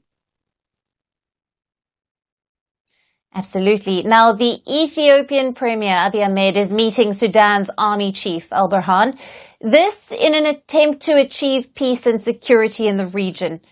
What is the significance of this meeting, and what exactly are Ahmed's proposals? Well, this is a very significant meeting that is being held in Sudan. I think the visit by the Ethiopian, premier in that country is a very critical one, as he perhaps held the best chance, as you've put it, in asserting some form or a roadmap towards some form of peace and stability within that region, or at least a ceasefire. And we know that Ethiopia has quite a vested interest in that particular region, given some of its own territorial claims, but as well as the kind of power it seeks to assert itself as in that particular region. You know, it's interesting if you think about it, that this particular conflict holds, in terms of involvement in dealing with this, four crucial members of the BRICS formation currently who entered, being Ethiopia, Egypt, Saudi Arabia, and the United Arab Emirates. And given that all these countries are operating within that region, I believe that it is in their interest, perhaps, that peace must be re-established, given the issues of refugee outflows of about 2.5 million across that particular region. But of course, it's a very important economic region as well, given in terms of, you think of gas finds, renewables. You think of, the water security in that particular region that flows all the way from Uganda all the way to Egypt is very key. And so fixing and dealing with this conflict will be very central for the premier, who's facing his own, mind you, internal challenges back home. And so doing this kind of work in a country such as Sudan only helps him better shift his own political position back home, which has been facing some questions as well. Absolutely. And Musa, let's just expand on it a little bit. This conflict has been raging for about 15 months. And as you've mentioned, it threatens to destabilize the entire region. Take us through your thoughts on this. Well, certainly. I mean, if you think of the region where this conflict is happening, it's happening, the civil war is happening at a time where already you have just south of Sudan, and South Sudan has its own, internal political challenges there. You already have in Libya, for example, a country that has faced years of civil conflict, which is also receiving an outflow of refugees from Sudan. So, the impact of this country's conflict currently is that it's happening in a cloud of regional conflicts that are happening. And so the intervention by Ethiopia and the further intervention by countries such as South Africa as well, which has played a pivotal role, particularly in South Sudan, is all aimed with ensuring that the region can certainly take control of finding solutions to these challenges. If you recall, Alison, back in the 2000s, there was this growing cry for African solutions to African problems that was spearheaded by then President of South Africa, Thabo Mbeki. And so certainly when you see leaders from the continent trying to come to grip with such conflicts, it's because of the economic damage that these conflicts are having in terms of investor sentiment in the region. Often the challenge with African economies is when investors have often looked at African countries, they've not looked at them as individual states, but have often taken them as a unit. And so conflicts that are happening across the continent have a way of impacting investor sentiment in the region. And in a time, you would imagine, Alison, where we are trying to pursue an Africa Free Trade Agreement, bringing the continent closer together, conflicts such as the one happening in Sudan are a stumbling block towards that greater economic integration and economic development that we need to see. Absolutely. The ripple effects are far-reaching. Now, both sides have been accused of committing war crimes by the UN, so this makes it tricky. What is the way forward, especially considering the high fatality rates that we are seeing and the displacement of approximately 10 million people? Certainly, the United Nations has really raised the flag on this particular conflict. And I mean, if you read some publications, they talk of it as the forgotten war, especially in a time where the world seems seized with the Hamas-Israel conflict, as well as, the Russia-Ukraine conflict. Certainly, Sudan seems to be one of those forgotten conflicts of the world. But what needs to be done is, countries that are around that region, but particularly countries with influence, have got to really raise the stakes in terms of the United Nations engagement. But not only that, in forums such as the G20, in forums such as the BRICS formation, there needs to be a greater elevation of this conflict. And so I'm hopeful that given the elevation of the African Union as a member of the G20, that we will begin to see perhaps a movement in this particular conflict in terms of the rise of its importance in dominating the discourse. There are so many challenges around the world, but it's important that emphasis be brought into this conflict. But Alison, if you'd allow me to make one more point, I think for the global north, as they try to gain more supporters towards their side in terms of the Russia-Ukraine conflict, it's key that they elevate their role in terms of this conflict, because the debate from the global south has often been that our conflicts tend to be forgotten in the light of conflicts that are more interesting for the national interests of the global south. And unfortunately, it cannot be any longer. Absolutely, Musa. Thank you very much for being with us on First Post Africa and for your valued insights. Thank you so much for having me.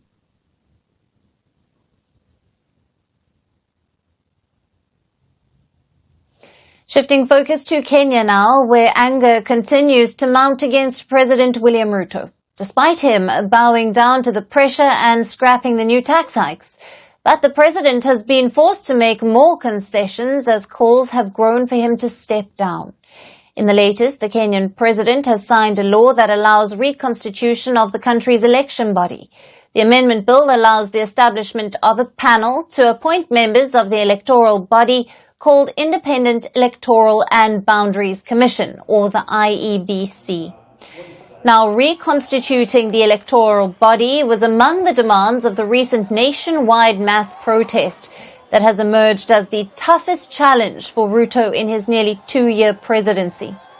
The IEBC presently has no commissioner. Its chairman and 2 commissioners retired in January last year, while the other 4 commissioners were kicked out as they disowned the election results in 2022 that saw Ruto taking charge as the president.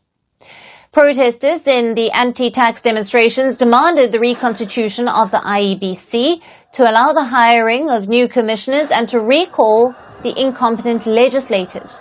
Now, the fresh regulations now add new provisions requiring any individual seeking to be an election commissioner.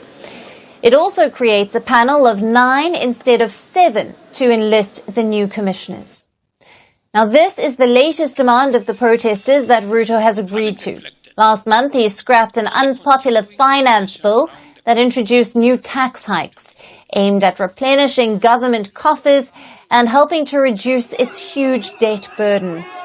The bill sparked widespread demonstrations led by young Gen Z Kenyans. Protesters feared that the bill would add to the economic hardships of people already gripped by a cost of living crisis. Rights groups say at least 39 people had died in the protests. Now, Ruto has since then tried to placate public anger. He has held one-on-one talks with protesters through social media. He has assured that the tax hikes would never return. On Tuesday, he also announced a 6-day national dialogue forum beginning on the 15th of July to discuss issues pressing Kenyans. However, the president finds himself in a catch-22 situation. While he is bowing down to the pressure at home, his government faces pressure from the lenders. He says if the country fails to raise revenue, its ballooning public debt will continue to grow.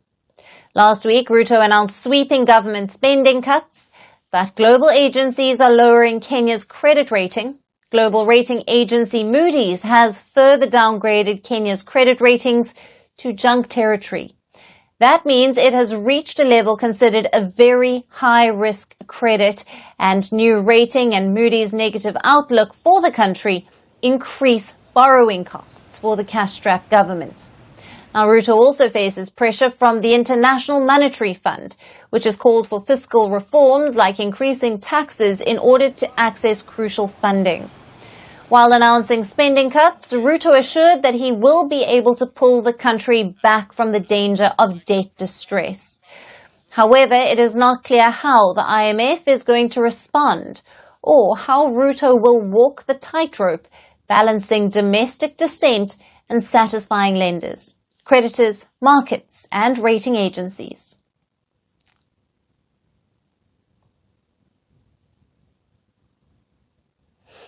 In an epic pageant like no other, Kenza Leili, a hijab-clad bionic beauty from Morocco, has made history by being crowned the world's first Miss AI. This groundbreaking event shattered traditional beauty standards and marked a stunning fusion of technology and humanity. The fierce competition saw Leili, who is a prominent lifestyle influencer from Morocco, triumph over 1,500 computerized challenges to claim the coveted title, along with a grand prize of $20,000 for her creator, Miriam Bessa. And with a whopping 190,000 followers on Instagram, Layli's captivating content spans across food, culture, fashion, beauty, and travel. And as a virtual character, she flawlessly embodies Morocco's rich heritage, showcasing an unprecedented blend of culture and technology. And since Layli is AI created, she's available 24 hours a day and 7 days of the week to engage with her followers in at least 7 languages. The panel of judges at the FanView World AI Creator Awards, featuring 2 real humans and 2 AI-generated models, meticulously assessed the contestants across 3 core categories: realism, tech, and social clout. And even though the competition was fierce, Layli outshone her formidable competitors, including the French beauty, AI Lalina Velina, and the Portuguese AI, Olivia C., who secured the 2nd and 3rd places. In her winning speech, Layli said that she aims to use her fame to empower women, protect the environment, and spread positive awareness about AI. While the Miss AI pageant was undeniably a remarkable display of technology and beauty, there are concerns about perpetuating unrealistic beauty standards through computer-generated perfection.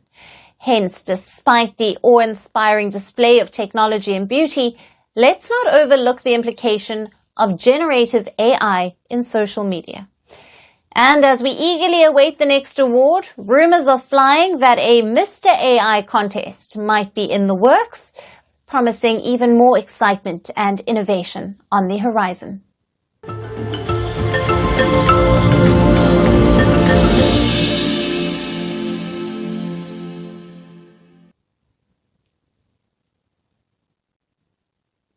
And finally, to our special segment, Resurgent Africa. Amid reports of coups and crises that dominate the headlines from the continent, we get you positive stories that often get overlooked.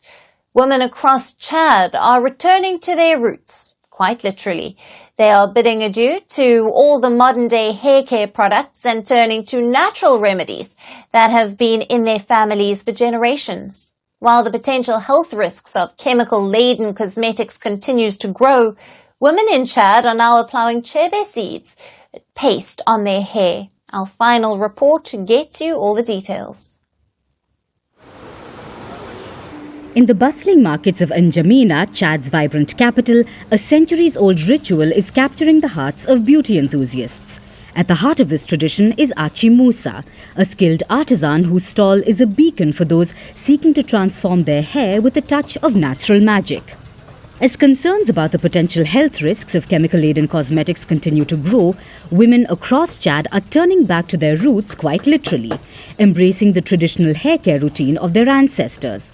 They are ditching modern products in favor of natural remedies that have been trusted for generations. At the forefront of this movement is the age-old ritual of using chibi seeds, a practice that promises to nurture hair while avoiding the feared cancer-causing agents that are found in many contemporary beauty products.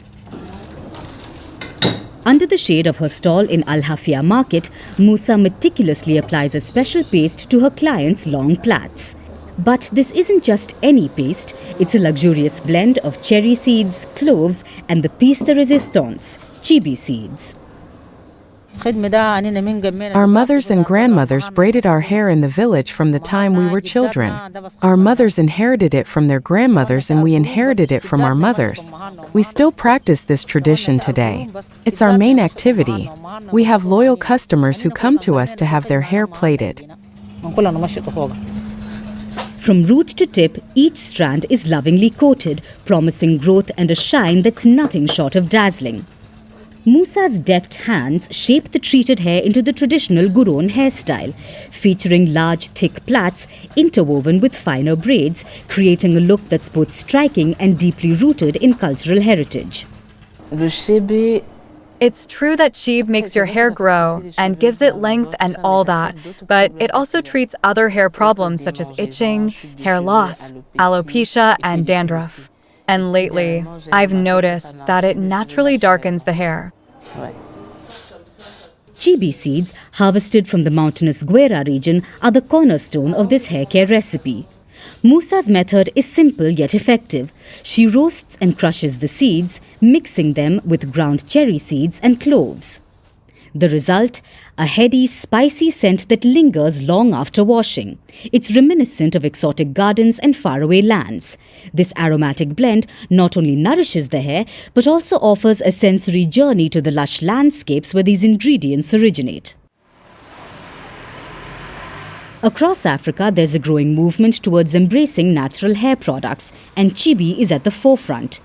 Chibi products attract a diverse clientele eager to experience the transformative power of handmade products. Even from afar, the allure of Chibi reaches new heights.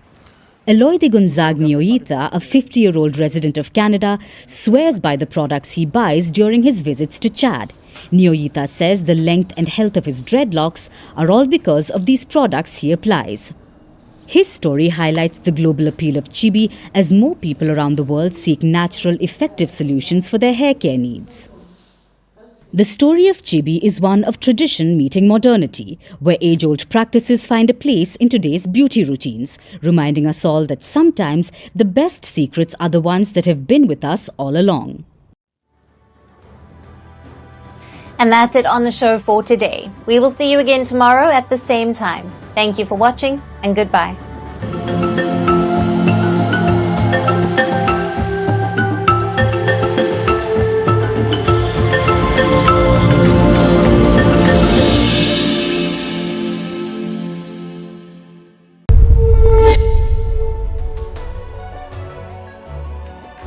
Hello, Namaskar. This is Firstpost and you're watching Vantage with me, Palki Sharma.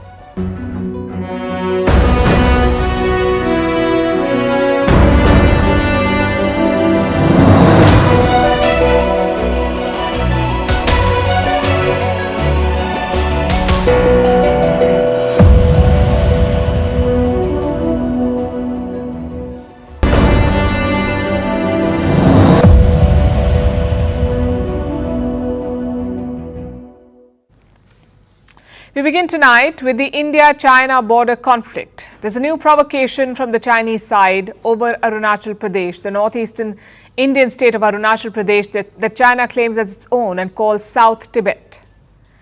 Now it is broadening its bogus claims and extending them to water bodies. That's what the latest row is about. China is vying for the control of key water bodies.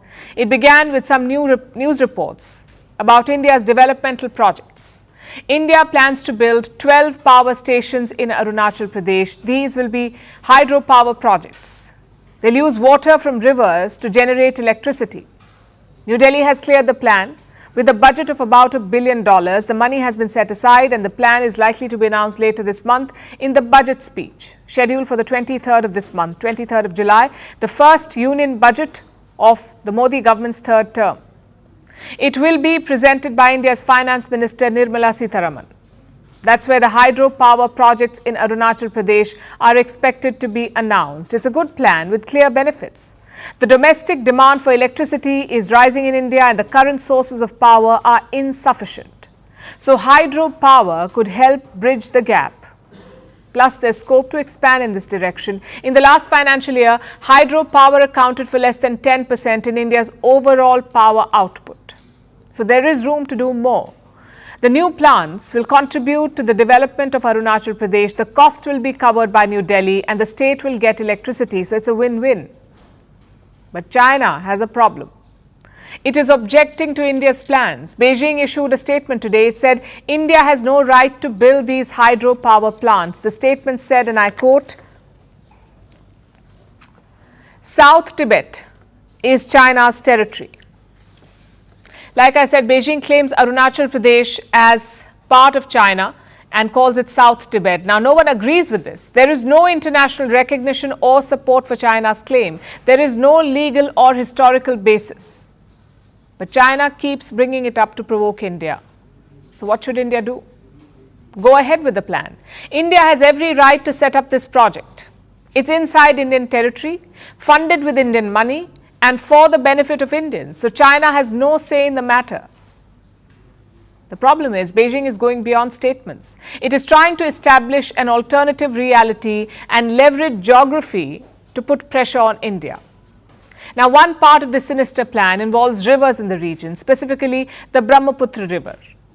Among the largest in the world, China calls it the Yarlung Sangbo.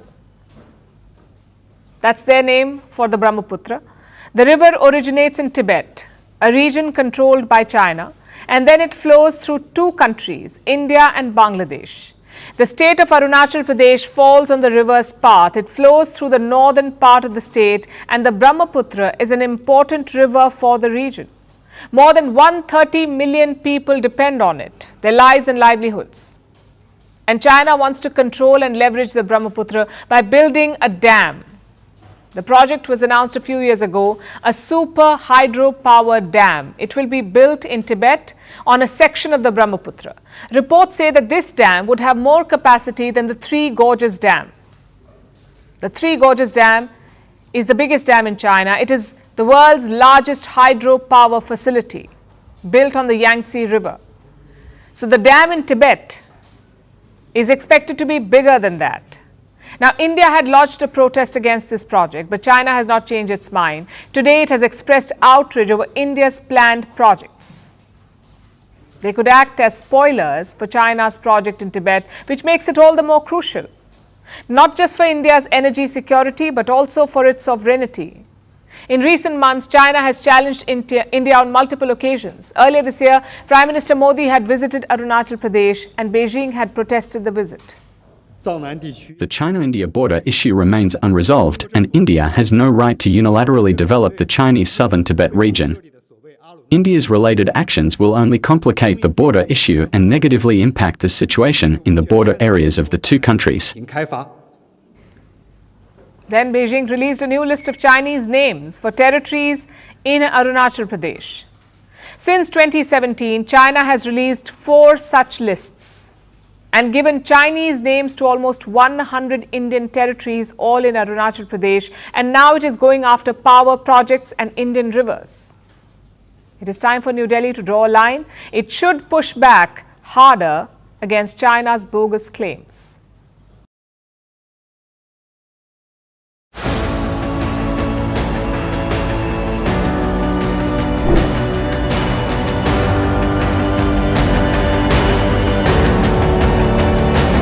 Can and will defend every inch of NATO territory, and we'll do it together.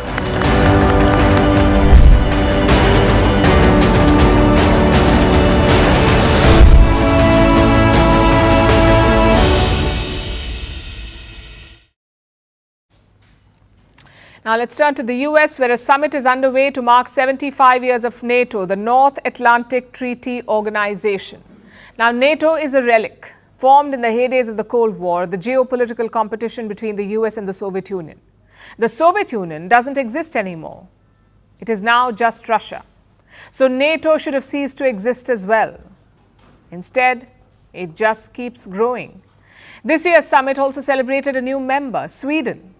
It is NATO member number 32, and the alliance does not plan to stop there. It keeps dangling membership before another European nation, one that is desperate to join, Ukraine. NATO declared that Ukraine's path to membership was irreversible. But when will Kiev join the bloc? Who knows? No timeline has been set. All that NATO has promised was that it would happen eventually, which means after the Russia-Ukraine war ends. So if NATO plans to expand even after the Russia-Ukraine war is over, who will the alliance be fighting? Probably still Russia. But by the looks of it, they're gearing up to take on another foe, and that is China. The North Atlantic Treaty Organization is now looking further afield. It is now eyeing Asia and preparing to confront Asia's biggest bully, all in the name of stopping Moscow. China has become a decisive enabler of Russia's war against Ukraine. And China's support increases the threat Russia poses to Euro-Atlantic security. NATO is finally taking aim at Beijing. It has called China a quote-unquote decisive enabler of Russia's war in Ukraine. Yesterday, the bloc put out a declaration. China was accused of providing raw materials to Russia's military-industrial complex. But China is the main enabler because, as you refer to, they are delivering the tools, the dual-use equipment, the microelectronics, everything Russia needs to build the missiles, the bombs, the aircraft, and all the other systems they use against Ukraine. NATO's claws are out. It has stopped tiptoeing around the issue and decided to challenge China directly. Obviously, Beijing wasn't thrilled. The NATO-Washington Summit declaration hypes up tensions in the Asia-Pacific region and is filled with Cold War mentality and belligerent rhetoric. The China-related content is full of prejudice, smearing, and provocation. China accused NATO of smearing its image. Beijing said that it has never supplied any lethal weapons to Russia and that it has strict export controls on dual-use materials. It added that all its trade with Moscow is normal. And then China went on the offensive. China urges NATO to abandon its outdated concepts of Cold War mentality, bloc confrontation, and zero-sum game. Correct its wrong perception of China, stop interfering in China's internal politics and smearing China's image, and do not create chaos in the Asia-Pacific after creating turmoil in Europe. That last point was interesting. Beijing urged NATO not to create chaos in the Asia-Pacific, and that's a bit rich coming from China. This is the same nation that has problems with all its neighbors. India, Bhutan, Vietnam, the Philippines, Japan, Mongolia. You name the country and China will come up with bogus territorial claims. China is the most destabilizing nation in Asia. It is a threat to global peace and security. NATO says that these developments in the Indo-Pacific directly affect Euro-Atlantic security. So the bloc wants to nip the Chinese threat in the bud. And how will they do this? With the help of 4 allies in the East: Japan, South Korea, New Zealand and Australia. Together, they are called the Indo-Pacific 4 Group, or the IP4, Indo-Pacific 4. They've become regulars at NATO summits. The 4 nations were first invited in the year 2022, and the current one is their 3rd summit in a row. NATO is holding detailed talks with the IP4 today, and the alliance plans to expand its influence in the East. But how will the rest of Asia react to these developments? Well, some places might welcome an expanded NATO role, like Taiwan, the Philippines, and of course the IP4. They will welcome this, but most countries will be wary.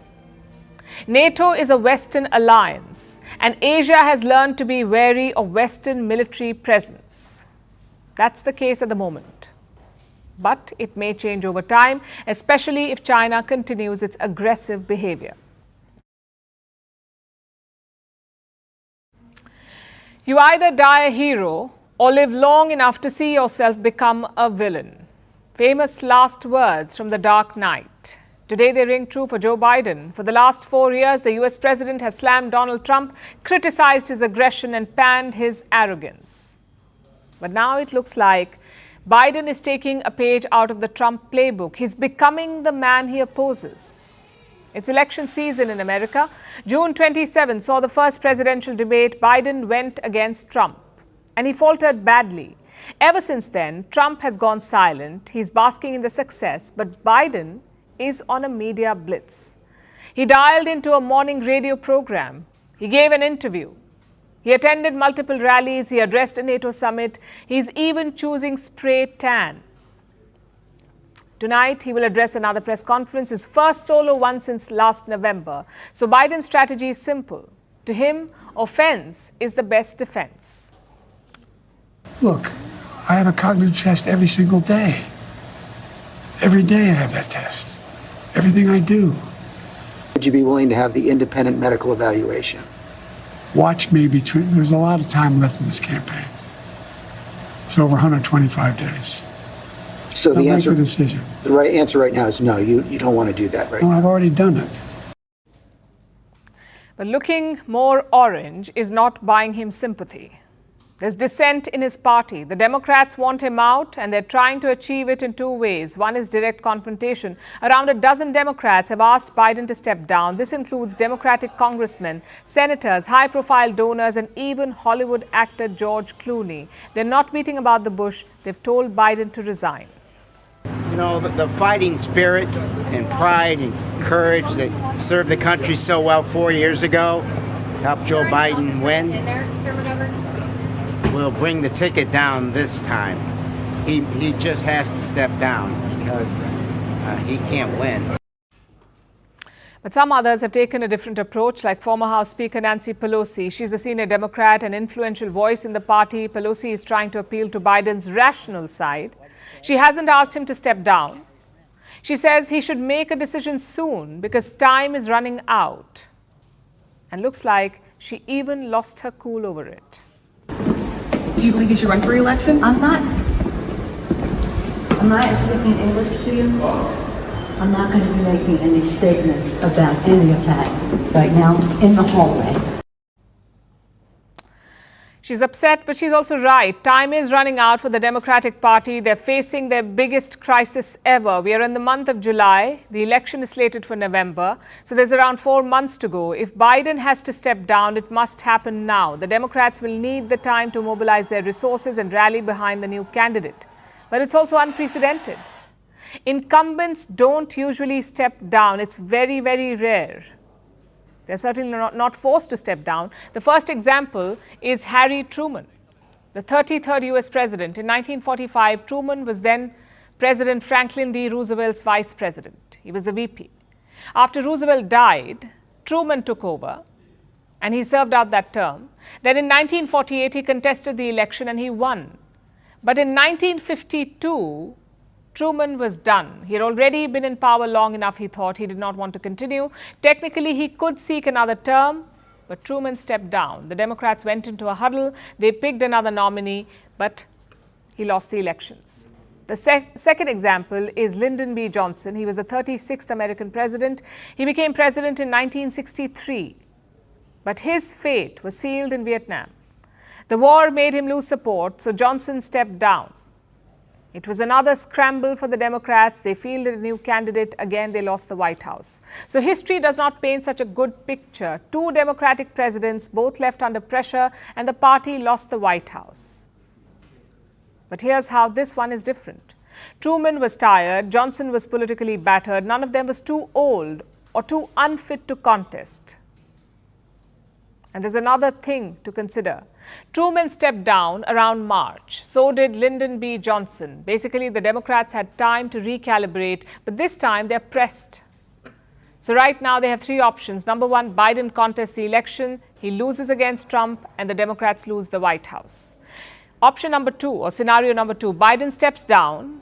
They choose another nominee, elections happen, and the Democrats get a fighting chance. They may still lose the White House, but not without trying to keep it. And option number three, Biden refuses to go, his party forces him out. It leads to an ugly scenario, making both sides look bad, Joe Biden and his party. So they must make a decision and do it fast. The Democrats say they want to save American democracy. But before that, they must save their own party.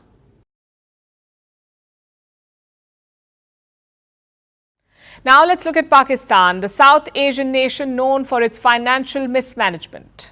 A new report came out today showing the country's latest borrowing spree. In 45 days, the Pakistani government borrowed 3.2 trillion rupees. That's about $11.5 billion at today's exchange rate. And this wasn't some giant loan that Pakistan got from its usual array of global lenders. No, Pakistan borrowed this money domestically at exorbitant interest rates. Let me break this down further. Between May 15th and June 28th this year, Pakistan went to town. They reached out to local banks and they picked up about $11.5 billion. That's about $250 million a day on average. The amount is absurd because it's almost the exact amount that Pakistan borrowed in the past, in the financial year ending 2023. But that was over an entire year.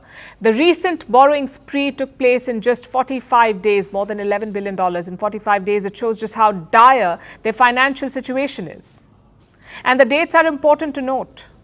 Pakistan borrowed this money after mid-May, after they had already declared their expenses for the last financial year. This means that the fresh loans that the government took will not be registered for a while, not until the middle of 2025. Basically, this was an accounting trick done to mislead the public and, of course, Pakistan's endless list of creditors. It seems Islamabad does not want the world to know just how indebted it really is. And it gets worse. Pakistan hasn't just been borrowing from banks, it has also tapped the bond market. Some of you might know what a treasury bill is. For those who don't, it's a type of a government bond. An investor lends the government money for a short period of time. It's usually 3 or 6 or 12 months. And after that point, you get the money back with interest. Almost every country, every government issues bonds and treasury bills when it needs money. It's a common practice. But Pakistan is on a completely different level. Let's compare Pakistani treasury bill returns with those in India. Look at the numbers. Pakistan's average yield is about 20% compared to about 5% in India. So Islamabad borrows money at 4 times the price that New Delhi does. For all the investors out there, it's best to not get any ideas. There's a reason Pakistan offers such a premium on its bonds. It's partly because the government is desperate for money. And most people don't want to lend them any. But that's just one reason. The other is because their currency is very volatile. The Pakistani rupee is worth almost half of what it was 3 years ago, half the value. In June 2021, the exchange rate was about 160 Pakistani rupees to a dollar. Today, it's about 280 to a dollar. So who knows when the currency will go belly up again. That is why Pakistan borrows at such ridiculously high rates. And this has far-reaching consequences. A few days ago, Pakistan released its budget for the next financial year, and it was a brutal budget. They plan to increase tax revenue collection by over 40%, 40. It's unprecedented. And the tax hikes will be borne by ordinary citizens. These were the reports from Pakistan today. They're seeking a new loan from the IMF, the International Monetary Fund. The IMF wants the country to raise taxes further, this time on agricultural income. The tax rate could go up to 45%. And it seems that Islamabad has accepted this. It is willing to tax its citizens to such an extent for an IMF loan, a $6 billion IMF loan. That's about half of what Pakistan borrowed in May and June, in those hectic 45 days. This is the perfect example of economic mismanagement, and the citizens will be paying the price for years to come.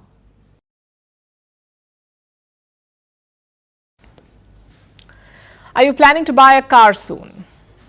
If yes, then the story is for you. The global car market is going through a rough time. Sales are down, inventories are piling up.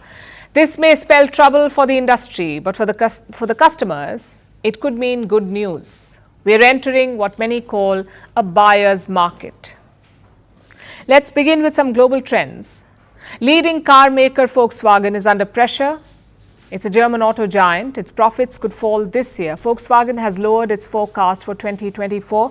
Earlier, it was projecting a profit margin of around 7 to 7.5%. Yesterday, it lowered the forecast to between 6.5 and 7%. And why is that? Because of a slowdown in sales. Deliveries in China are down by almost 20%. The company also owns the Audi brand. Now, and Audi has a plant in Brussels. Volkswagen is thinking about closing it. The car maker is dealing with excess capacity. It has more production facilities, more than what it needs to serve the market. Plus, there is increased competition from brands like Tesla and Chinese car makers. There's a lot of competition. So Volkswagen wants to bring down expenses, focus on profitability. The company has a plant in Mexico. It is considering using this facility to make the next Audi electric car. The company is yet to make up its mind, but if it happens, it would be a significant step. Volkswagen hasn't closed a plant in the last 40 years. This time they may not have an option. As they say, desperate times call for desperate measures. Globally, the auto industry is witnessing a reset. Mature markets like the US are oversaturated. There are fewer buyers overall. Here in India as well, a similar story is playing out. There's a slowdown in sales. Car dealers are sitting on thousands of unsold cars. This inventory could be worth 60,000 crores of unsold cars. That's over 7 billion US dollars. And how many cars would that be? Anywhere between 600 to 650,000 vehicles. These cars are ready to be sold. They're sitting inside dealer warehouses with no takers. So what's causing this slowdown? One big reason could be this. Car loans are expensive right now. India's Reserve Bank has kept interest rates unchanged. So the banks are less inclined to cut interest rates on loans. And that's affecting auto sales. Car dealers are trying to woo customers back into showrooms. They're rolling out discounts. Maruti, Hyundai, Tata Motors and Mahindra, these are India's biggest car sellers. All of them have either slashed prices or they're offering incentives to buyers. But it may not be enough. Car makers like Maruti are pushing for government incentives, especially on hybrid cars, to supercharge their sales. And some state governments are listening. A few days ago, the Uttar Pradesh government announced a waiver. Uttar Pradesh is a North Indian state. It has waived the registration tax on hybrids. This could lead to significant savings for customers. They could save up to 350,000 rupees or around $4,000 on the purchase of a hybrid. The central government may follow suit. It could grant some concessions on hybrids. They could be announced later this month when the union budget is presented. Reports say the Indian government may reduce the 15% cess on hybrid cars. This is a form of a tax. It is charged on top of the GST, the goods and services tax, which is around 28%. 28 plus 15. So overall, it's a good time to consider a purchase. Sales are down across the board. There is intense competition among dealers to win customers. This usually gives buyers some negotiating power, but don't fall for their sales pitch. Exercise your own judgment. After all, it's your hard-earned money. Our next story is about a football wonder kid. He's 16 years old. He plays for Spain. He's the youngest Euro goal scorer, and he's now being compared to Lionel Messi. His name is Lamine Yamal. Like Messi, he was in Barcelona's youth academy. Fun fact. In 2007, Messi posed with him for a photo shoot. He gave him a bath. So he has the blessings of football royalty. But can Yamal become the next Messi? He's already making a lot of noise. But you see, football wonder kids have fizzled out in the past. So will Yamal defy the trend? Our next report tells you. The year was 2007. Lionel Messi was in Camp Nou, all ready for a photo shoot. He cradled a baby in his arms, bathing it in a small tub. The football superstar was all of 20 then. His talent was making waves. But present in that room was another wonder kid, Lamine Yamal. Over a decade later, he is one of Spain's best football players compared to the greats like Messi himself. Yamal was born near Barcelona. His dad is Moroccan. His mom is from Equatorial Guinea. Yamal hailed from Rocafonda 304. It's one of Spain's poorest neighborhoods, so he's no stranger to adversity. But luck too shone upon Yamal. Take the photo shoot with Messi. His family won it in a UNICEF raffle draw. So that was his rite to passage. He was already baptized by the GOAT. But childhood wasn't easy for Yamal. His family was poor. His father borrowed money from relatives to buy him some football boots. Yamal soon went to trials. That's where he started to attract attention. A Barcelona scout spotted him. And soon enough, he was part of the famed La Masia, Barcelona's football youth academy. It's also where his idol Messi started. 8 years later, Yamal caught the attention of another man, Barcelona star Xavi Hernandez. He was the club's manager then. Xavi watched him for 10 minutes and decided that Yamal would play for Barcelona's first team. It was always apparent that Yamal had something special in him. His game is flexible, he makes good decisions, he can wriggle through small spaces and fires up the crowd with his dribbles. His first coach says he's touched by God. Though he's come a long way, he hasn't forgotten how it started. Every time he scores a goal, Yamal celebrates with a 304 sign, an ode to his roots. Through Euro 2024, he's dazzled the crowds, but often the coach substitutes him at the hour mark. Why? Because Yamal is only 16 years old. He's a minor, and German labour law prevents minors from working after 8 p.m. But age is just a number for Yamal. He's already breaking records. He's the youngest to play for Barcelona, the youngest to play for Spain, the youngest goal scorer for his country, the youngest goal scorer at the Euros. Reports suggest that Paris Saint-Germain want him for $268 million. He's already being compared to Messi. Like the Argentine, he's a left-footed player, another Barcelona protégé. But what does Yamal have to say about it? He laughs it off. He's mature enough to understand that the comparison is premature. Football has seen plenty of wonder kids before. There was Bojan Krikic, another Spaniard. He fizzled out after a few years. Javier Saviola, an Argentine who failed to make a mark. And even Yamal's senior Ansu Fati, who struggled after showing great promise. So, what will it be for Yamal? Football greatness like Messi, or will he crumble under the burden of his talent? On Sunday, Spain will go against England in the Euro finals. A day before, Yamal will turn 17. He was asked what he wanted as a birthday present, and all he said was win, win, win.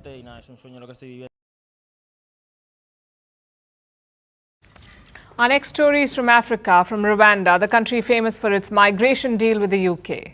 The previous British government had signed a deal with Rwanda. Any migrants coming to the UK illegally would be deported.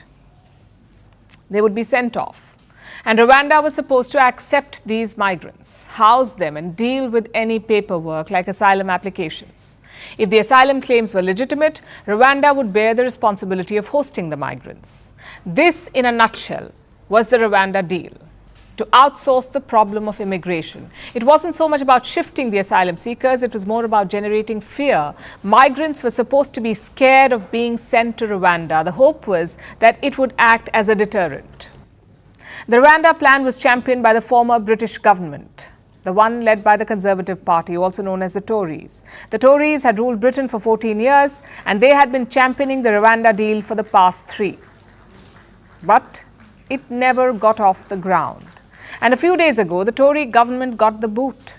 The British public decided to go another way, and they brought in a new Prime Minister, this man, Keir Starmer. And here's what he had to say about the Rwanda deal.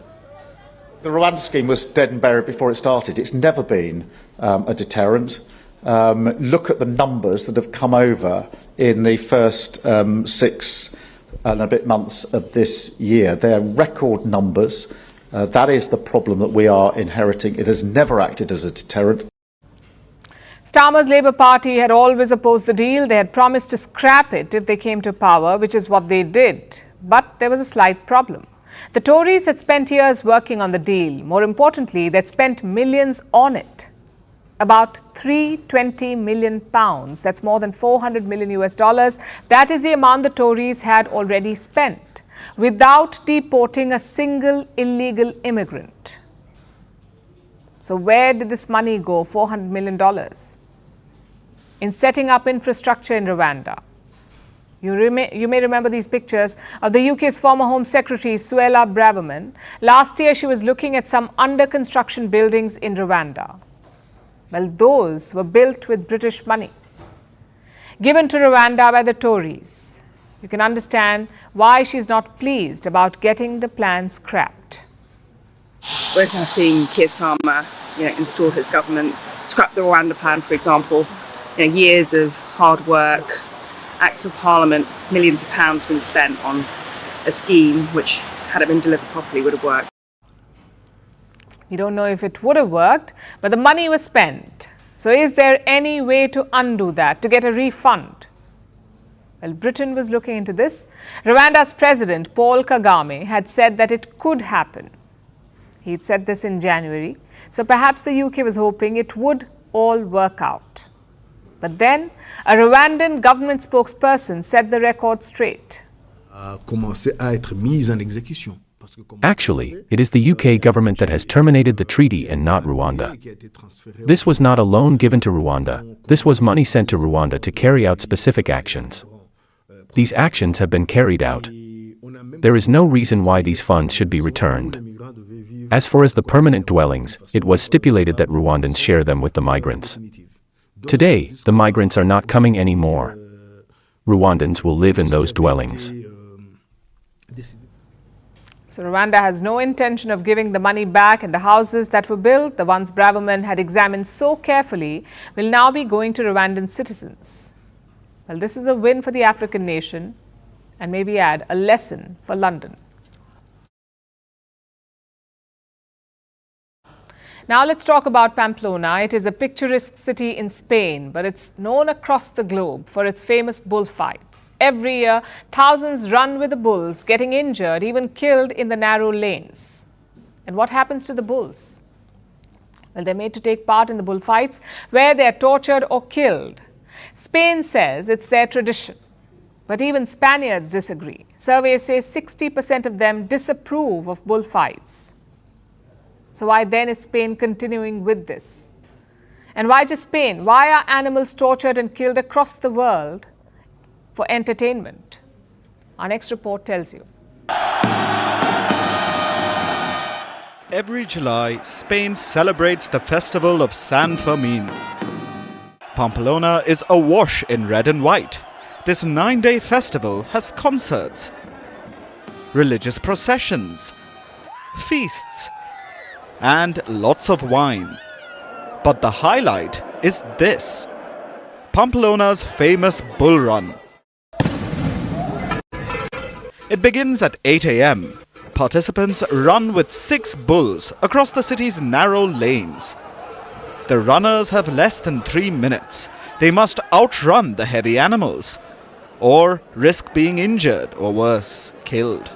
The run leads the bulls to the Pamplona bull ring.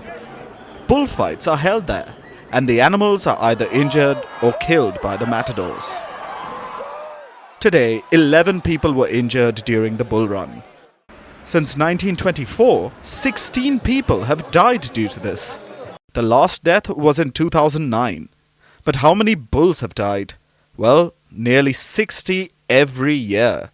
Hundreds of others have been injured or tortured. It's a medieval, horrible tradition where bulls are killed every single year, at least 60 roughly per year at this festival, San Fermin alone. However, in the full year, it can be up to 7,000 bulls that are killed. So we're here today to remind people that it is a terrible tradition, not something that should be celebrated. It's something that needs to be phased out because animals feel pain. In the last decade, protests have grown against the running of the bulls and the infamous bullfights. In 2007, Spain had 3,651 bullfighting events. In 2022, it fell to 1,546. Spain also cancelled a national bullfighting prize. It awarded a prize of over $30,000 to the winning matador. This has been scrapped for good. So, will Spain ever ditch bullfighting for good? The country argues it's a part of their tradition, but opposition is just growing. 60% of Spaniards disapprove of bullfighting. The Canary Islands banned it in 1991. In 1997, Catalonia followed suit. Other parts of the country are yet to take such a move, but subsidies for bullfighting are scarce now. And it isn't just Spain's bullfighting that's under fire. Mexico has a similar bull festival, where animals are force-fed alcohol and dragged across rivers in boats. South Africa has Umkoshi Ukweshwama. Young warriors chase a bull around an enclosure and wrestle and kill the animal. India has Jallikattu, a traditional bull-taming sport. Participants try to tame bulls in order to win a prize. It often leads to the death of the animal. The Faroe Islands have a grindadrap. It's a sort of drive hunting. Entire pods of whales are surrounded by boats and forced onto the shore, where they are killed. So it's happening across the globe. Animals are being tortured or killed just for the sake of entertainment. Countries can defend it as their culture, but the point is we must evolve with time. So while sports like bullfighting are steeped in tradition, its continuity in the modern world is fraught with ethical and moral challenges.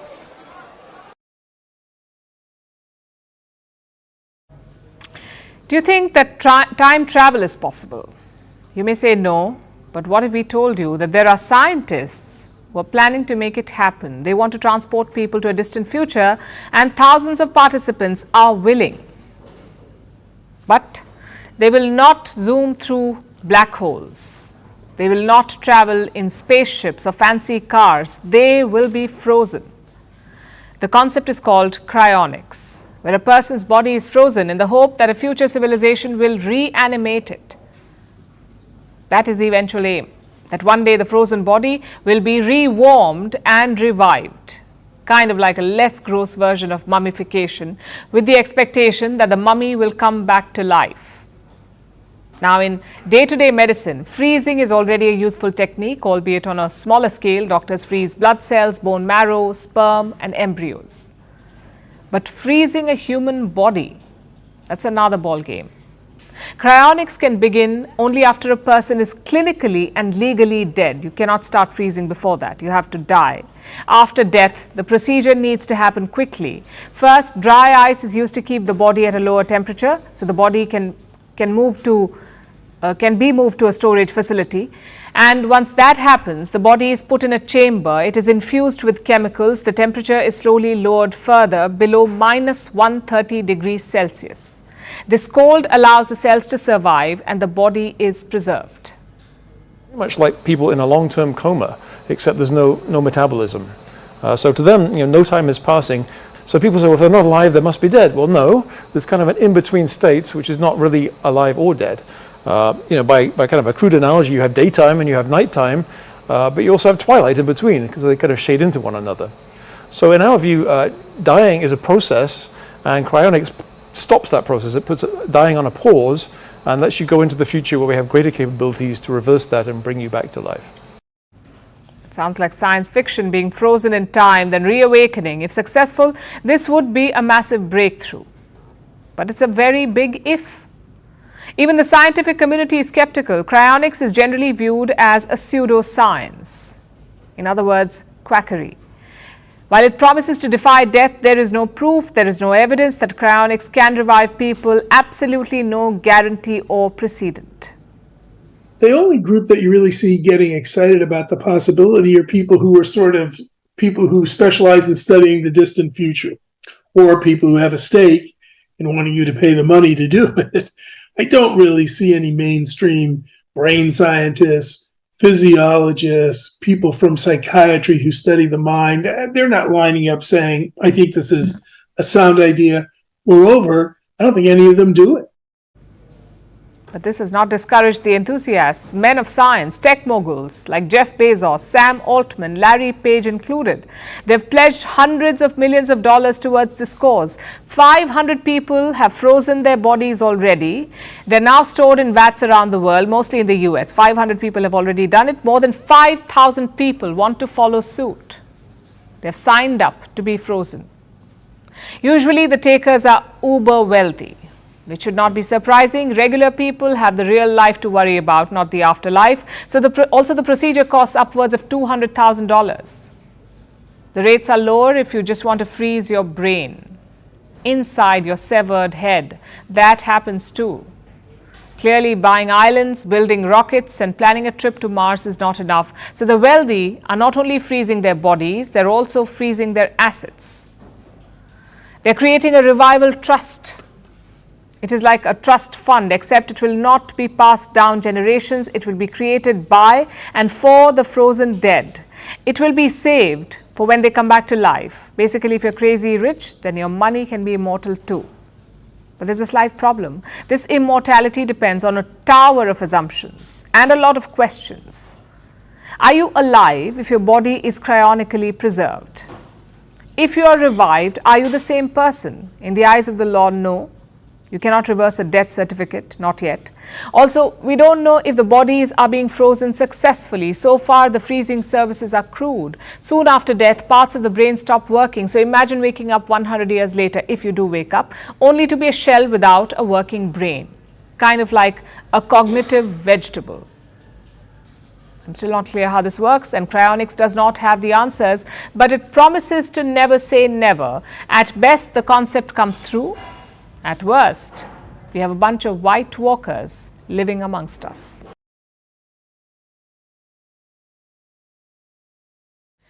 About 2 million, that's how many people suffer from diabetes in Australia. The health concern is only growing, but now Australia may have just the solution: a sugar tax. In other words, a tax on sugar-sweetened beverages like cold drinks, energy drinks and sports drinks. Australia wants to raise the price of drinks with added sugar to reduce their consumption. If the tax is implemented, Australia will join 108 countries in doing so. 108 countries already have a sugar tax.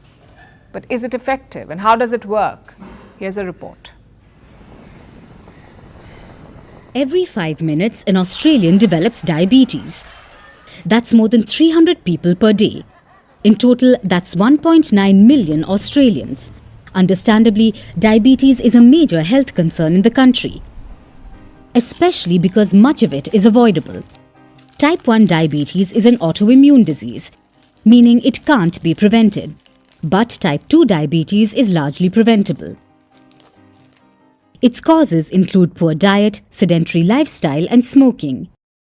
Yet type 2 diabetes accounts for most of the cases in Australia, more than 1.3 million cases.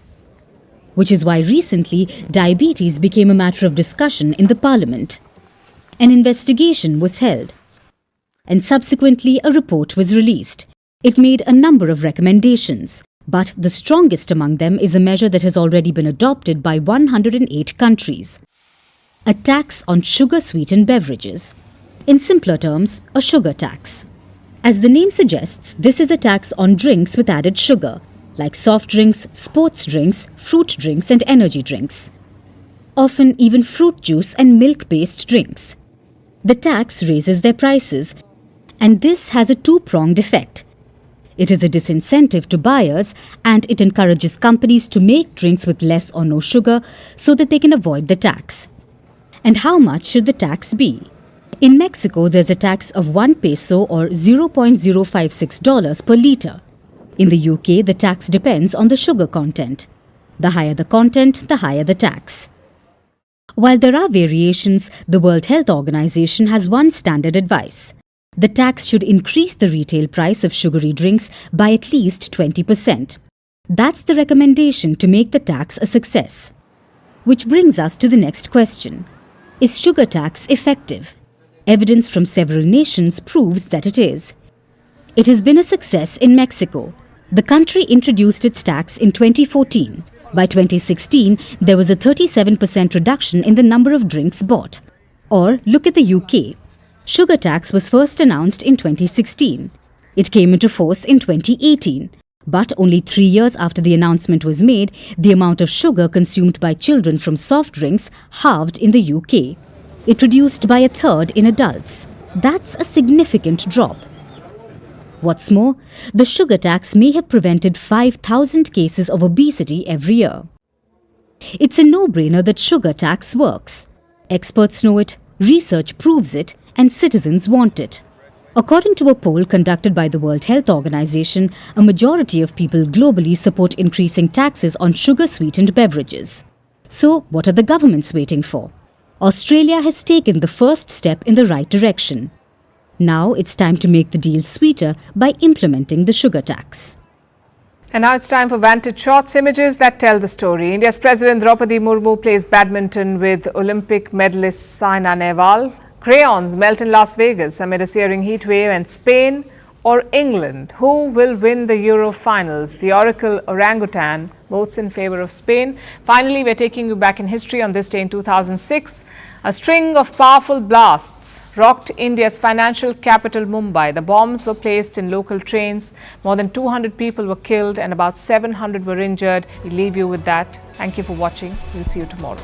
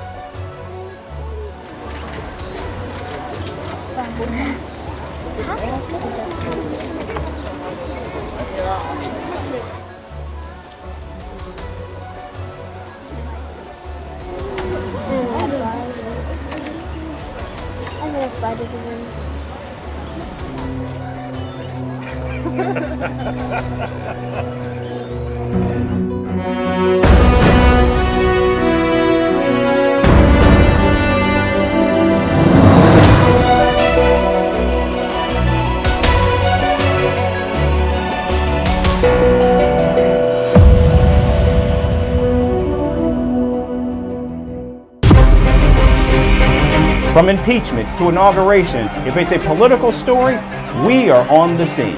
The race for the White House is heating up. We're beating Biden. How dare he say that? If it's breaking news, we're live with the latest coverage. From the White House, the State Department, and Capitol Hill, we know the issues, but above all, we know the players to bring you the latest in-depth analysis on all the key stories that we're covering.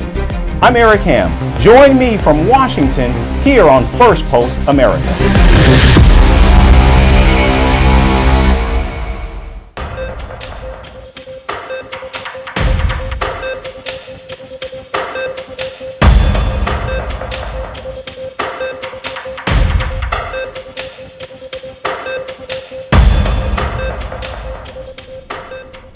We begin in the United States. President Joe Biden continues to face pressure to abandon his presidential campaign after his poor debate performance against former President Donald Trump last month.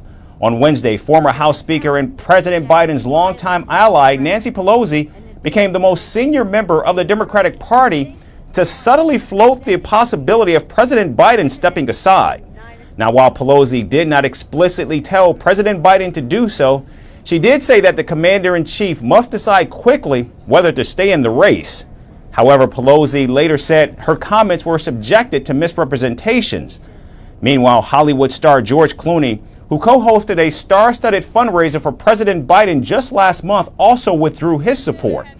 In an opinion piece, Clooney said President Biden is not the same man he was back in 2020 and urged him to step aside.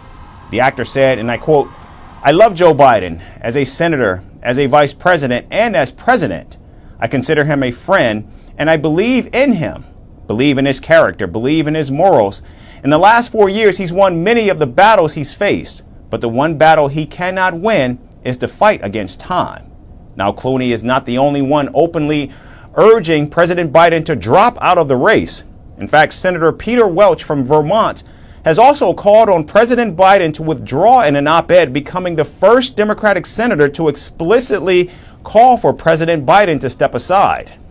Now, reports also say that Senate Majority Leader Chuck Schumer has also privately signaled he's open to a nominee other than President Biden. However, he has reiterated his support for the 81-year-old publicly. So far, 7 House Democrats have called for the commander-in-chief to exit the race. However, it is worth noting that public defections remain a small segment of the 213 Democratic-aligned House members. Additionally, the Democratic leadership continues to support the president publicly. In fact, just earlier this week, President Biden dared Democratic critics to challenge him at the party convention in August. The president has also repeatedly said that he would run the presidential race till the end to defeat Donald Trump. Now, in his speech at the NATO summit, he delivered a message of global leadership in hopes of easing growing concerns over his fitness for office. Now, all of this comes as new polling data shows the race for the White House is in fact tightening, and rank-and-file voters continue to express their unwavering support for the incumbent. President Biden will be doing a primetime interview airing on national television next week on the opening night of the Republican National Convention, signaling to Democratic elites and the donor class that he's not heeding their calls and remains the party's presumptive nominee. And staying in the United States, the NATO summit concluded day 2 of the 75th gathering of the military alliance right here in Washington, D.C. NATO members have not just taken on Russia for its assault against Ukraine, but also Russia's key ally, China. The alliance accused Beijing of playing a key role in helping Moscow's assault in Ukraine and said that China's deepening ties with Russia are a major cause of concern. A NATO declaration from the summit said, quote, China has become a decisive enabler of Russia's war against Ukraine through its so-called no-limits partnership and its large-scale support of Russia's defense industrial base, end quote. NATO leaders urged China to cease all support to Russia's war effort, including transfer of weapons, components, and equipment. A final communique also raises concerns about China's nuclear arsenal. China provides dual-use equipment, microelectronics, a lot of other tools which are enabling Russia to build the missiles, to build the bombs, to build the aircraft, to build the weapons they are using to attack Ukraine.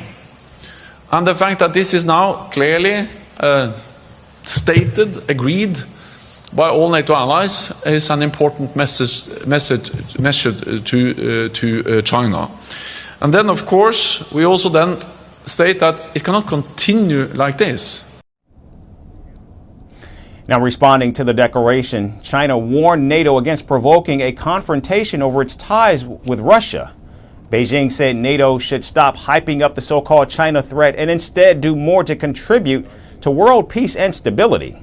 The strategic partnership between Russia and China has grown exponentially since Moscow's invasion of Ukraine. And China has refused to condemn Russia's invasion and called for a political settlement. Meanwhile, NATO leaders continue to bolster support for Ukraine with more aid headed to the war-ravaged country. The alliance pledged $43 billion in military aid for Ukraine within the next year. And U.S. President Joe Biden added that the alliance will defend every inch of its NATO territory. This new pledge sends an unmistakable message to the world that every NATO member is committed to doing their part to keep the alliance strong. We can and will defend every inch of NATO territory, and we'll do it together. And that we're investing in our future strength to ensure NATO will always be ready for whatever threats we will face should be a clear message we're sending to the world. The United States also said the first F-16 fighter jets are on their way to Ukraine and will be flying sorties this summer. The F-16s are being transferred to Kyiv from Denmark and the Netherlands. Ukraine says the jets could help its forces reshape the situation on the battlefield. NATO members have also pledged their support for an irreversible path to future membership for Ukraine.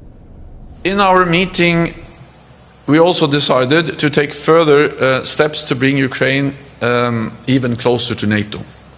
As Ukraine continues its vital reforms, we will continue to support them on their irreversible path to NATO membership. The work we are doing together now will ensure that when the time is right, Ukraine can join without delay. It is not a question of if, but when. More poignantly, the U.S. also said it will start deploying long-range missiles to Germany in 2026. Now, this is seen as a major step aimed at countering the growing threat Russia poses to Europe.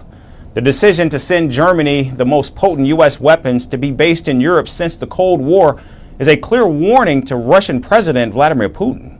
U.S. President Joe Biden also hosted NATO partners and allies for a dinner at the White House to celebrate what he called the greatest alliance the world has ever known. In his speech, President Biden said NATO was stronger than it has ever been. And shifting focus to the Arctic, rising global temperatures are expediting the melting of ice caps in the region. The Arctic contains some of the world's largest untapped mineral and fossil fuel resources. It's also an ideal strategic location with tremendous potential for new rapid trade routes. So naturally, tensions are already simmering in the region with world powers vying for influence. Anticipating these tensions, the Canadian government is bolstering its Arctic defense strategy. Ottawa has greenlit its plans to acquire up to 12 submarines. And Canada's defense policy, which was updated this year, prioritizes Arctic protection in dealing with challenges from Russia and China. The procurement of submarines is a critical step in implementing this strategy as Canada's current fleet of 4 submarines grows more obsolete and expensive to maintain. The new fleet of submarines will be conventionally powered and capable of operating under ice.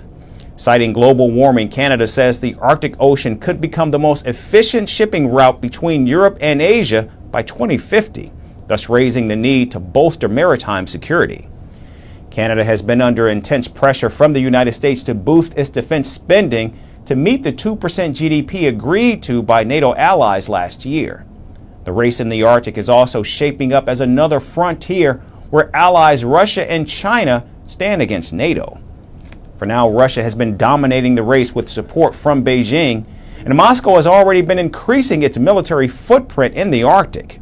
For Vladimir Putin, Russia's domination of the Arctic is more critical than ever. With Sweden and Finland joining NATO, Russia is the only non-NATO country left in the Arctic. This has led Russia to significantly expand its military capabilities in the region, and Moscow has been constructing and refurbishing major ports and bases throughout the Arctic. The Russian Arctic is believed to hold up to 95% of Russian gas reserves and 60% of Russian oil reserves that are still unexplored. While all-out Arctic war certainly isn't imminent, clearly jockeying for position is underway, making the possibility for confrontation increasingly likely. And in South Korea, Seoul is set to deploy laser weapons to shoot down drones coming from North Korea. The program, dubbed the Star Wars Project, could begin as soon as this year. Now, authorities say these laser weapons are quiet, invisible, and cost just over $1 per shot. With this advanced capability, South Korea will become the first nation to deploy and utilize laser weapons. Our next report takes a deeper look at the ambitious program. In the year 1950, North Korea and South Korea went to war. The two neighbors fought for 3 years and it ended in an armistice, not a peace agreement. So, almost 75 years on, they're technically still at war. And now, relations between Pyongyang and Seoul are more tense than ever. In the latest, South Korea has planned to deploy laser weapons to shoot down North Korean drones that cross into its territory. Laser weapons are basically a type of directed energy weapon that uses laser to inflict damage upon enemy weapons. South Korea's arms procurement agency, the Defense Acquisition Program Administration or the DAPA, says the laser program will be known as the Star Wars Project and it could begin as soon as this year. With this project, South Korea will become the world's first country to deploy and operate such weapons in the military. According to the DAPA, the South Korean military, along with the aerospace company Hanwha, has developed these drone-zapping laser weapons. They are effective and cost just around $1.45 per shot. Authorities say the laser weapons are quiet and invisible, and they shoot down flying drones by burning down engines and other electric equipment in the drones. Their beams of light are so quick that they can destroy the enemy drones in just 10 to 20 seconds. In December 2022, 5 drones from North Korea breached the South Korean airspace, which prompted Seoul to deploy fighter jets and attack helicopters in order to shoot them down. This was the first such intrusion since 2017, highlighting the tensions between the neighbors. Notably, the Korean War ended in an armistice in 1953. An armistice is an agreement by opposing sides at war that they will suspend hostilities temporarily. The two Koreas now have a demilitarized zone, or the DMZ, which is a border barrier that divides the Korean peninsula roughly in half. The United States has time and again said that both North and South Korea have violated the armistice by sending drones into each other's airspace. It's worth noting that even countries like China, India and the United Kingdom are racing to develop and deploy laser weapons. A US non-profit think tank says these directed energy weapons could also help counter the proliferation of unmanned systems and target missiles in flight or satellites in orbit.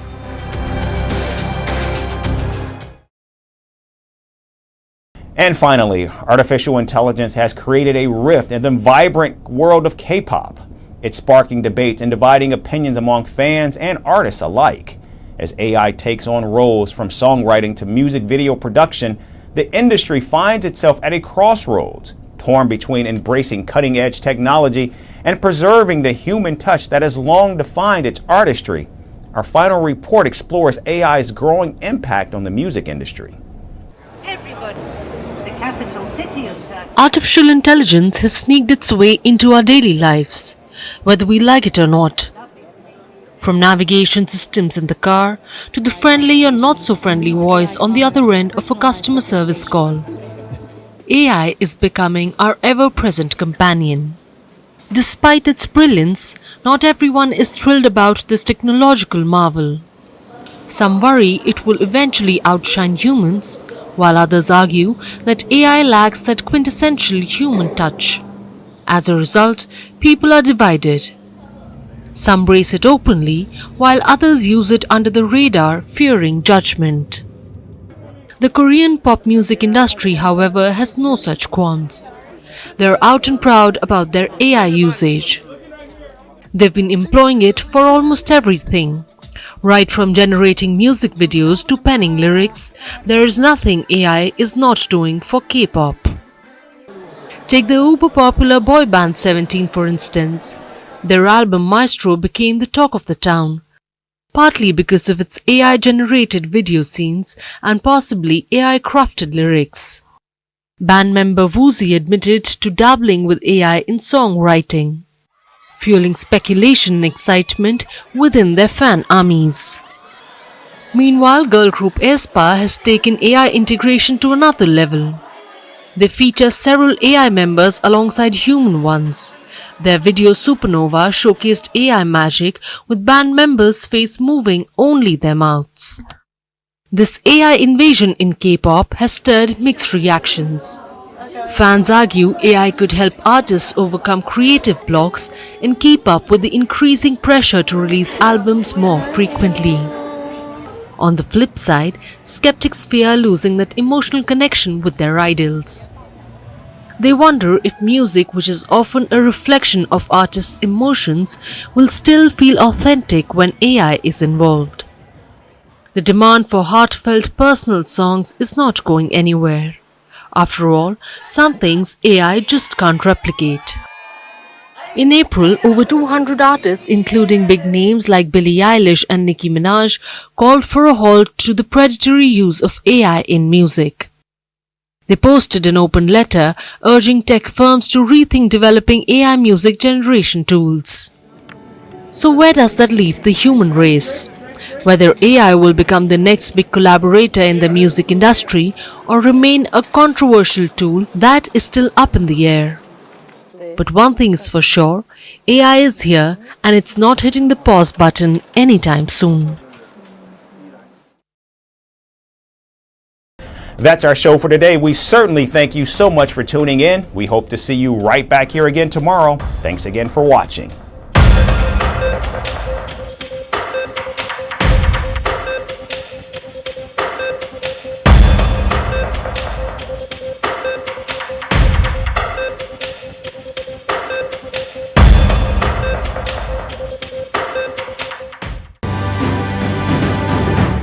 Firstpost reports from the world's second largest continent. Hello, I'm Alison Lagrange. A very warm welcome from Durban, South Africa. We get you the news and the newsmakers from Africa. From elections to climate change to innovations and opportunities. As the world's attention shifts, we report from Africa, the heart of the global south. Join me every weekday live on Firstpost.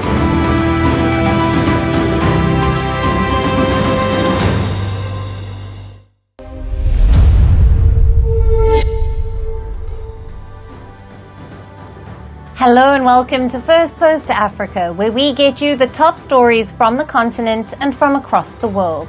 I'm Alison Lagrange, coming to you live from Durban, South Africa.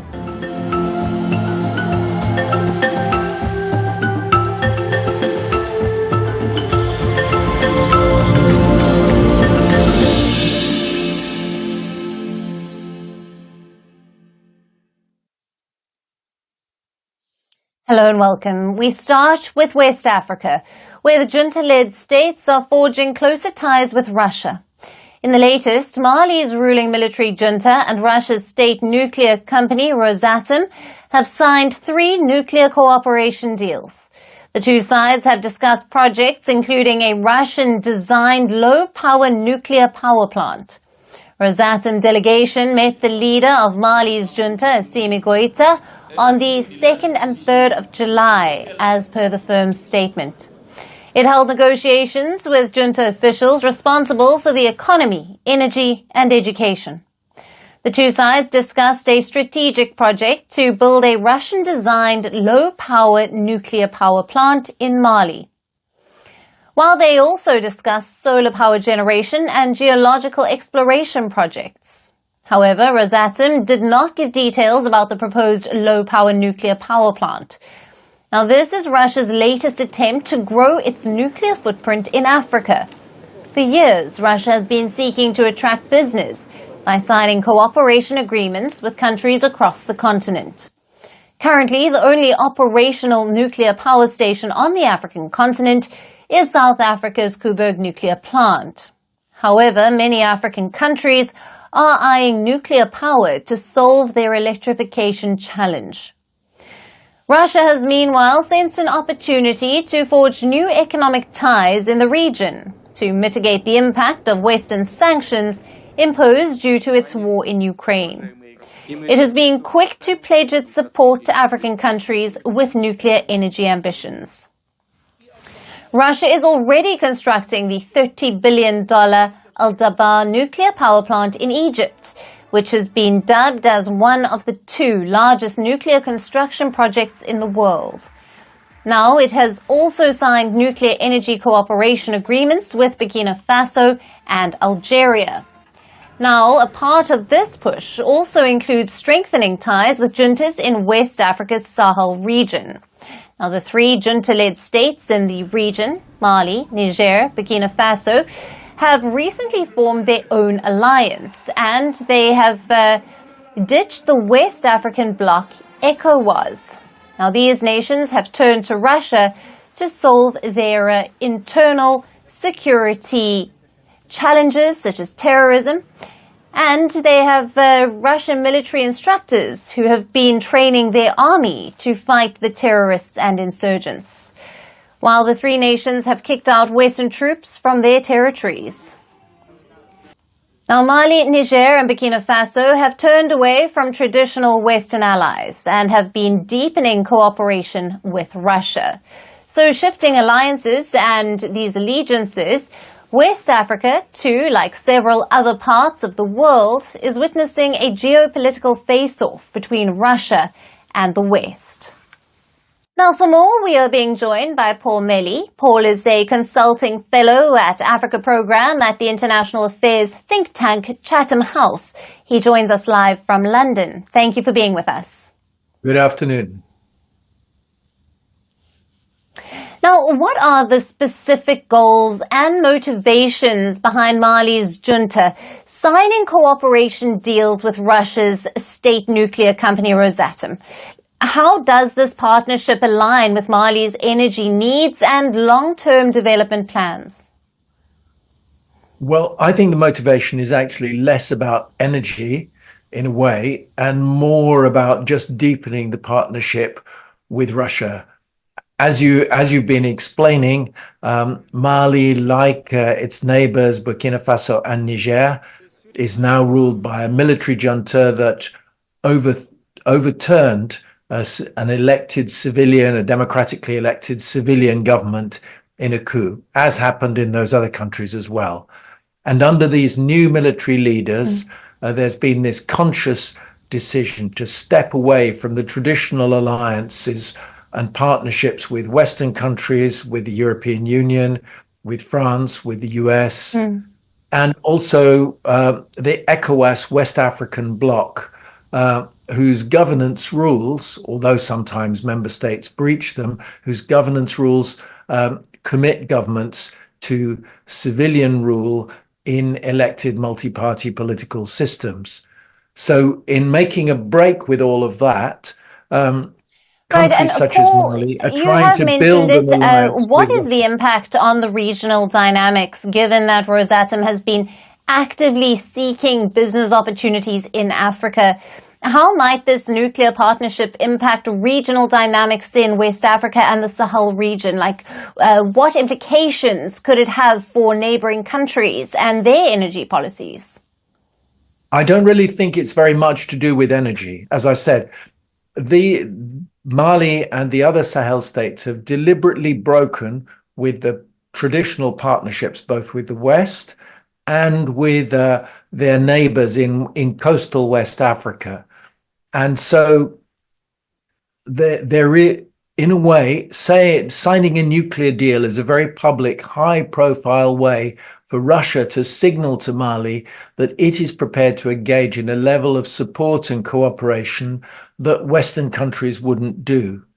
But whether Russia will actually live up to that and contemplate seriously building a nuclear power plant in a country where the energy demand is high but fragile, people are on very low incomes, so the economics of the nuclear power sector are difficult, and where there's a huge security threat.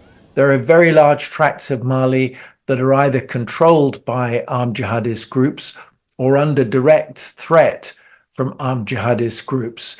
And so that's what leads one to question how serious Russia's intention is.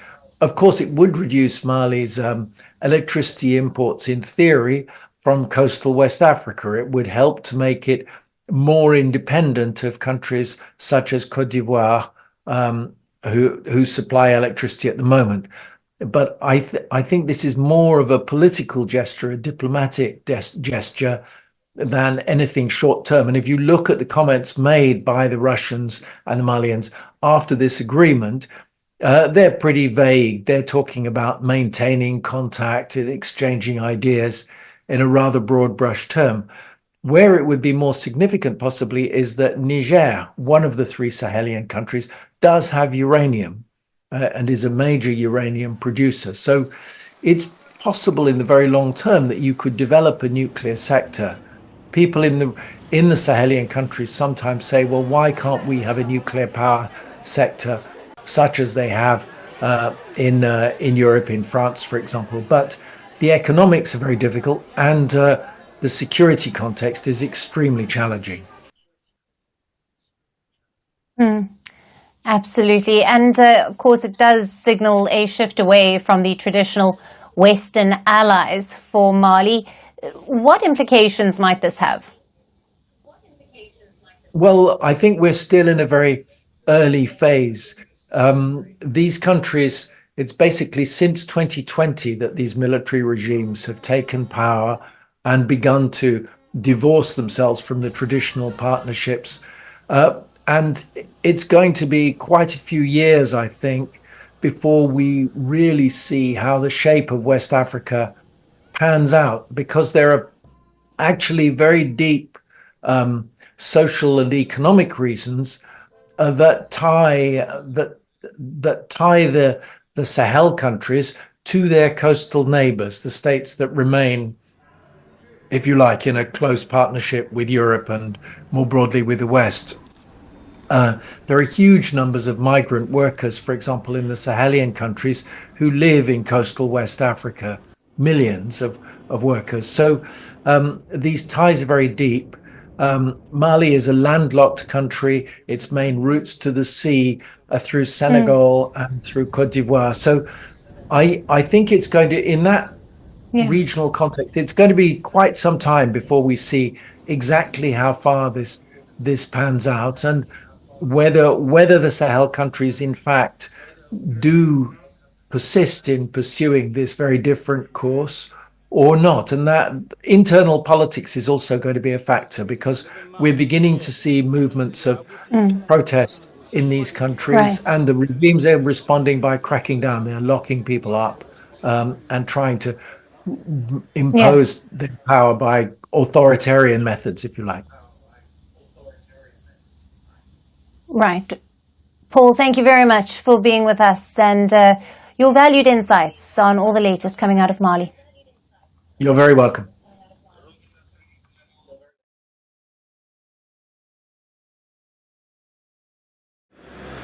The South African Weather Service, the SAWS, has issued a level 8 warning for disruptive rain over Cape Town, Drakensberg and Stellenbosch. The situation is critical and residents are urged to take precautions.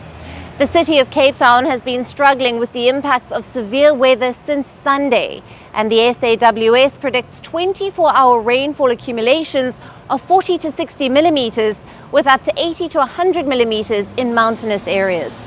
There has been widespread damage to houses and infrastructure.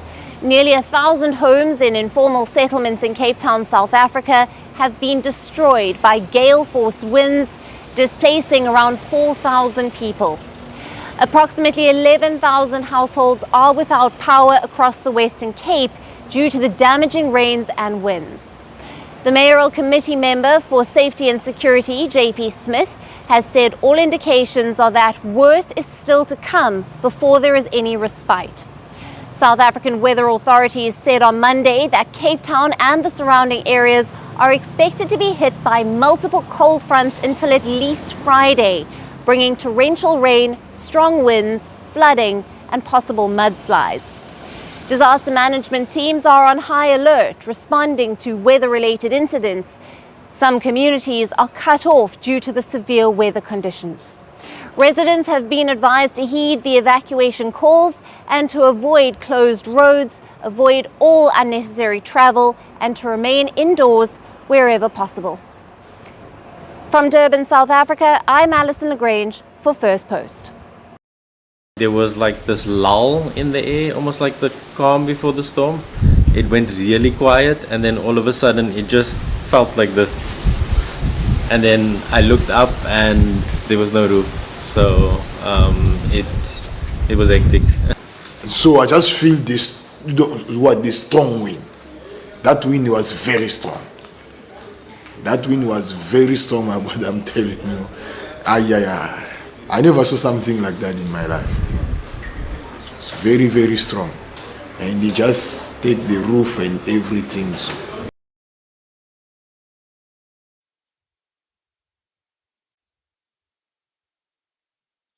Next in, from South Africa's capital, Pretoria, the mastermind behind the brazen looting of over $130 million has triggered national outrage and has been handed a whopping 495-year prison sentence. Chifiwa Matodzi, the former chairperson of the defunct VBS Bank Board, has pleaded guilty to a staggering 33 charges.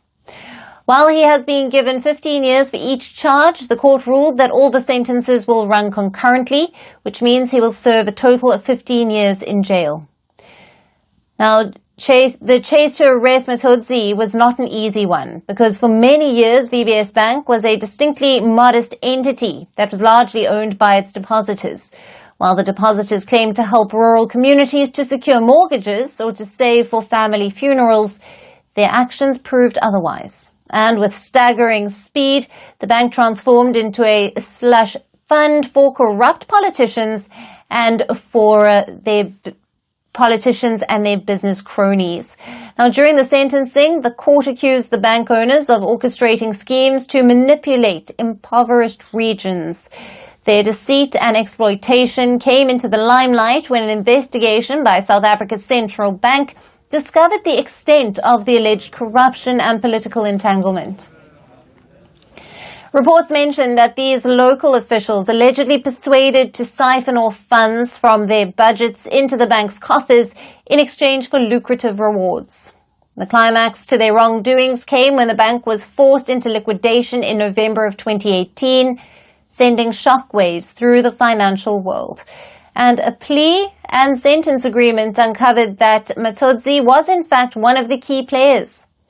The saga of greed, deceit and daring theft had captivated the nation, revealing a tale of high-stakes corruption and clandestine maneuvers that would put any blockbuster thriller to shame.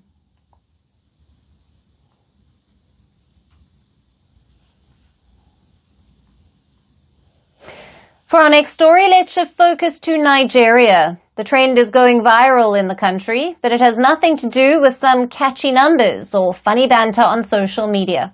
The trend is about fleeing the country. Thousands of young Nigerians are seeking to leave the country in search of a better life. This trend has a name. It's called Japa, which in Yoruba language means to escape. Now, the Japa trend is becoming increasingly popular among the Nigerian Gen Zs, as well as millennials.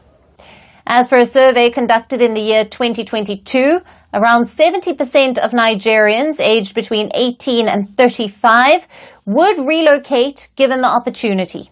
In 2019, the figure was at just 39%. Many middle-class Nigerians have expressed frustration with high unemployment, lack of opportunities, corruption, and infrastructural gaps in Nigeria. They have been sharing their Japa experiences on social media, and many of them are encouraging their peers to do the same.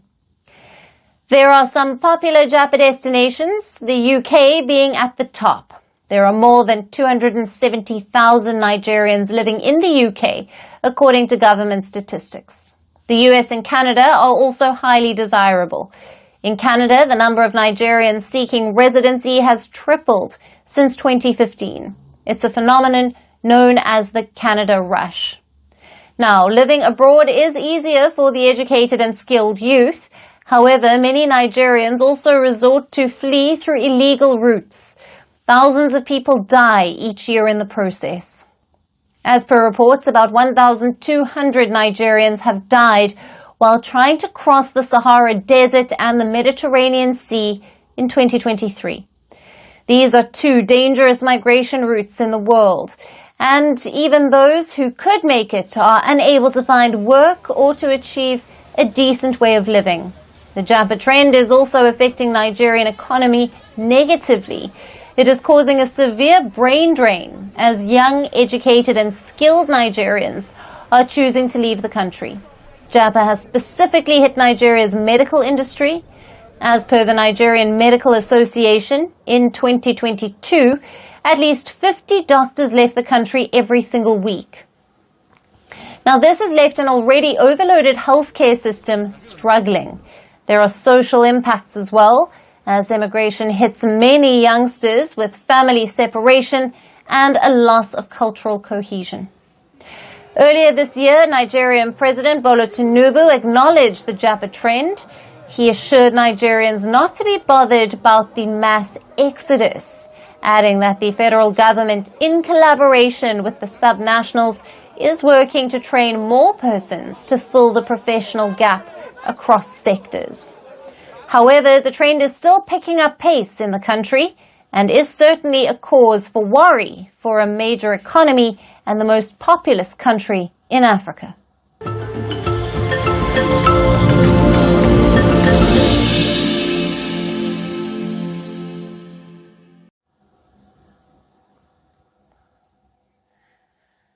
And finally, to our special segment, Resurgent Africa. Amid reports of coups and crises that dominate the headlines from the continent, we get you positive stories that often get overlooked. Our story today is from the North African country of Morocco, where efforts to preserve ethnic music have gathered steam. Every year, the country hosts the Nawa and World Music Festival that aims to promote the music of the ethnic community, bringing together rhythm, rituals, heritage and culture. Hundreds and thousands of people attend this festival each year. Our next report gets you more.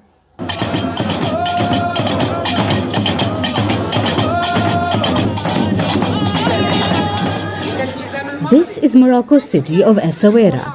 Every year for 3 days, this city holds a cultural event honoring and paying tribute to the ethnic Gnawa people. It's called the Essaouira Gnawa and World Music Festival. This year, from June 27th to 29th, the festival marked its 25th anniversary edition. Over the years, the event has put Morocco on the global music map and has given the world a sneak peek into the history of slavery and the liberation of the Gnawa people, with songs and rhythms that recount their experiences and celebrate their resilience. We came from Tarudant, nearly 300 kilometers southeast of Essaouira, to soak up the atmosphere of this festival, which is now 24 years old and it is not weakening. The attendees have also evolved in their costumes and performances. It's all an honor for Gnawa Festival.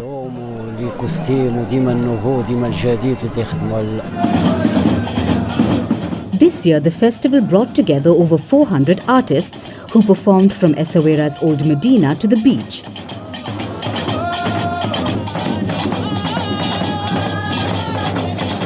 The opening parade was a colourful spectacle with Gnawa Malams in the streets, leading groups of musicians playing various instruments like castanets, drums and a 3-string lute. The musical celebration brought together Gnawa masters, the Moroccan youth and tourists who share the love for the genre. Many young people are increasingly interested in and performing at the Gnawa festival. I tell them that this heritage must be preserved. They must know that being a malam, a master, is not just about wearing a gembri, traditional costume. It's many things, including good conduct, good behavior with people and good behavior on stage. I wish them great success. Despite musical acts from several countries, the festival remains dedicated to its mission of preserving the rich Gnawa heritage.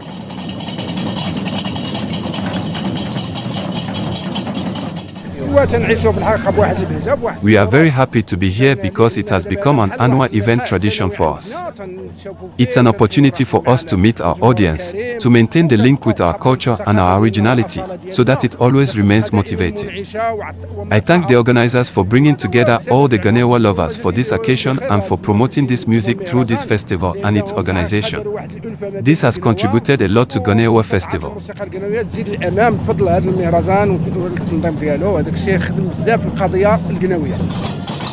Gnawa is a centuries-old spiritual music repertoire that originated from the Gnawa ethnic group in Morocco. It was practiced by enslaved people and has traditionally been reserved for men. Its traditional tunes, also known as Tagnawete, is deeply rooted in Sufism and blends rhythms with spiritual chants and poetry.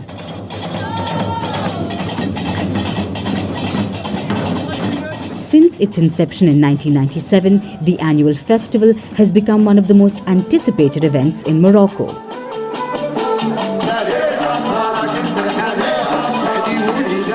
In 2019, it was listed as Intangible Cultural Heritage by UNESCO.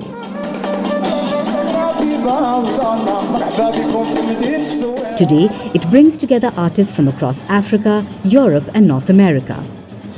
By engaging with different musical traditions and styles, even Gnawa artists are expanding their creative horizons, pushing the boundaries of their own musical expression, and most importantly, are reinventing ancestral art. And that's it on the show for today. We will see you again tomorrow at the same time. Thank you for watching and goodbye.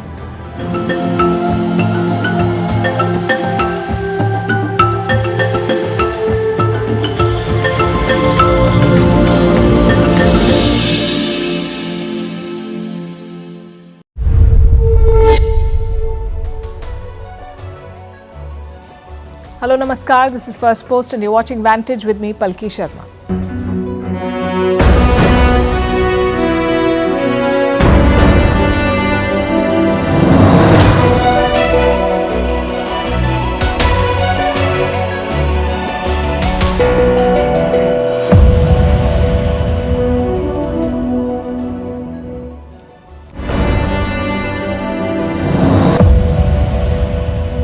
Look, I wouldn't have picked Vice President Trump to be Vice President, but I think she was not qualified to be President. I want to hand it over to the President of Ukraine, who has as much courage as he has determination. Ladies and gentlemen, President Putin. President Putin. He's going to beat President Putin. President Zelensky.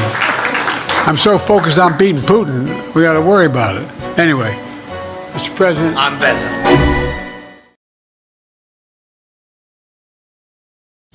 That's Joe Biden, the President of the United States of America, making daily headlines for his gaffes. The latest set came yesterday at an important press conference. Biden's team had billed it a big boy presser, where all concerns about the president's health should have been laid to rest. It was planned in the perfect setting. During the NATO summit, when all key allies of the US would be present and journalists from around the world would cover it. It was indeed a good opportunity, but Biden blew it again. He spoke for an hour, covered a lot of ground from foreign policy to economy to politics to the election, but none of those things made news. What stood out were the president's blunders and the reactions of world leaders around him. I want to hand it over to the President of Ukraine, who has as much courage as he has determination. Ladies and gentlemen, President Putin. I wouldn't have picked Vice President Trump to be Vice President, but I think she was not qualified to be President. Their faces said it all. It's as if they were trapped in a nightmare, hoping for it to end.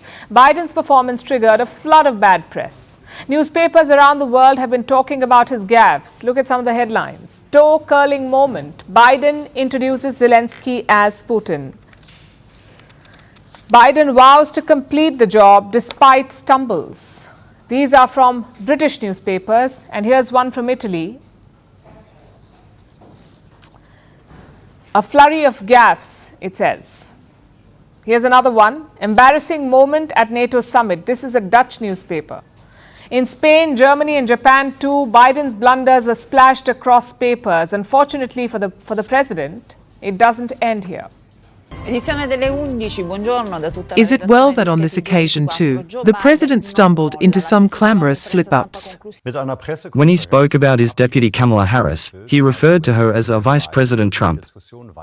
Passing the word to Zelensky, he made a mistake and instead said that he was passing the word to Putin. Well, in general, this just shows what state he is in at the moment.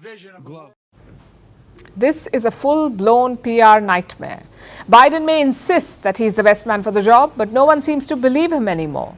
Least of all his party colleagues, the Democrats. They want him out. And if the president refuses to go himself, a mutiny is now a real possibility. Because more and more Democrats are coming out in public. They're asking Joe Biden to step aside. In the last 24 hours, 2 more Democrats have made this demand. And how many of them have said this publicly? At least 17 of them. 17 Democrats have openly called for Joe Biden to end his presidential campaign. These are members of the U.S. Congress in the lower house, better known as the House of Representatives. And reports say more Democrats could join this club in the days ahead. But so far, Biden remains defiant. In your opening answer, you referred to Vice President Harris as Vice President Trump. Right now, Donald Trump is using that to mock your age and your memory. How do you combat that criticism from tonight? Listen to him. Yesterday, reporters tried to grill the president. They asked him direct and pointed questions on his health, on his daily routine, and whether he can carry on for 4 more years. And this is how Biden responded. Instead of my every day starting at 7 and going to bed at midnight, it'd be smarter for me to pace myself a little more. I've taken 3 significant and intense neurological exams by a neurologist. I'm tested every single day. about my neurological capacity to do decisions I make every day. And every single day I'm surrounded by good docs. If they think there's a problem, I promise you, or even if they don't think it's a problem, they think I should have a neurological exam again. Joe Biden tried to mount a strong defense, but it doesn't make his situation better. And forget about the presidential bid for a moment.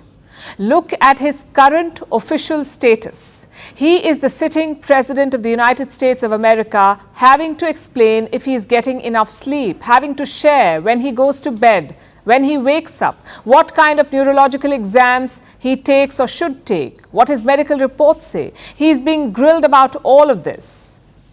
Would you vote for such a candidate? And while his age has been a point of concern for a while, his health became the biggest election issue after the debate.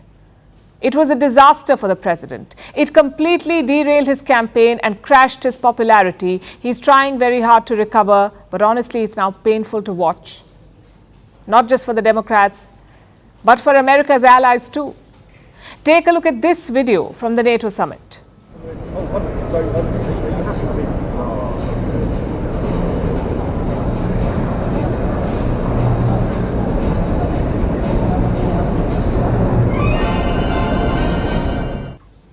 That was Italy's Prime Minister Giorgia Meloni with the outgoing NATO Secretary General Jens Stoltenberg and the Finnish President Alexander Stubb.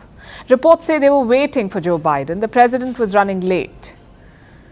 Meloni seems a bit annoyed, rolling her eyes and pretending to look at her watch. Some others were more forgiving. Of course, we can all have a slip of the tongue. I don't hide my preference. Certainly, as a president and a progressive, I prefer Biden as president of the United States. Slips of tongue happen, and if you always monitor everyone, you will find enough of them. But this vote of assurance is not helping Joe Biden. The attacks continue both from his political and geopolitical rivals. Donald Trump, of course, was quick to attack.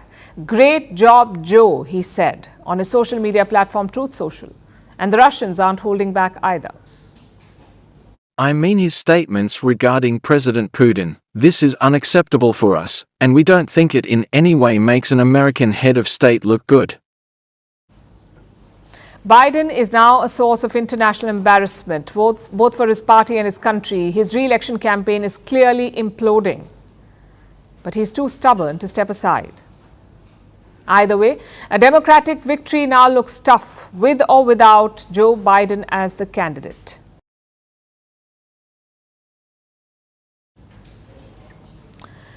So you have Biden pulling off a series of gaffes in the US. But this tendency seems to have crossed continents and made its way to Americans in other places, like India. Yesterday, we saw a foot-in-mouth moment here. Courtesy Eric Garcetti, the US ambassador to India. Garcetti thought it was a good idea to lecture India over Prime Minister Narendra Modi's recent trip to Russia. Take a look at what he said. I know that India, and I respect that India, likes its strategic autonomy. But in times of conflict, there is no such thing as strategic autonomy. That was a shot fired at India and its relationship with Russia. The first rebuke was soft, but Garcetti followed it up by talking about India's relationship with the US. Because this relationship in Washington is a special one indeed. It is very wide. In Washington today, where very few things unite American political leaders, it is bipartisan, it is bicameral, and it is bi-branch. But as I also remind my Indian friends, while it is wide and it is deeper than it's ever been, it is not yet deep enough. That if we take it for granted from the Indian side towards America. He said that the India-US relationship is, quote unquote, not yet deep enough. And he warned India to not take it for granted. Basically, he told New Delhi to not push its luck, because the US may change its mind about the friendship. And this is the latest in a string of American lectures. First, there was Matthew Miller, the US State Department spokesperson. Listen to what he said. As I said yesterday, we have been quite clear about our concerns about India's relationship with Russia. We have expressed those privately, directly to the Indian government, and continue to do so, and that hasn't changed. Miller said that the US raised its concerns with India privately. Unwarranted, but at least it was private. Then there was the public rebuke by Ambassador Garcetti in New Delhi. His tone may have been friendly, but his message was not. And finally, there was Jake Sullivan, the US National Security Advisor. Yesterday he said, and I quote, "We've made clear to every country in the world, including India, that a bet on Russia as a long-term reliable partner is not a good bet." Sullivan's statement is extremely ironic. He talks about Russia not being a reliable partner, and he said this yesterday, within hours of Garcetti telling New Delhi to not take Washington's friendship for granted. You can't make this up. The Americans really need to get their story straight. And more than that, they need to get with the times.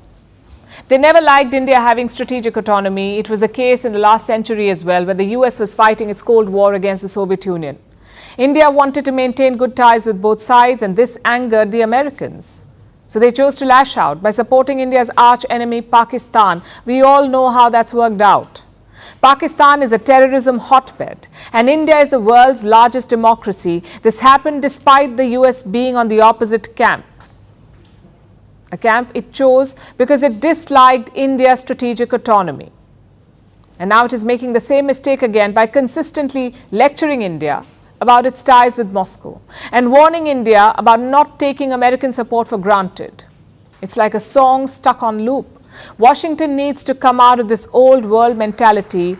It could not shake India's resolve in the last century when India was significantly less developed. So what makes the Americans think that they can influence India now? India is fiercely protecting its strategic autonomy. Garcetti said there is no such thing as strategic autonomy in times of conflict. But whose conflict? This is not India's conflict. It's time Washington accepted this.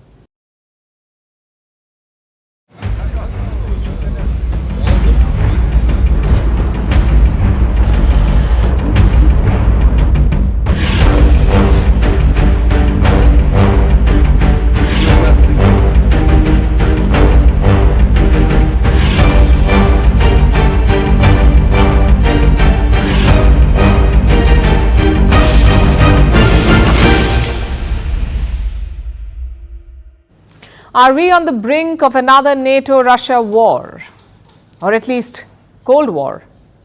It's a question we have asked many times. There have been accusations, posturing, saber-rattling, and even some border drills. But the NATO and Russia have never come down to a face-off. Will they now? And here's why I ask. The NATO summit has just ended. The military alliance has turned 75. Washington played host. NATO leaders arrived, clicked pictures and got down to business. They had a lot on the agenda: Ukraine's membership, the China threat, and their favorite enemy, Russia. And they did not miss the opportunity to poke Russia again. The US made a major announcement. Washington will deploy missiles to Germany. The United States decided to deploy deep precision strike capabilities in Germany, which I think is a very good decision, and it fits into all the decisions we already took. It is something of deterrence, so it's securing peace, and it is a necessary and important decision at the right time. So what are these deployments about? The US will be sending long-range missiles to Germany. These are period deployments, meaning they're not permanent. The Americans will send surface-to-air SM-6 missiles, Tomahawk cruise missiles, and hypersonic weapons. These deployments will begin in the year 2026. Now, Germany does not have long-range missiles that launch from the ground, so this move will boost Berlin's capabilities. And the White House argues that the deployment is crucial. It will act as a deterrent. Germany says it is crucial for peace. So that's the line that the West is taking. But what does Russia have to say about it? Well, a lot. This is aimed against us. Of course, we must be aware of this. But there is no reason for nervousness or any alarm, because we began to prepare for such a development a long time ago. The aggressive course of the United States and the North Atlantic Alliance, led by Washington, is not changing. But we cannot be intimidated. We'll find a response. So Moscow is not happy about this at all. The Kremlin calls it a national security threat. They say they're mulling a response. They want to deter NATO. But here's something else that stood out in their statement. The Kremlin says, and I quote, all the attributes of the Cold War with the direct confrontation are returning. It's a strong statement. To understand it, let's go back to history. In the 1970s, the Cold War was at its peak. The Soviet Union deployed ballistic missiles. They were in striking distance of Europe. So the US deployed missiles in West Germany. The Pershing II ballistic missiles. That's what the Americans deployed. And this led to protests across the nation because the Germans believed it would make them a target. After years of negotiations, America and the Soviet Union came to a deal that was signed in 1987. The agreement promised to remove the weapons from Europe. The two sides had a deadline for a few years, so they withdrew missiles from the region. And all was well until 2019. But that's when America blamed Moscow for violating the deal and they pulled out of the treaty under Donald Trump. And this is what Russia is referring to now, the Cold War posturing. Are we back to that? Turkey's President Erdogan has warned against this. He's urged NATO to avoid conflict with Russia. But the appeal may have come too late because Moscow plans to respond to American deployment now militarily. They've said it in so many words. They've not given specific details, but the prospect itself should worry the world. In the month of June, President Putin met his security officials. He said Russia should restart production of short-range nuclear-capable missiles. So you get the drift. What we're looking at is a renewed arms race in Europe. But will it just be mere posturing this time, or will it turn into a full-blown conflict? It's a story we'll keep tracking. Ukraine is fighting Russia, not just on the battlefield, but also on social media. A recent report claimed that the Ukrainian president's wife was siphoning money. And what did she do with it? The report said that she bought a $4 million car, a Bugatti. Later, it turned out to be fake news, but you know the kind of damage such reports can do. Also, this is not the first such report. Disinformation has been rampant throughout the war, and most of it is around believable themes, like this Bugatti story. It's about Ukrainian corruption, coupled with the anger over Western aid. So how is the country dealing with it, and what is the West doing about it? Our next report tells you. The Ukraine war, it's being fought on the battlefield but also on social media. Disinformation has been rampant throughout this conflict, and a new one targets the Ukrainian president's wife, Olena Zelenska. She allegedly bought a rare Bugatti Tourbillon from Paris last month. Apparently, it was for $4.8 million. An invoice with her name showed the price of the car, when it will be delivered, along with the production date. But here's the most important part of it. It's being alleged that she bought it with US aid money. So how much of this is true? The report first appeared on an obscure French website.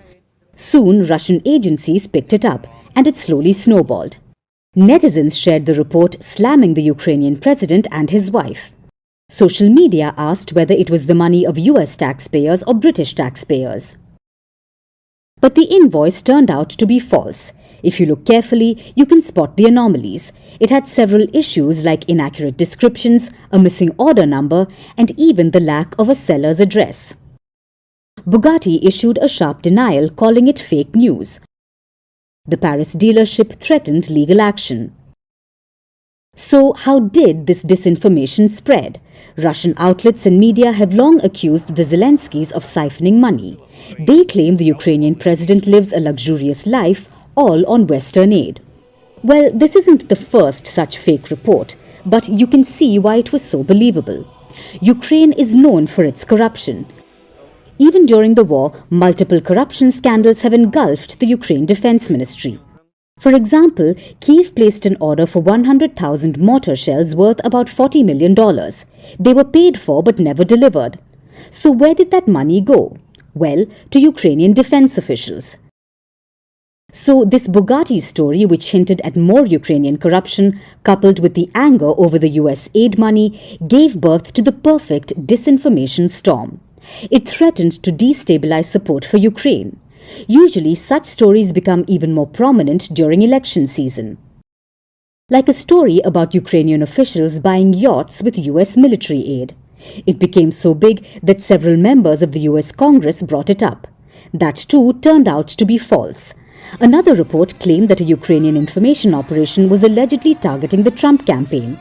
The US Justice Department too has dealt with this issue. It blames the Russians for this disinformation campaign as well. The operators reportedly used fake social media accounts which were amplified by artificial intelligence. Washington claims such accounts spread pro-Kremlin messages in the United States and abroad. Nearly 1,000 social media accounts were allegedly associated with this. So, while the Bugatti story has been fact-checked, there are countless such stories doing the rounds, all targeted at the Western audience this election season. The West believes while Russia is making gains on the battlefield, it's waging a war of optics as well.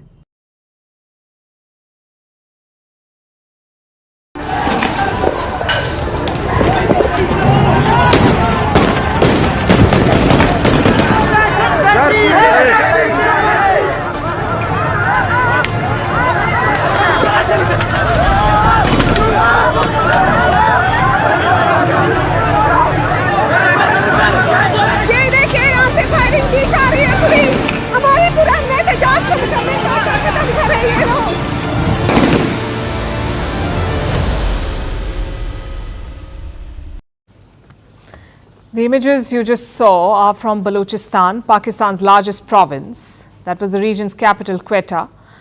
That is where the Pakistani police went on a rampage. They attacked a group of demonstrators who were protesting peacefully against a rampant problem in Balochistan. Enforced disappearances. A lot of people have gone missing over the past few years. The protesters were asking for their return. Among those missing are students and a man called Zahir Ahmad Baloch. His disappearance was the trigger for the latest demonstrations. Zahir Ahmad Baloch was allegedly abducted on the 27th of June. His family wants to know his whereabouts. So they've been demonstrating for days. Yesterday was the 11th day of demonstrations in Quetta. There was no response from the government, so some protesters decided to move to a different part of town, known as the Red Zone. And it seems that the Pakistani police forces did not like the idea. They would have preferred that the protesters remain put, hidden and out of sight. So the police decided to push them back by resorting to violence.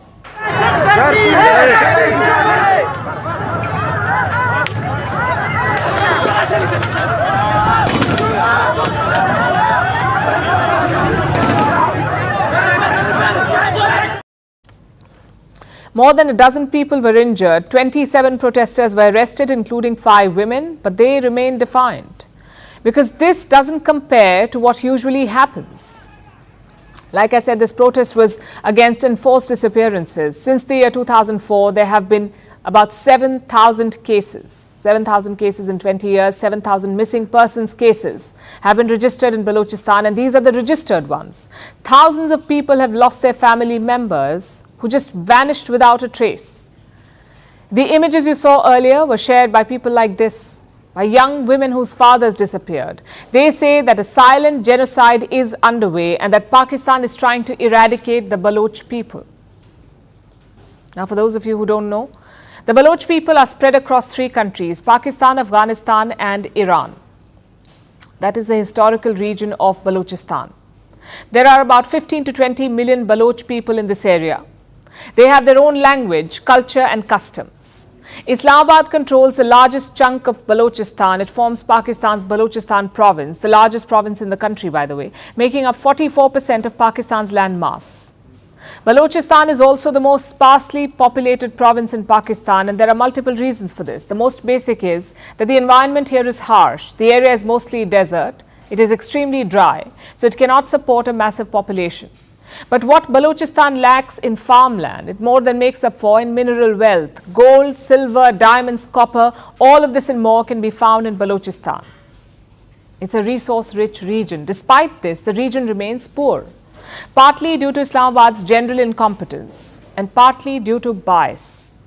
You see, resources and wealth are traditionally diverted to the centre, to regions like Punjab and Sindh. That's where all the money goes. Peripheral areas like Balochistan or Khyber Pakhtunkhwa suffer from neglect. And this sets off a domino effect. Residents of the neglected areas feel like second-class citizens in Pakistan. They rise up against the Pakistani state, often in the form of militant organizations. So Pakistan ends up creating its own problems and then tries to clamp down on them with violence. It's a vicious cycle, and it has resulted in this crisis in Balochistan, made worse by the situation in Gwadar. Gwadar is a coastal town in Balochistan where China has invested in a deep-sea port. This is a part of the China-Pakistan economic corridor. The port was supposed to boost trade, but not for Gwadar or Balochistan, for China and its friends sitting in Islamabad. That's where all the benefits are going. So the locals do not benefit, and this has made some of them resentful. It has led to a spate of attacks on infrastructure built by the Chinese. And the result is this. Pakistan is now diverting more resources to ramp up security for the Chinese projects. And once again, the ordinary people of Balochistan get left behind.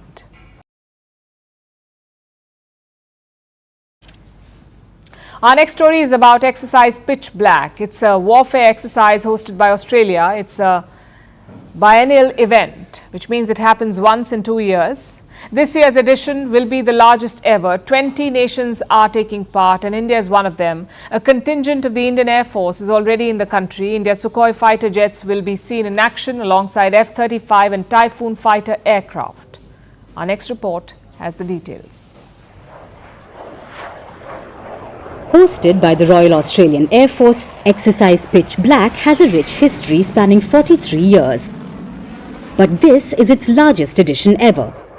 20 countries, over 140 aircraft, more than 4,000 military personnel will take part in it. Also joining them will be the Indian Air Force. The biennial exercise began on July 12th and it will go on till the 2nd of August. Exercise Pitch Black derives its name from its emphasis on nighttime flying. It's usually over vast unpopulated areas. This creates unique and challenging combat scenarios. This edition focuses on large force employment warfare. What countries hope to achieve is better cooperation and enhanced operational experience.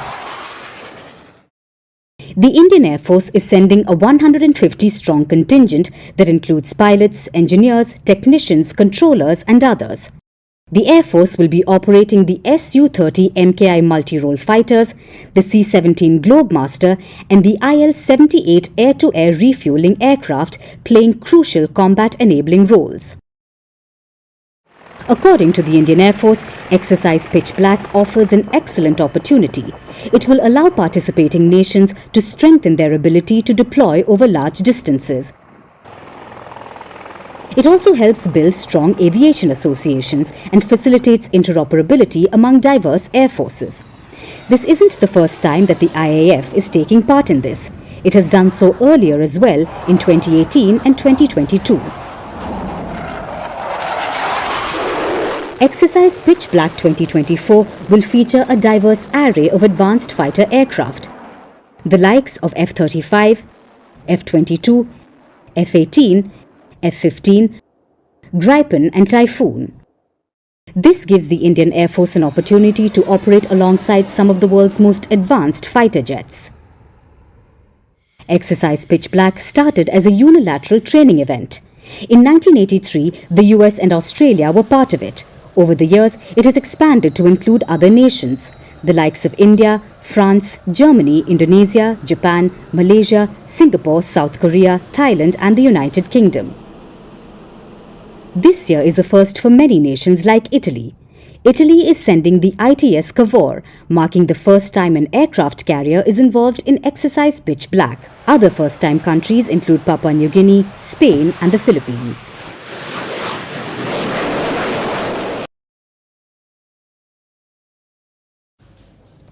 Now let's talk about jobs. Have you tried to appear for a job interview recently? Imagine going for that interview. What would your day be like? You would probably arrive early, try to settle in before the interview. If possible, try to engage with some of the current employees to learn more about your prospective employer, get to know the workplace better. But in India's western state of Gujarat, some job hunters were in for a nightmare, a stampede at the interview venue. Take a look.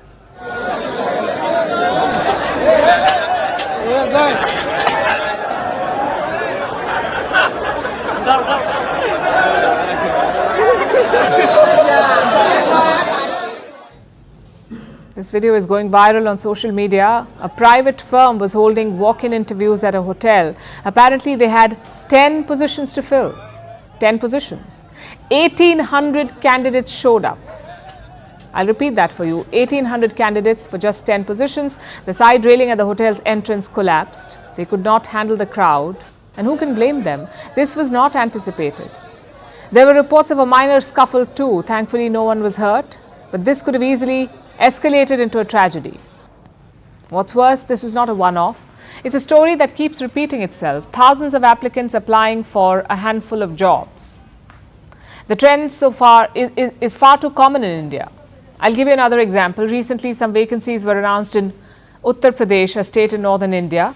These were vacancies in the UP police. They had 62 open positions. Do you know how many candidates applied? More than 93,000.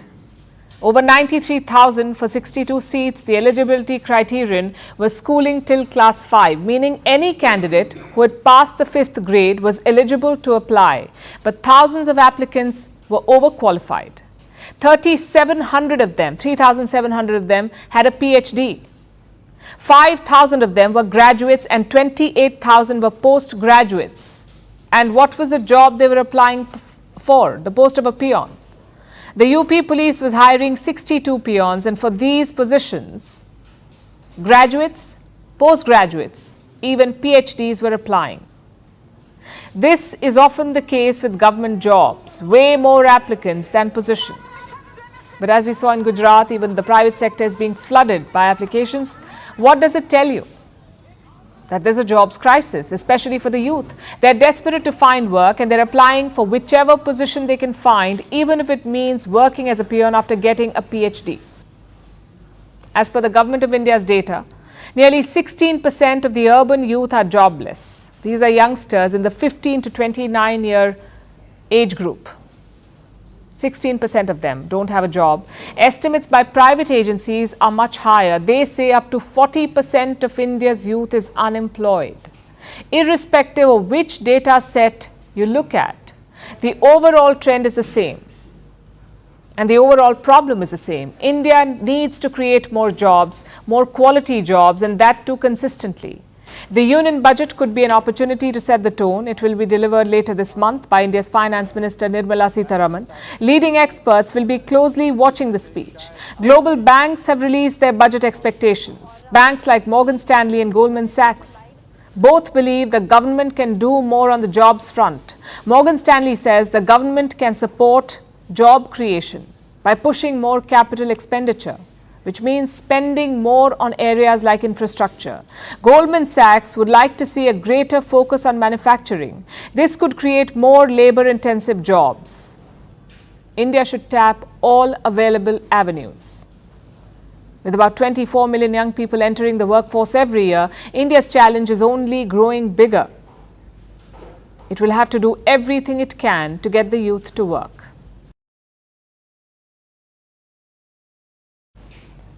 Now let's turn our attention to Africa, to Kenya in the east, where President William Ruto has just taken another step. He addressed the country and made this announcement.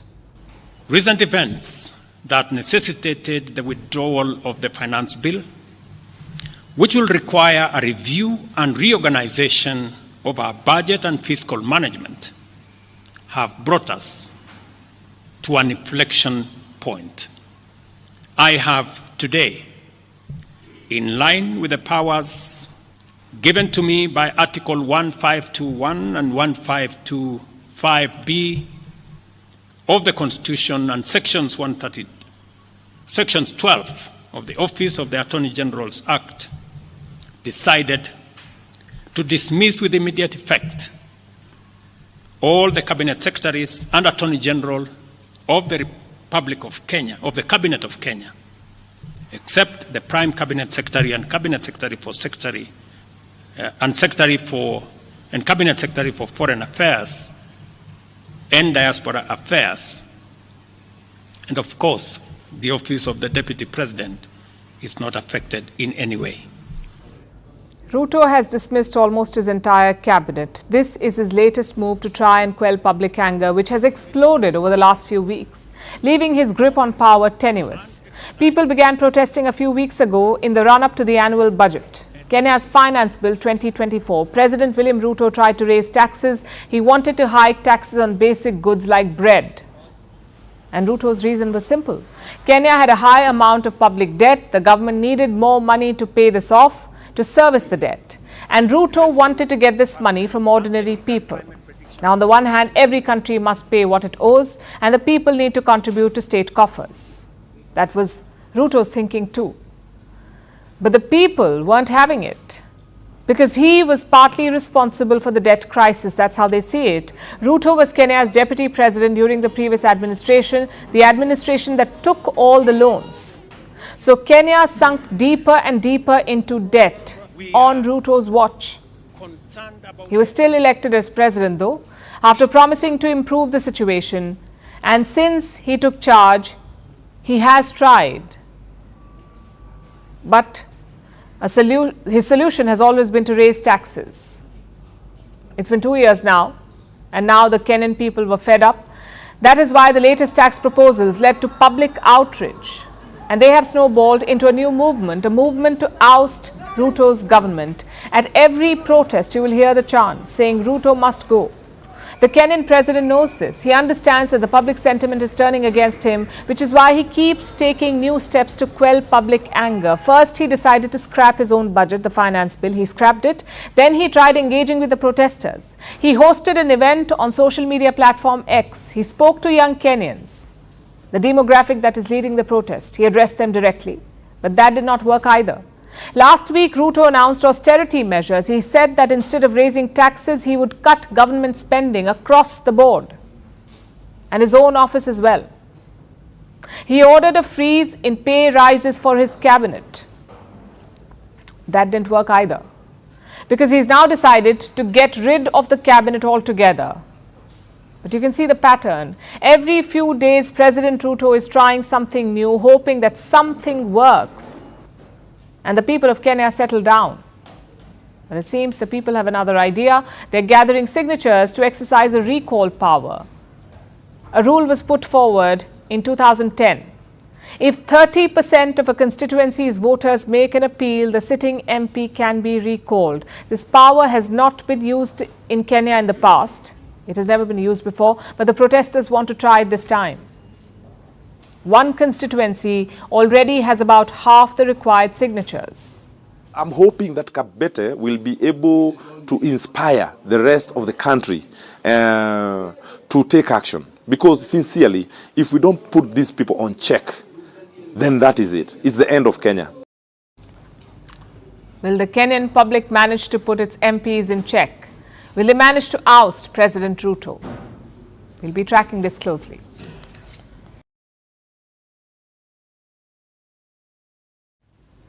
Our next story comes from Scotland, which has witnessed its worst whale beaching in decades. A pod of 77 whales beached itself on the island of Sanday.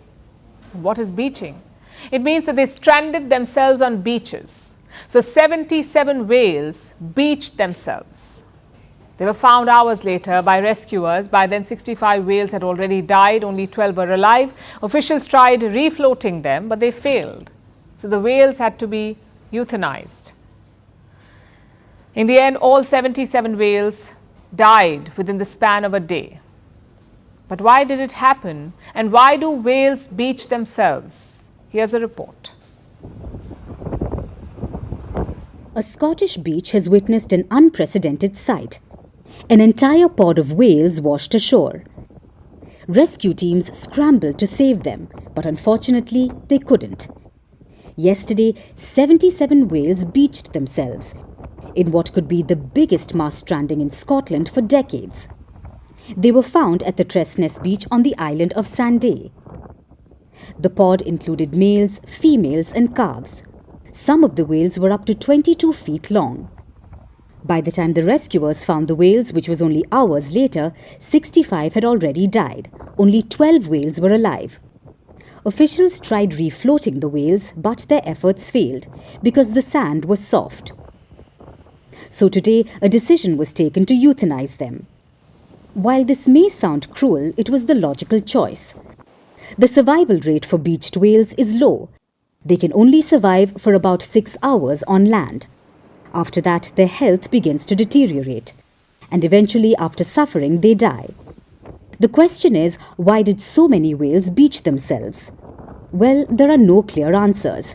Experts say it's too early to know what caused the stranding. But most likely, one of the whales got into trouble and the rest of the pod tried to help. For now, officials have launched an investigation into the matter, and public have been asked to stay away from the area because post-mortem examinations are being carried out. Though this is the largest stranding event in Scotland, strandings of a similar scale have been seen in recent years, and that's no surprise. Like most things in nature, climate change has worsened beach strandings as well. It is an indirect factor as it warms up the oceans and puts the whales at risk of habitat loss and pushes the species into newer and unfamiliar territories. No one knows why the phenomenon occurs. But the greatest strength of whales can also be their downfall. Whales are highly sociable animals, so if one member falls sick, is injured or under threat, the member goes towards the shore to beach itself, and the other whales follow, which scientists assume is the case in the Scotland beaching as well. But so far this is only a theory. Science doesn't have any concrete evidence yet, except that whales aren't the only animals that beach themselves. So do dolphins. There are around 2,000 strandings each year worldwide, and most of them result in the animals dying. And till we find out why this happens, we won't be able to prevent it.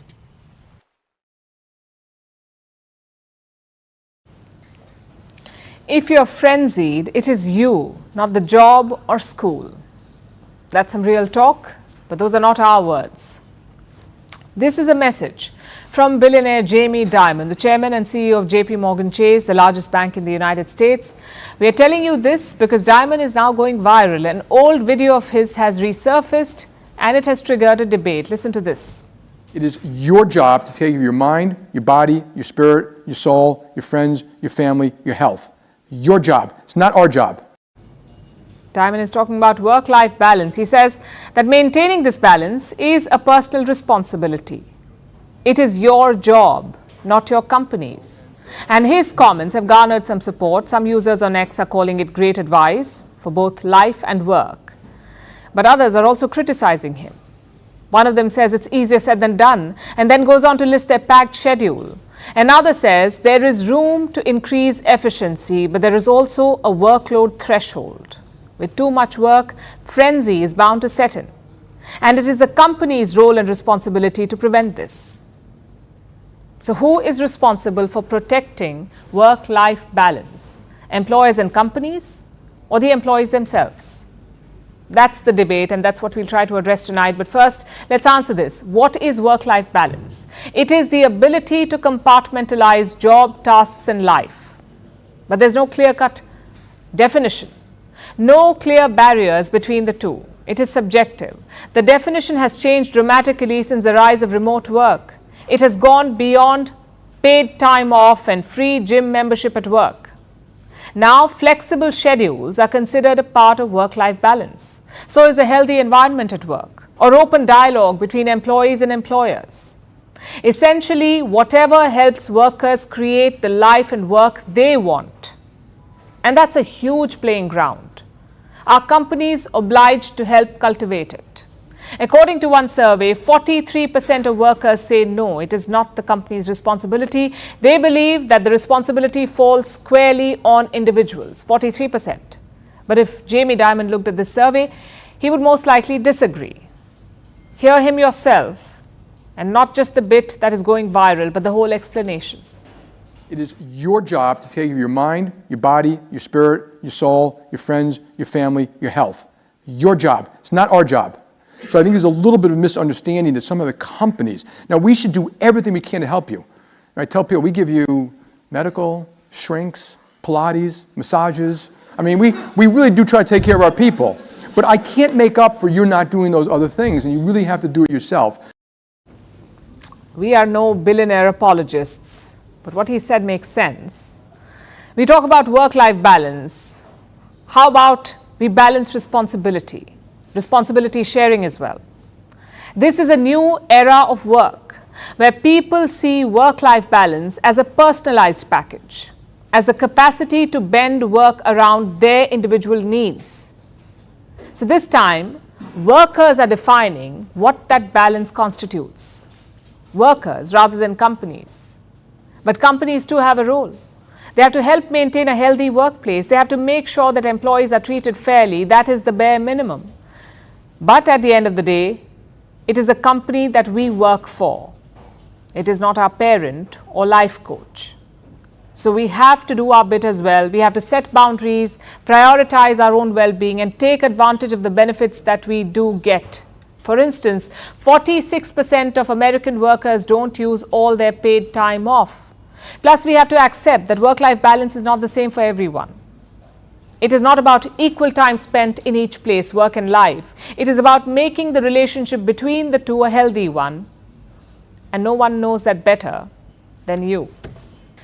And now it's time for Vantage Shots, images that tell the story. In Spain, 3 runners have been injured, one of them gored, on the 6th day of the Bull Running Festival. In the US, a massive blaze breaks out in a Philadelphia apartment building. In Ukraine, orchestra presents a token remembrance on the site of a children's hospital that was hit by a Russian missile. And finally, we're taking you back in history. On this day in 1823, India launched its first steam engine ship. It was named Diana. At the time, India was colonized by the British, so Diana was operated by the East India Company and became their first steam-powered warship. We're leaving you on that note. Thank you for watching.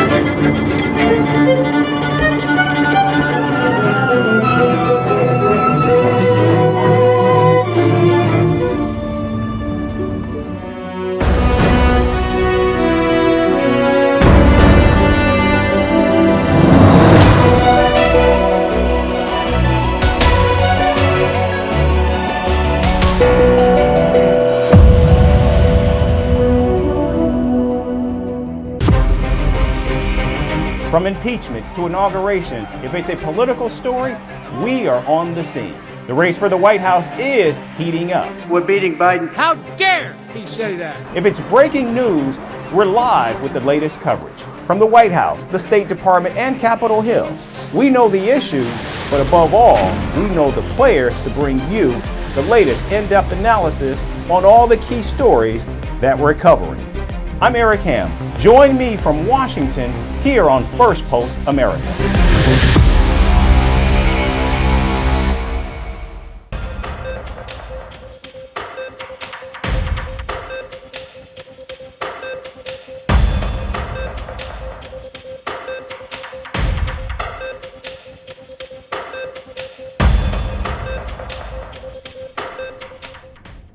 We begin with the latest from Washington, D.C. The NATO summit, marking 75 years as the world's premier military alliance, came to a close with a signing ceremony featuring an address by U.S. President Joe Biden as he was flanked by European allies and Ukrainian President Volodymyr Zelensky.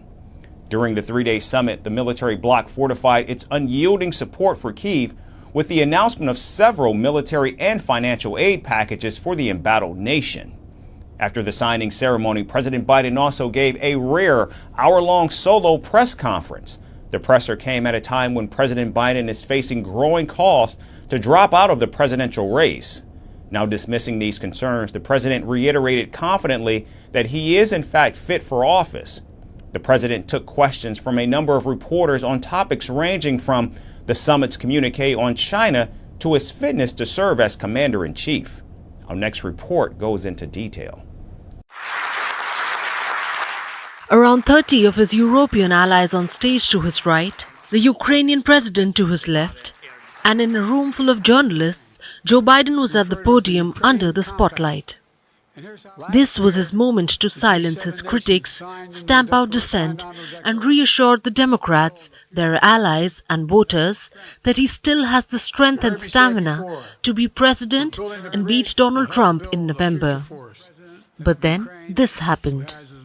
Russia will not prevail in this war. Ukraine will prevail in this war, and we'll stand with them every single step of the way. That's what the compact says, loudly and clearly. And now I want to hand it over to the president of Ukraine, who has as much courage as he has determination. Ladies and gentlemen, President Putin. President Putin. He's going to beat President Putin. President Zelensky. I'm so focused on beating Putin, we got to worry about it. Anyway, Mr. President. I'm better. You are a hell of a lot better. This moment not just caught the European leaders in the room off guard, but also Biden himself.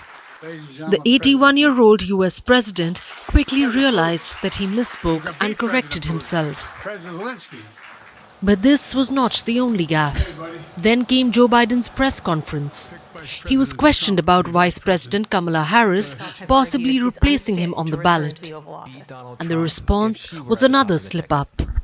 Look, I wouldn't have picked Vice President Trump to be Vice President, but I think she was not qualified to be President. So let's start there. Number one, the fact is that the consideration is that I think I'm the most qualified person to run for president. I beat him once, and I will beat him again. When Trump took a swipe at Biden for this mix-up, the US president responded by saying he does know the difference, once a prosecutor and the others a felon. Biden also struggled to find the words Joint Chiefs of Staff. When he could not find the right words, he used Commander-in-Chief, which in fact is a position the president holds. And so our military is working. I'm following the advice of my Commander-in-Chief, the Chief of Staff of the military, as well as the Secretary of Defense and our intelligence people. It was not all bleak for Biden, though, like this impassioned remark on NATO.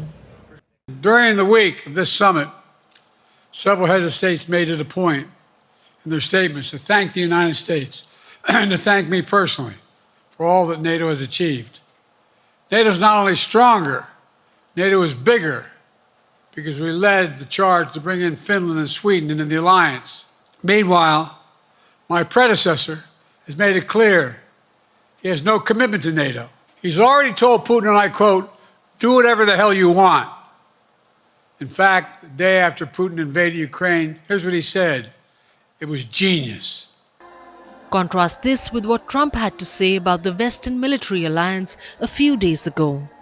I went and didn't make a nice speech. I said, what the hell are you doing? Nobody's paying. Nobody was paying. But I didn't want to be obnoxious because I felt, it's the first time I'd ever done this. I didn't even know what the hell NATO was too much before, but it didn't take me long to figure it out, like about 2 minutes. And the first thing I figured out was they weren't paying. We were paying. We were paying almost fully for NATO. And I said, that's unfair, but I didn't want to make a big mess. I was president for about 15 minutes. And I didn't want to, go after NATO as my first thing. But there is no denying that Democrats are now growing increasingly anxious. At least 16 of the 213 Democrats in the House and one of the Senate's 51 Democrats have appealed publicly to the president to withdraw from the race. Hollywood actor and prominent donor George Clooney has also called on Biden to drop out.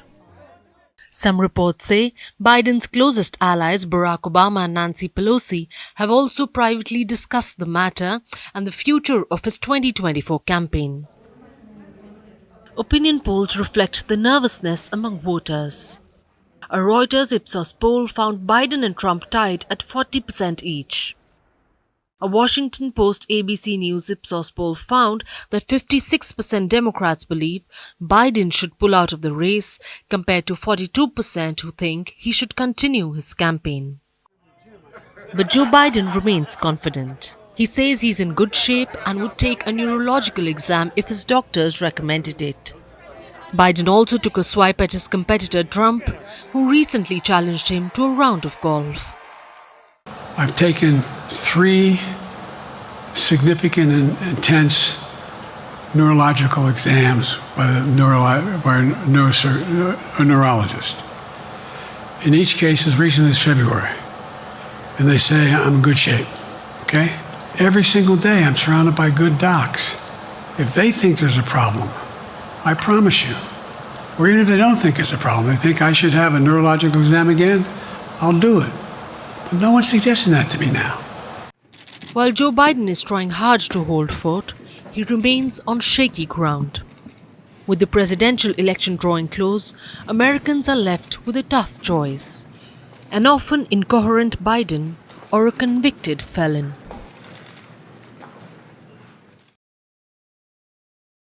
Moving to Russia, Moscow has expressed anger over Washington's plan to deploy missiles in Germany for the first time since the Cold War.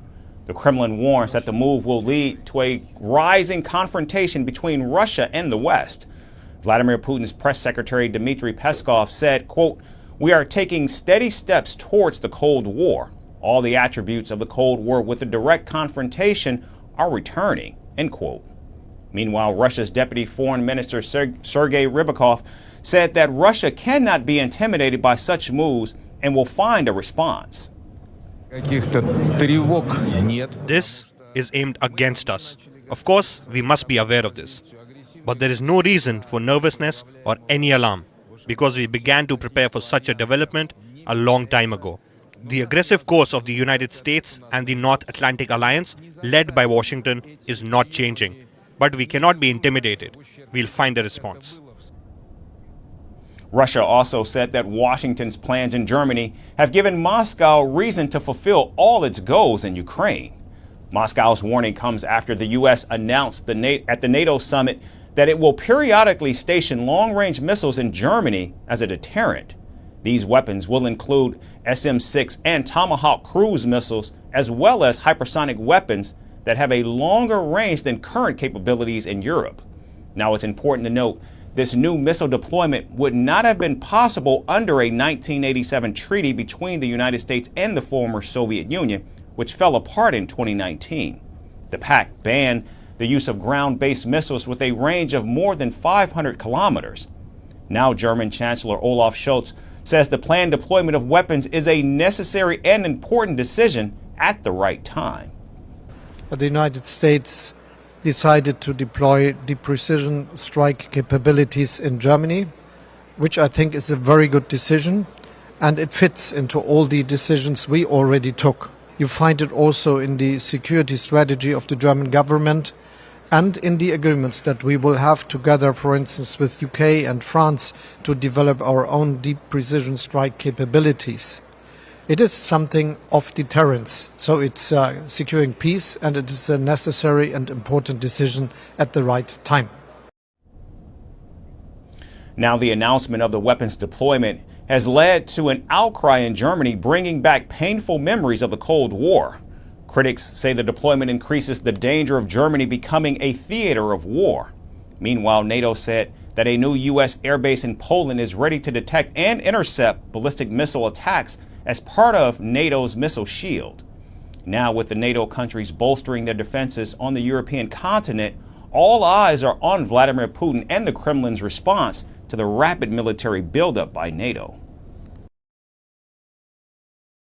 Next, we turn to the Middle East, where after a week-long assault in Gaza City, Israeli forces announced that they've ended their operation against Hamas there.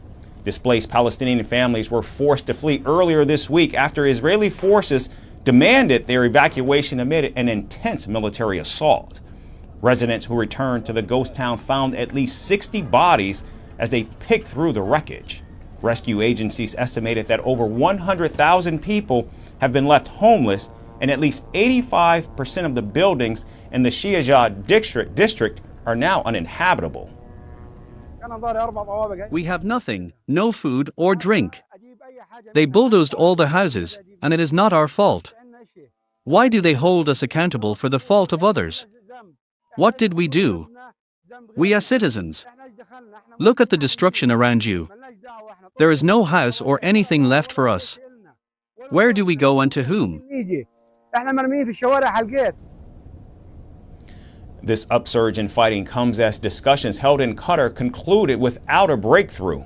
However, U.S. President Joe Biden said that though there were gaps to close, the ceasefire agreement was in fact making progress. I sent my team to the region to hammer out the details. These are difficult, complex issues. There's still gaps to close, but we're making progress. The trend is positive, and I'm determined to get this deal done and bring an end to this war, which should end now. Now, as the complex negotiations for a ceasefire continue, Israeli Prime Minister Benjamin Netanyahu is facing mounting pressure back at home. Amid the backdrop of these negotiations, the Prime Minister is battling growing dissent among the people, as well as divisions within the government and military. Fueling the backlash is Israeli Defense Minister Yoav Gallant's call for an investigation into the state's failings, including a probe against himself and Prime Minister Netanyahu.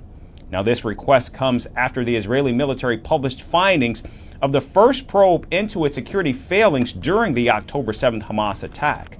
The IDF acknowledged that it hadn't protected the citizens and admitted they were unprepared for the unprecedented scenario. The state inquiry must be objective. It needs to investigate all of us, those who make decisions and those who carry them out. It must investigate me, the defense minister. It must investigate the prime minister. It must investigate the military chief as well as the head of security services.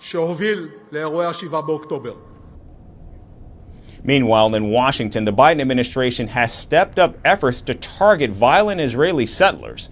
The United States has added new individuals and organizations to a growing sanctions list and has warned banks to check transactions linked to all Israeli outposts in the West Bank.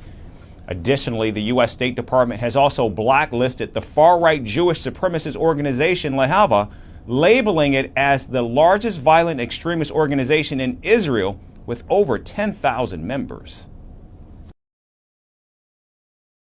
And now moving to South America, Brazil's federal police say the National Intelligence Agency was illegally weaponized when former President Jair Bolsonaro was in office. A 187-page report says that the agency was used to allegedly spy on judges, lawmakers, environmental officials, and journalists between 2019 and 2022. Among those targeted were the head of Brazil's lower house, 4 Supreme Court judges, 2 political journalists, senior officials of the Environmental Protection Agency, and prominent allies of the incumbent left-wing President Luiz Inácio Lula da Silva. The police claim a criminal organization was set up within the intelligence agency under the watch of Bolsonaro's spy chief. And the parallel intelligence wing allegedly accessed computers, telephone devices, and telecommunications infrastructure to monitor and harass people who were considered Bolsonaro's foes. Police say the fruits of this illegal work were transformed into an online disinformation campaign designed to butcher the reputation of the victims and Brazil's democratic institutions. Brazil's Internal Revenue Service, which was engaged in a corruption probe against Bolsonaro's son and sitting Senator Flavio Bolsonaro, was also targeted by the agency. On Thursday, 5 people were arrested as part of the long-running probe. Moreover, it's been reported that the former president's name appears 5 times in the Supreme Court's decision authorizing the arrest warrants. The warrants also mention that one of the suspects said he had a direct line to Bolsonaro. Meanwhile, WhatsApp messages exchanged among the suspects in 2020 and 2022 show that the secret group was targeting adversaries of the Bolsonaro administration. Now, the investigation does not formally accuse Bolsonaro of ordering any espionage, but experts say he could be held responsible if the police manage to link these crimes to him. Now, Bolsonaro's lawyers are yet to comment on the matter, and his son Flavio has denied any knowledge of the alleged scheme. Meanwhile, officials who were allegedly targeted by the Brazilian intelligence agency have expressed shock and anger over these revelations. Now, it's unclear that in the wake of these bombshell allegations, if the former Brazilian president, who was already indicted in an undeclared jury case just last week, will also face charges in the latest spying scandal. And finally, American scientists have drawn inspiration from the sci-fi classic Dune to develop revolutionary spacesuits. These suits, much like the iconic still suits from the film, are designed to turn astronauts' urine into drinkable electrolyte-rich water. The breakthrough could be a game changer for future lunar missions, ensuring that astronauts stay hydrated even on the longest spacewalks. Our final report takes you inside for the latest. The Dune film franchise is part of a global hit club list. It's got everything: epic battles, political intrigue, and a picturesque desert world. Amid all of this, the still suits featured in the films contribute a major part to its popularity. These sleek, futuristic outfits recycle bodily fluids into drinkable water, perfect for surviving the harsh desert of Arrakis. And who knew that Hollywood sci-fi would influence real-world space tech? So hold on to your spice, because scientists of US's Cornell University are taking notes from Dune. They're crafting a spacesuit that mirrors the film's still-suit technology. If you think this is a cosplay, it's not. We're talking about a serious scientific endeavor here. Imagine a spacesuit that recycles urine into drinkable water, allowing astronauts to tackle lengthy spacewalks on future space missions without packing extra water. So here's how it works. The prototype spacesuit inspired by Dune can transform urine into water almost instantly. The suit uses a vacuum-based external catheter to start the process. This ensures a continuous supply of clean water, and all this to keep the space heroes hydrated and healthy. The suit has been designed in a way that the needs of both men and women are met. It uses a customized silicone collection cup. These cups are integrated into a multi-layered undergarment, ensuring that it's comfortable. The moisture-activated vacuum pump kicks in as soon as nature calls, hence sending the liquid gold into a filtration system. The developers say that water is recycled with 87% efficiency. So how long will the astronauts have to wait for a sip of their recycled water? Just 5 minutes. The system processes 500 milliliters of urine quickly, and the water that comes out is full of electrolytes. Think of it as an interstellar energy drink. Scientists have also kept in mind the size part of the system. They have developed it into a compact system that's light enough to carry on a spacesuit. The current spacesuit offers just 1 liter of water. It's not enough for long spacewalks, which can last up to 24 hours in emergencies. Astronauts say existing waste management is a glorified adult diaper. It's uncomfortable, unhygienic, and prone to leaks. Astronauts often complain about UTIs and the unpleasant experience of wearing a soggy diaper for hours on end. Now the team plans to test it to check how comfortable and functional it is in real life. They will give it to over 100 volunteers in New York this fall. The trials will be conducted in a microgravity condition to ensure that the systems are ready for actual space missions. As we edge close to long-term lunar missions, innovations like these will be crucial. So the next time you see Dune, remember the still suits are now more than movie props. They could be the future of space travel comfort. If this suit is approved, then the astronauts won't have to hold it in anymore. They'll just let the suit do the work.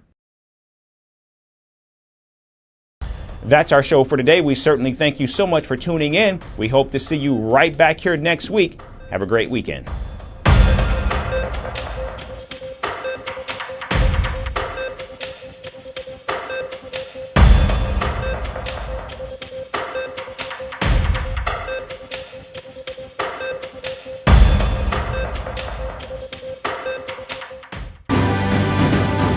Firstpost reports from the world's second largest continent.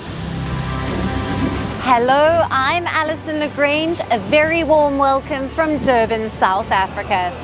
We get you the news and the newsmakers from Africa.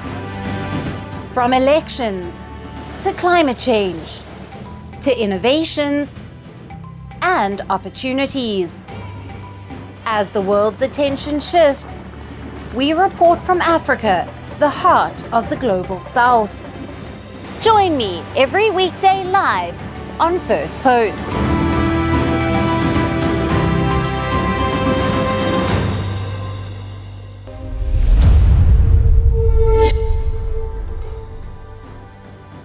Hello and welcome to First Post Africa, where we get you the top stories from the continent and from across the world.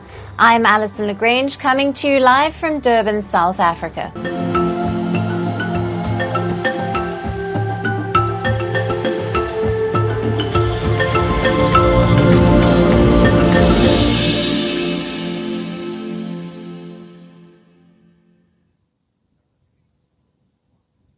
Hello and welcome. Let's begin with the latest from Kenya. President William Ruto is in firefighting mode.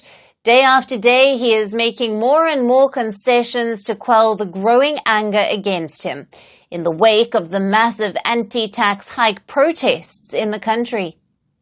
In the latest, the president has sacked almost his entire cabinet after listening to the protesters' demands.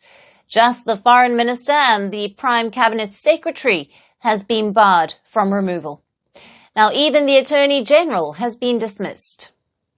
I have today, in line with the powers given to me by Article 1521 and 1525B of the Constitution and Sections 12 of the Office of the Attorney General's Act, decided to dismiss with immediate effect all the cabinet secretaries and attorney general of the Republic of Kenya, of the Cabinet of Kenya, except the Prime Cabinet Secretary and Cabinet Secretary for and Cabinet Secretary for Foreign Affairs and Diaspora Affairs, and of course, the Office of the Deputy President is not affected in any way. On Thursday, Ruto announced the dismissal, which he says is to form a fresh, broad-based government. He says the decision comes after reflection and listening keenly to the people of Kenya.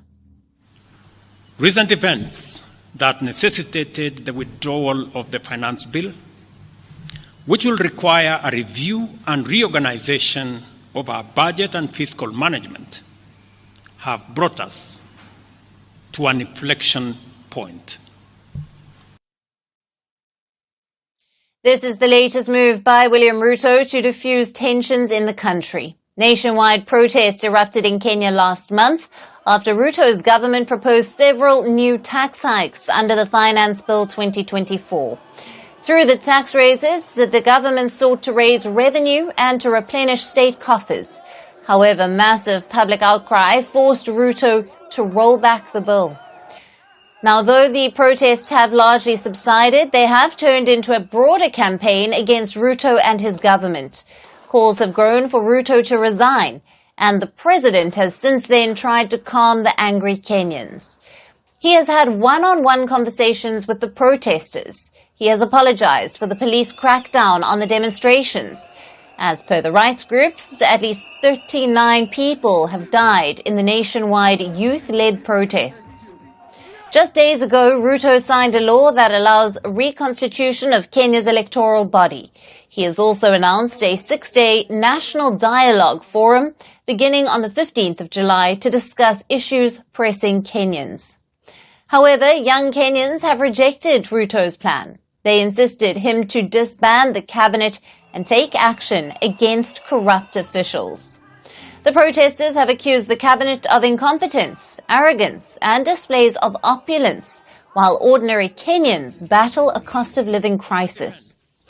While Ruto has given in to this demand and dismissed the cabinet, many protesters are still not appeased. They warn of fresh protests as they express frustration with Ruto's failure to deliver on his 2022 election promise to create jobs and to boost their fortunes. Ruto has also not conveyed when the new government will be announced. Until then, he has assured that government operations would continue uninterrupted under the supervision of senior civil servants. However, analysts have warned of further risks if the new ministers are not named soon. Amid piling challenges and demands, Ruto is caught in a catch-22 situation. On one side, he is trying to soothe the protesters. On the other, he is trying to please lenders to cut deficits. Last week, Ruto announced sharp cuts to government spending, but credit rating agency Moody's has further downgraded Kenya's debt rating to junk territory. Ruto faces his toughest challenge in his nearly 2-year presidency. Such an abrupt dissolution of cabinet is very rare in Kenya. Ruto now has key tasks ahead of him. Will the president be successful in gaining public trust while fixing the national woes?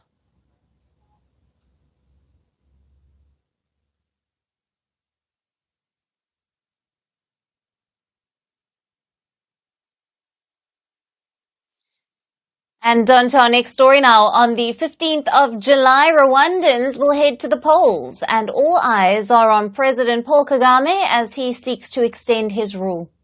With overwhelming support and virtually no opposition, Kagame's victory seems inevitable. And with this term's win, he would extend his presidency into a third decade. Now, Kagame's journey began in 1994 when he led the Rwandan Patriotic Front to victory. That time, he garnered appreciation for ending a devastating genocide that claimed over 800,000 lives. Then, rising from vice president and defense minister to being elected as the president in 2000, Kagame has consistently secured re-elections with over 90% of the vote in 2003, 2010, and 2017. In all of his years of power, Kagame is known to have stabilized and transformed the country. Access to electricity to households has widened, corruption has gone down, and Rwanda has become a vibrant hub for sports, culture, and conferences. Its remarkable transformation even gained the East African nation the nickname of Singapore of Africa.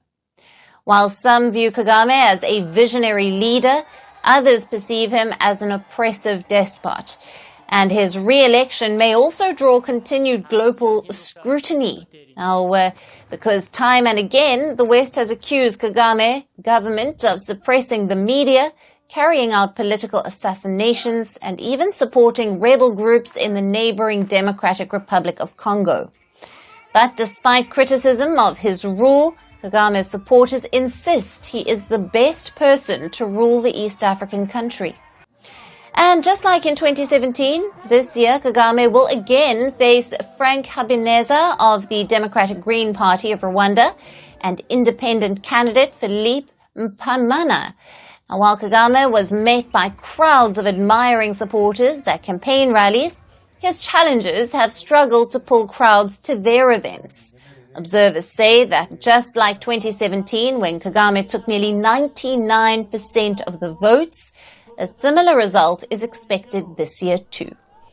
Now, this year's election marks the historic moment when the first generation born during Kagame's presidency will exercise their right to vote.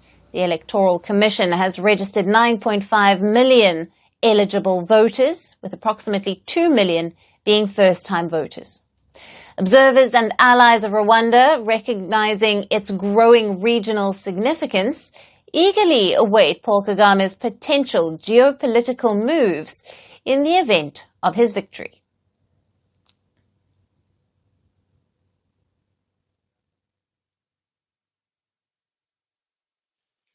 Shifting focus to Burkina Faso in West Africa. The country's military leader, Ibrahim Traoré, has leveled strong accusations against France.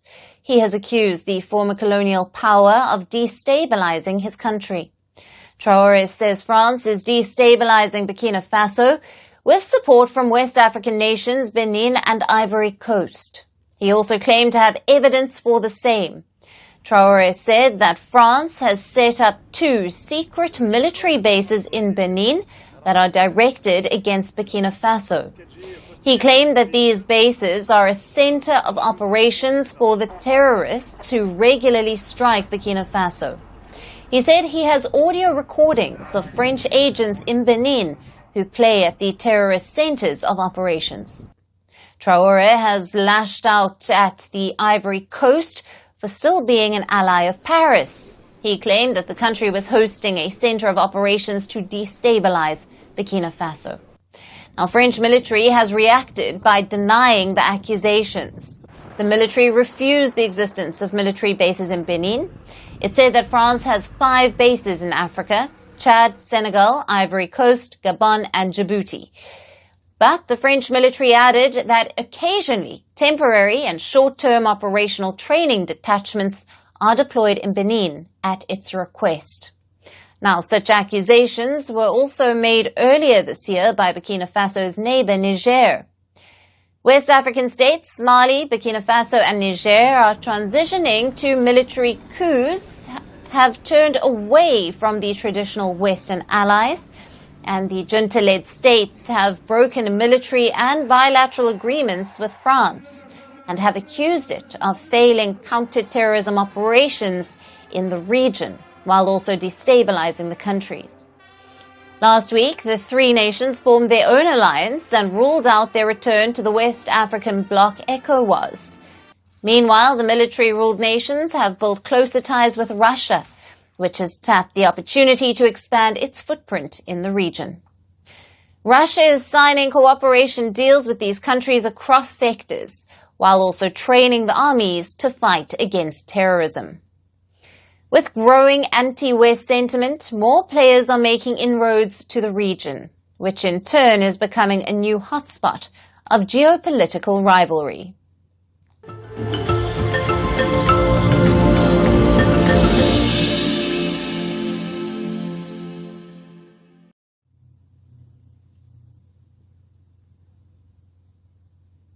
And finally, to our special segment, Resurgent Africa. Amid reports of coups and crises that dominate the headlines from the continent, we get you positive stories that often get overlooked. Our story today is from Algeria, where 2 women are spearheading the shift towards eco-friendly farming. Born in an urban background, they abandoned their city lives and now work on a small patch of land miles away from home to grow fresh food in an environment-friendly way. Our next report tells you more about these inspiring agents of change. Climate change today is a reality for the world to see. Weather extremes are causing loss of life and destruction in countries across the world. To deal with the crisis, some are driving a shift towards sustainability and better alternatives that can help mitigate the impact. Small steps in various sectors like industry, energy, finance and fashion could yield bigger results for the future. Agriculture is also witnessing a transformation with organic or eco-farming. It's too soon to call it a revolution, but even the smallest of steps can help the planet. The chemical-free farming method is currently used on just 2% of the world's agricultural land. Africa so far has the smallest distribution. In Algeria, 2 women are leading the charge. 28-year-old Amira Messous and 29-year-old Ibtissem Mahtout. They are pioneers for eco-farming in Algeria's male-dominated agriculture industry. The plant ecology and biodiversity graduates left the capital Algiers to work on a small patch of land miles away. They now run one of the country's rare ecological plots of land in the small town of Douaouda. It was the first time we touched the earth because we come from an urban background. So we weren't too familiar with the earthy rural side of things. For a year, we really had a blast doing this. Le côté un peu terre, rural. They launched their project with just around $445. They learned to plant, to sow and to work the soil. And now, without the use of pesticides, they grow fruits like tomatoes and strawberries and vegetables like beetroot on their 1,300 square meter farm. They aim to produce the food in harmony with the broader ecosystem.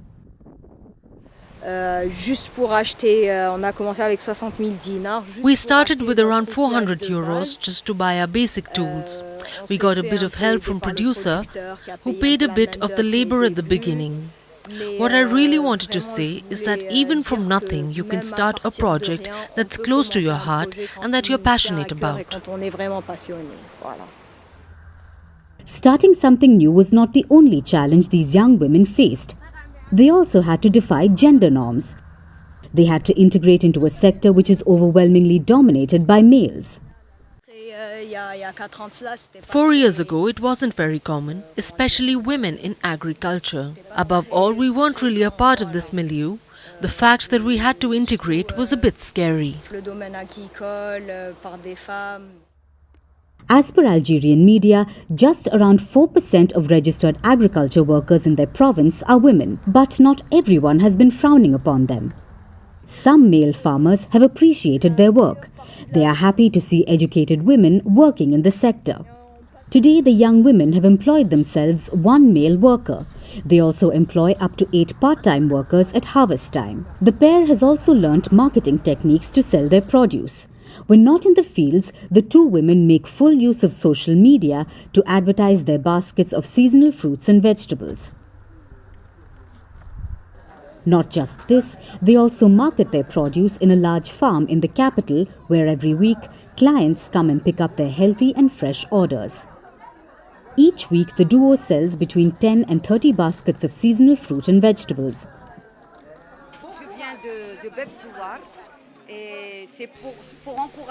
I came from Bab Azwar to encourage the girls' initiative. I came here the first time and fell in love with the place. Every now and then you want to eat something healthy. And what's more, when I found out about the sales for subscribers, I found these girls very nice and I wanted to encourage them. Despite coming from an urban background, the two women now see working at a farm as the best job in the world. From morning until night, they spend their time on fields, which they say gives them immense joy. While many nations in Africa are struggling to adopt organic farming owing to lack of resources and awareness, it's people like Amira and Ibtisam who could drive a change. Combining education with passion, they can make eco-farming a success story in Africa. And that's it on the show for today. We will see you again at the same time on Monday. Thank you for watching. Have a great weekend and goodbye.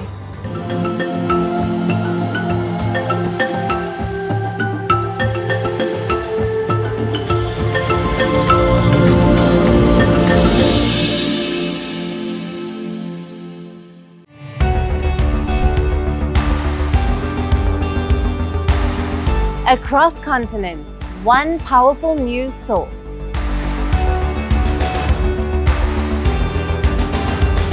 Bringing you diverse perspectives on the issues that matter.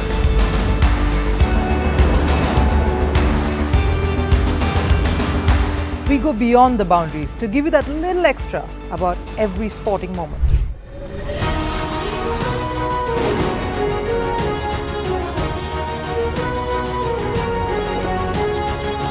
So thank you for making Firstpost 5 million strong. We're counting on your support, and you can trust us to bring you the news unfiltered and unvarnished.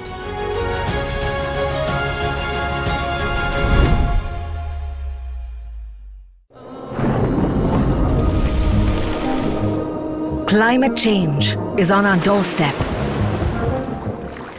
It's time for a revolution to take root. And it starts with 1.4 billion Indians. It starts with one tree for humanity, one tree for Mother Earth, one tree for a future. Project One Tree, a News 18 network initiative.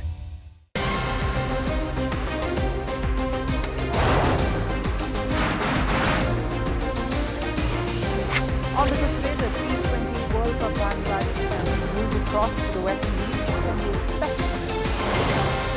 Hello, I'm Ali Green, coming to you from Durban, South Africa. Today we have a special show. Start with a report on India's shifting nuclear posture. For the first time since India officially became a nuclear power. Hello and welcome to Firstpost America. I'm Eric Ham, coming to you live from the nation's capital in Washington.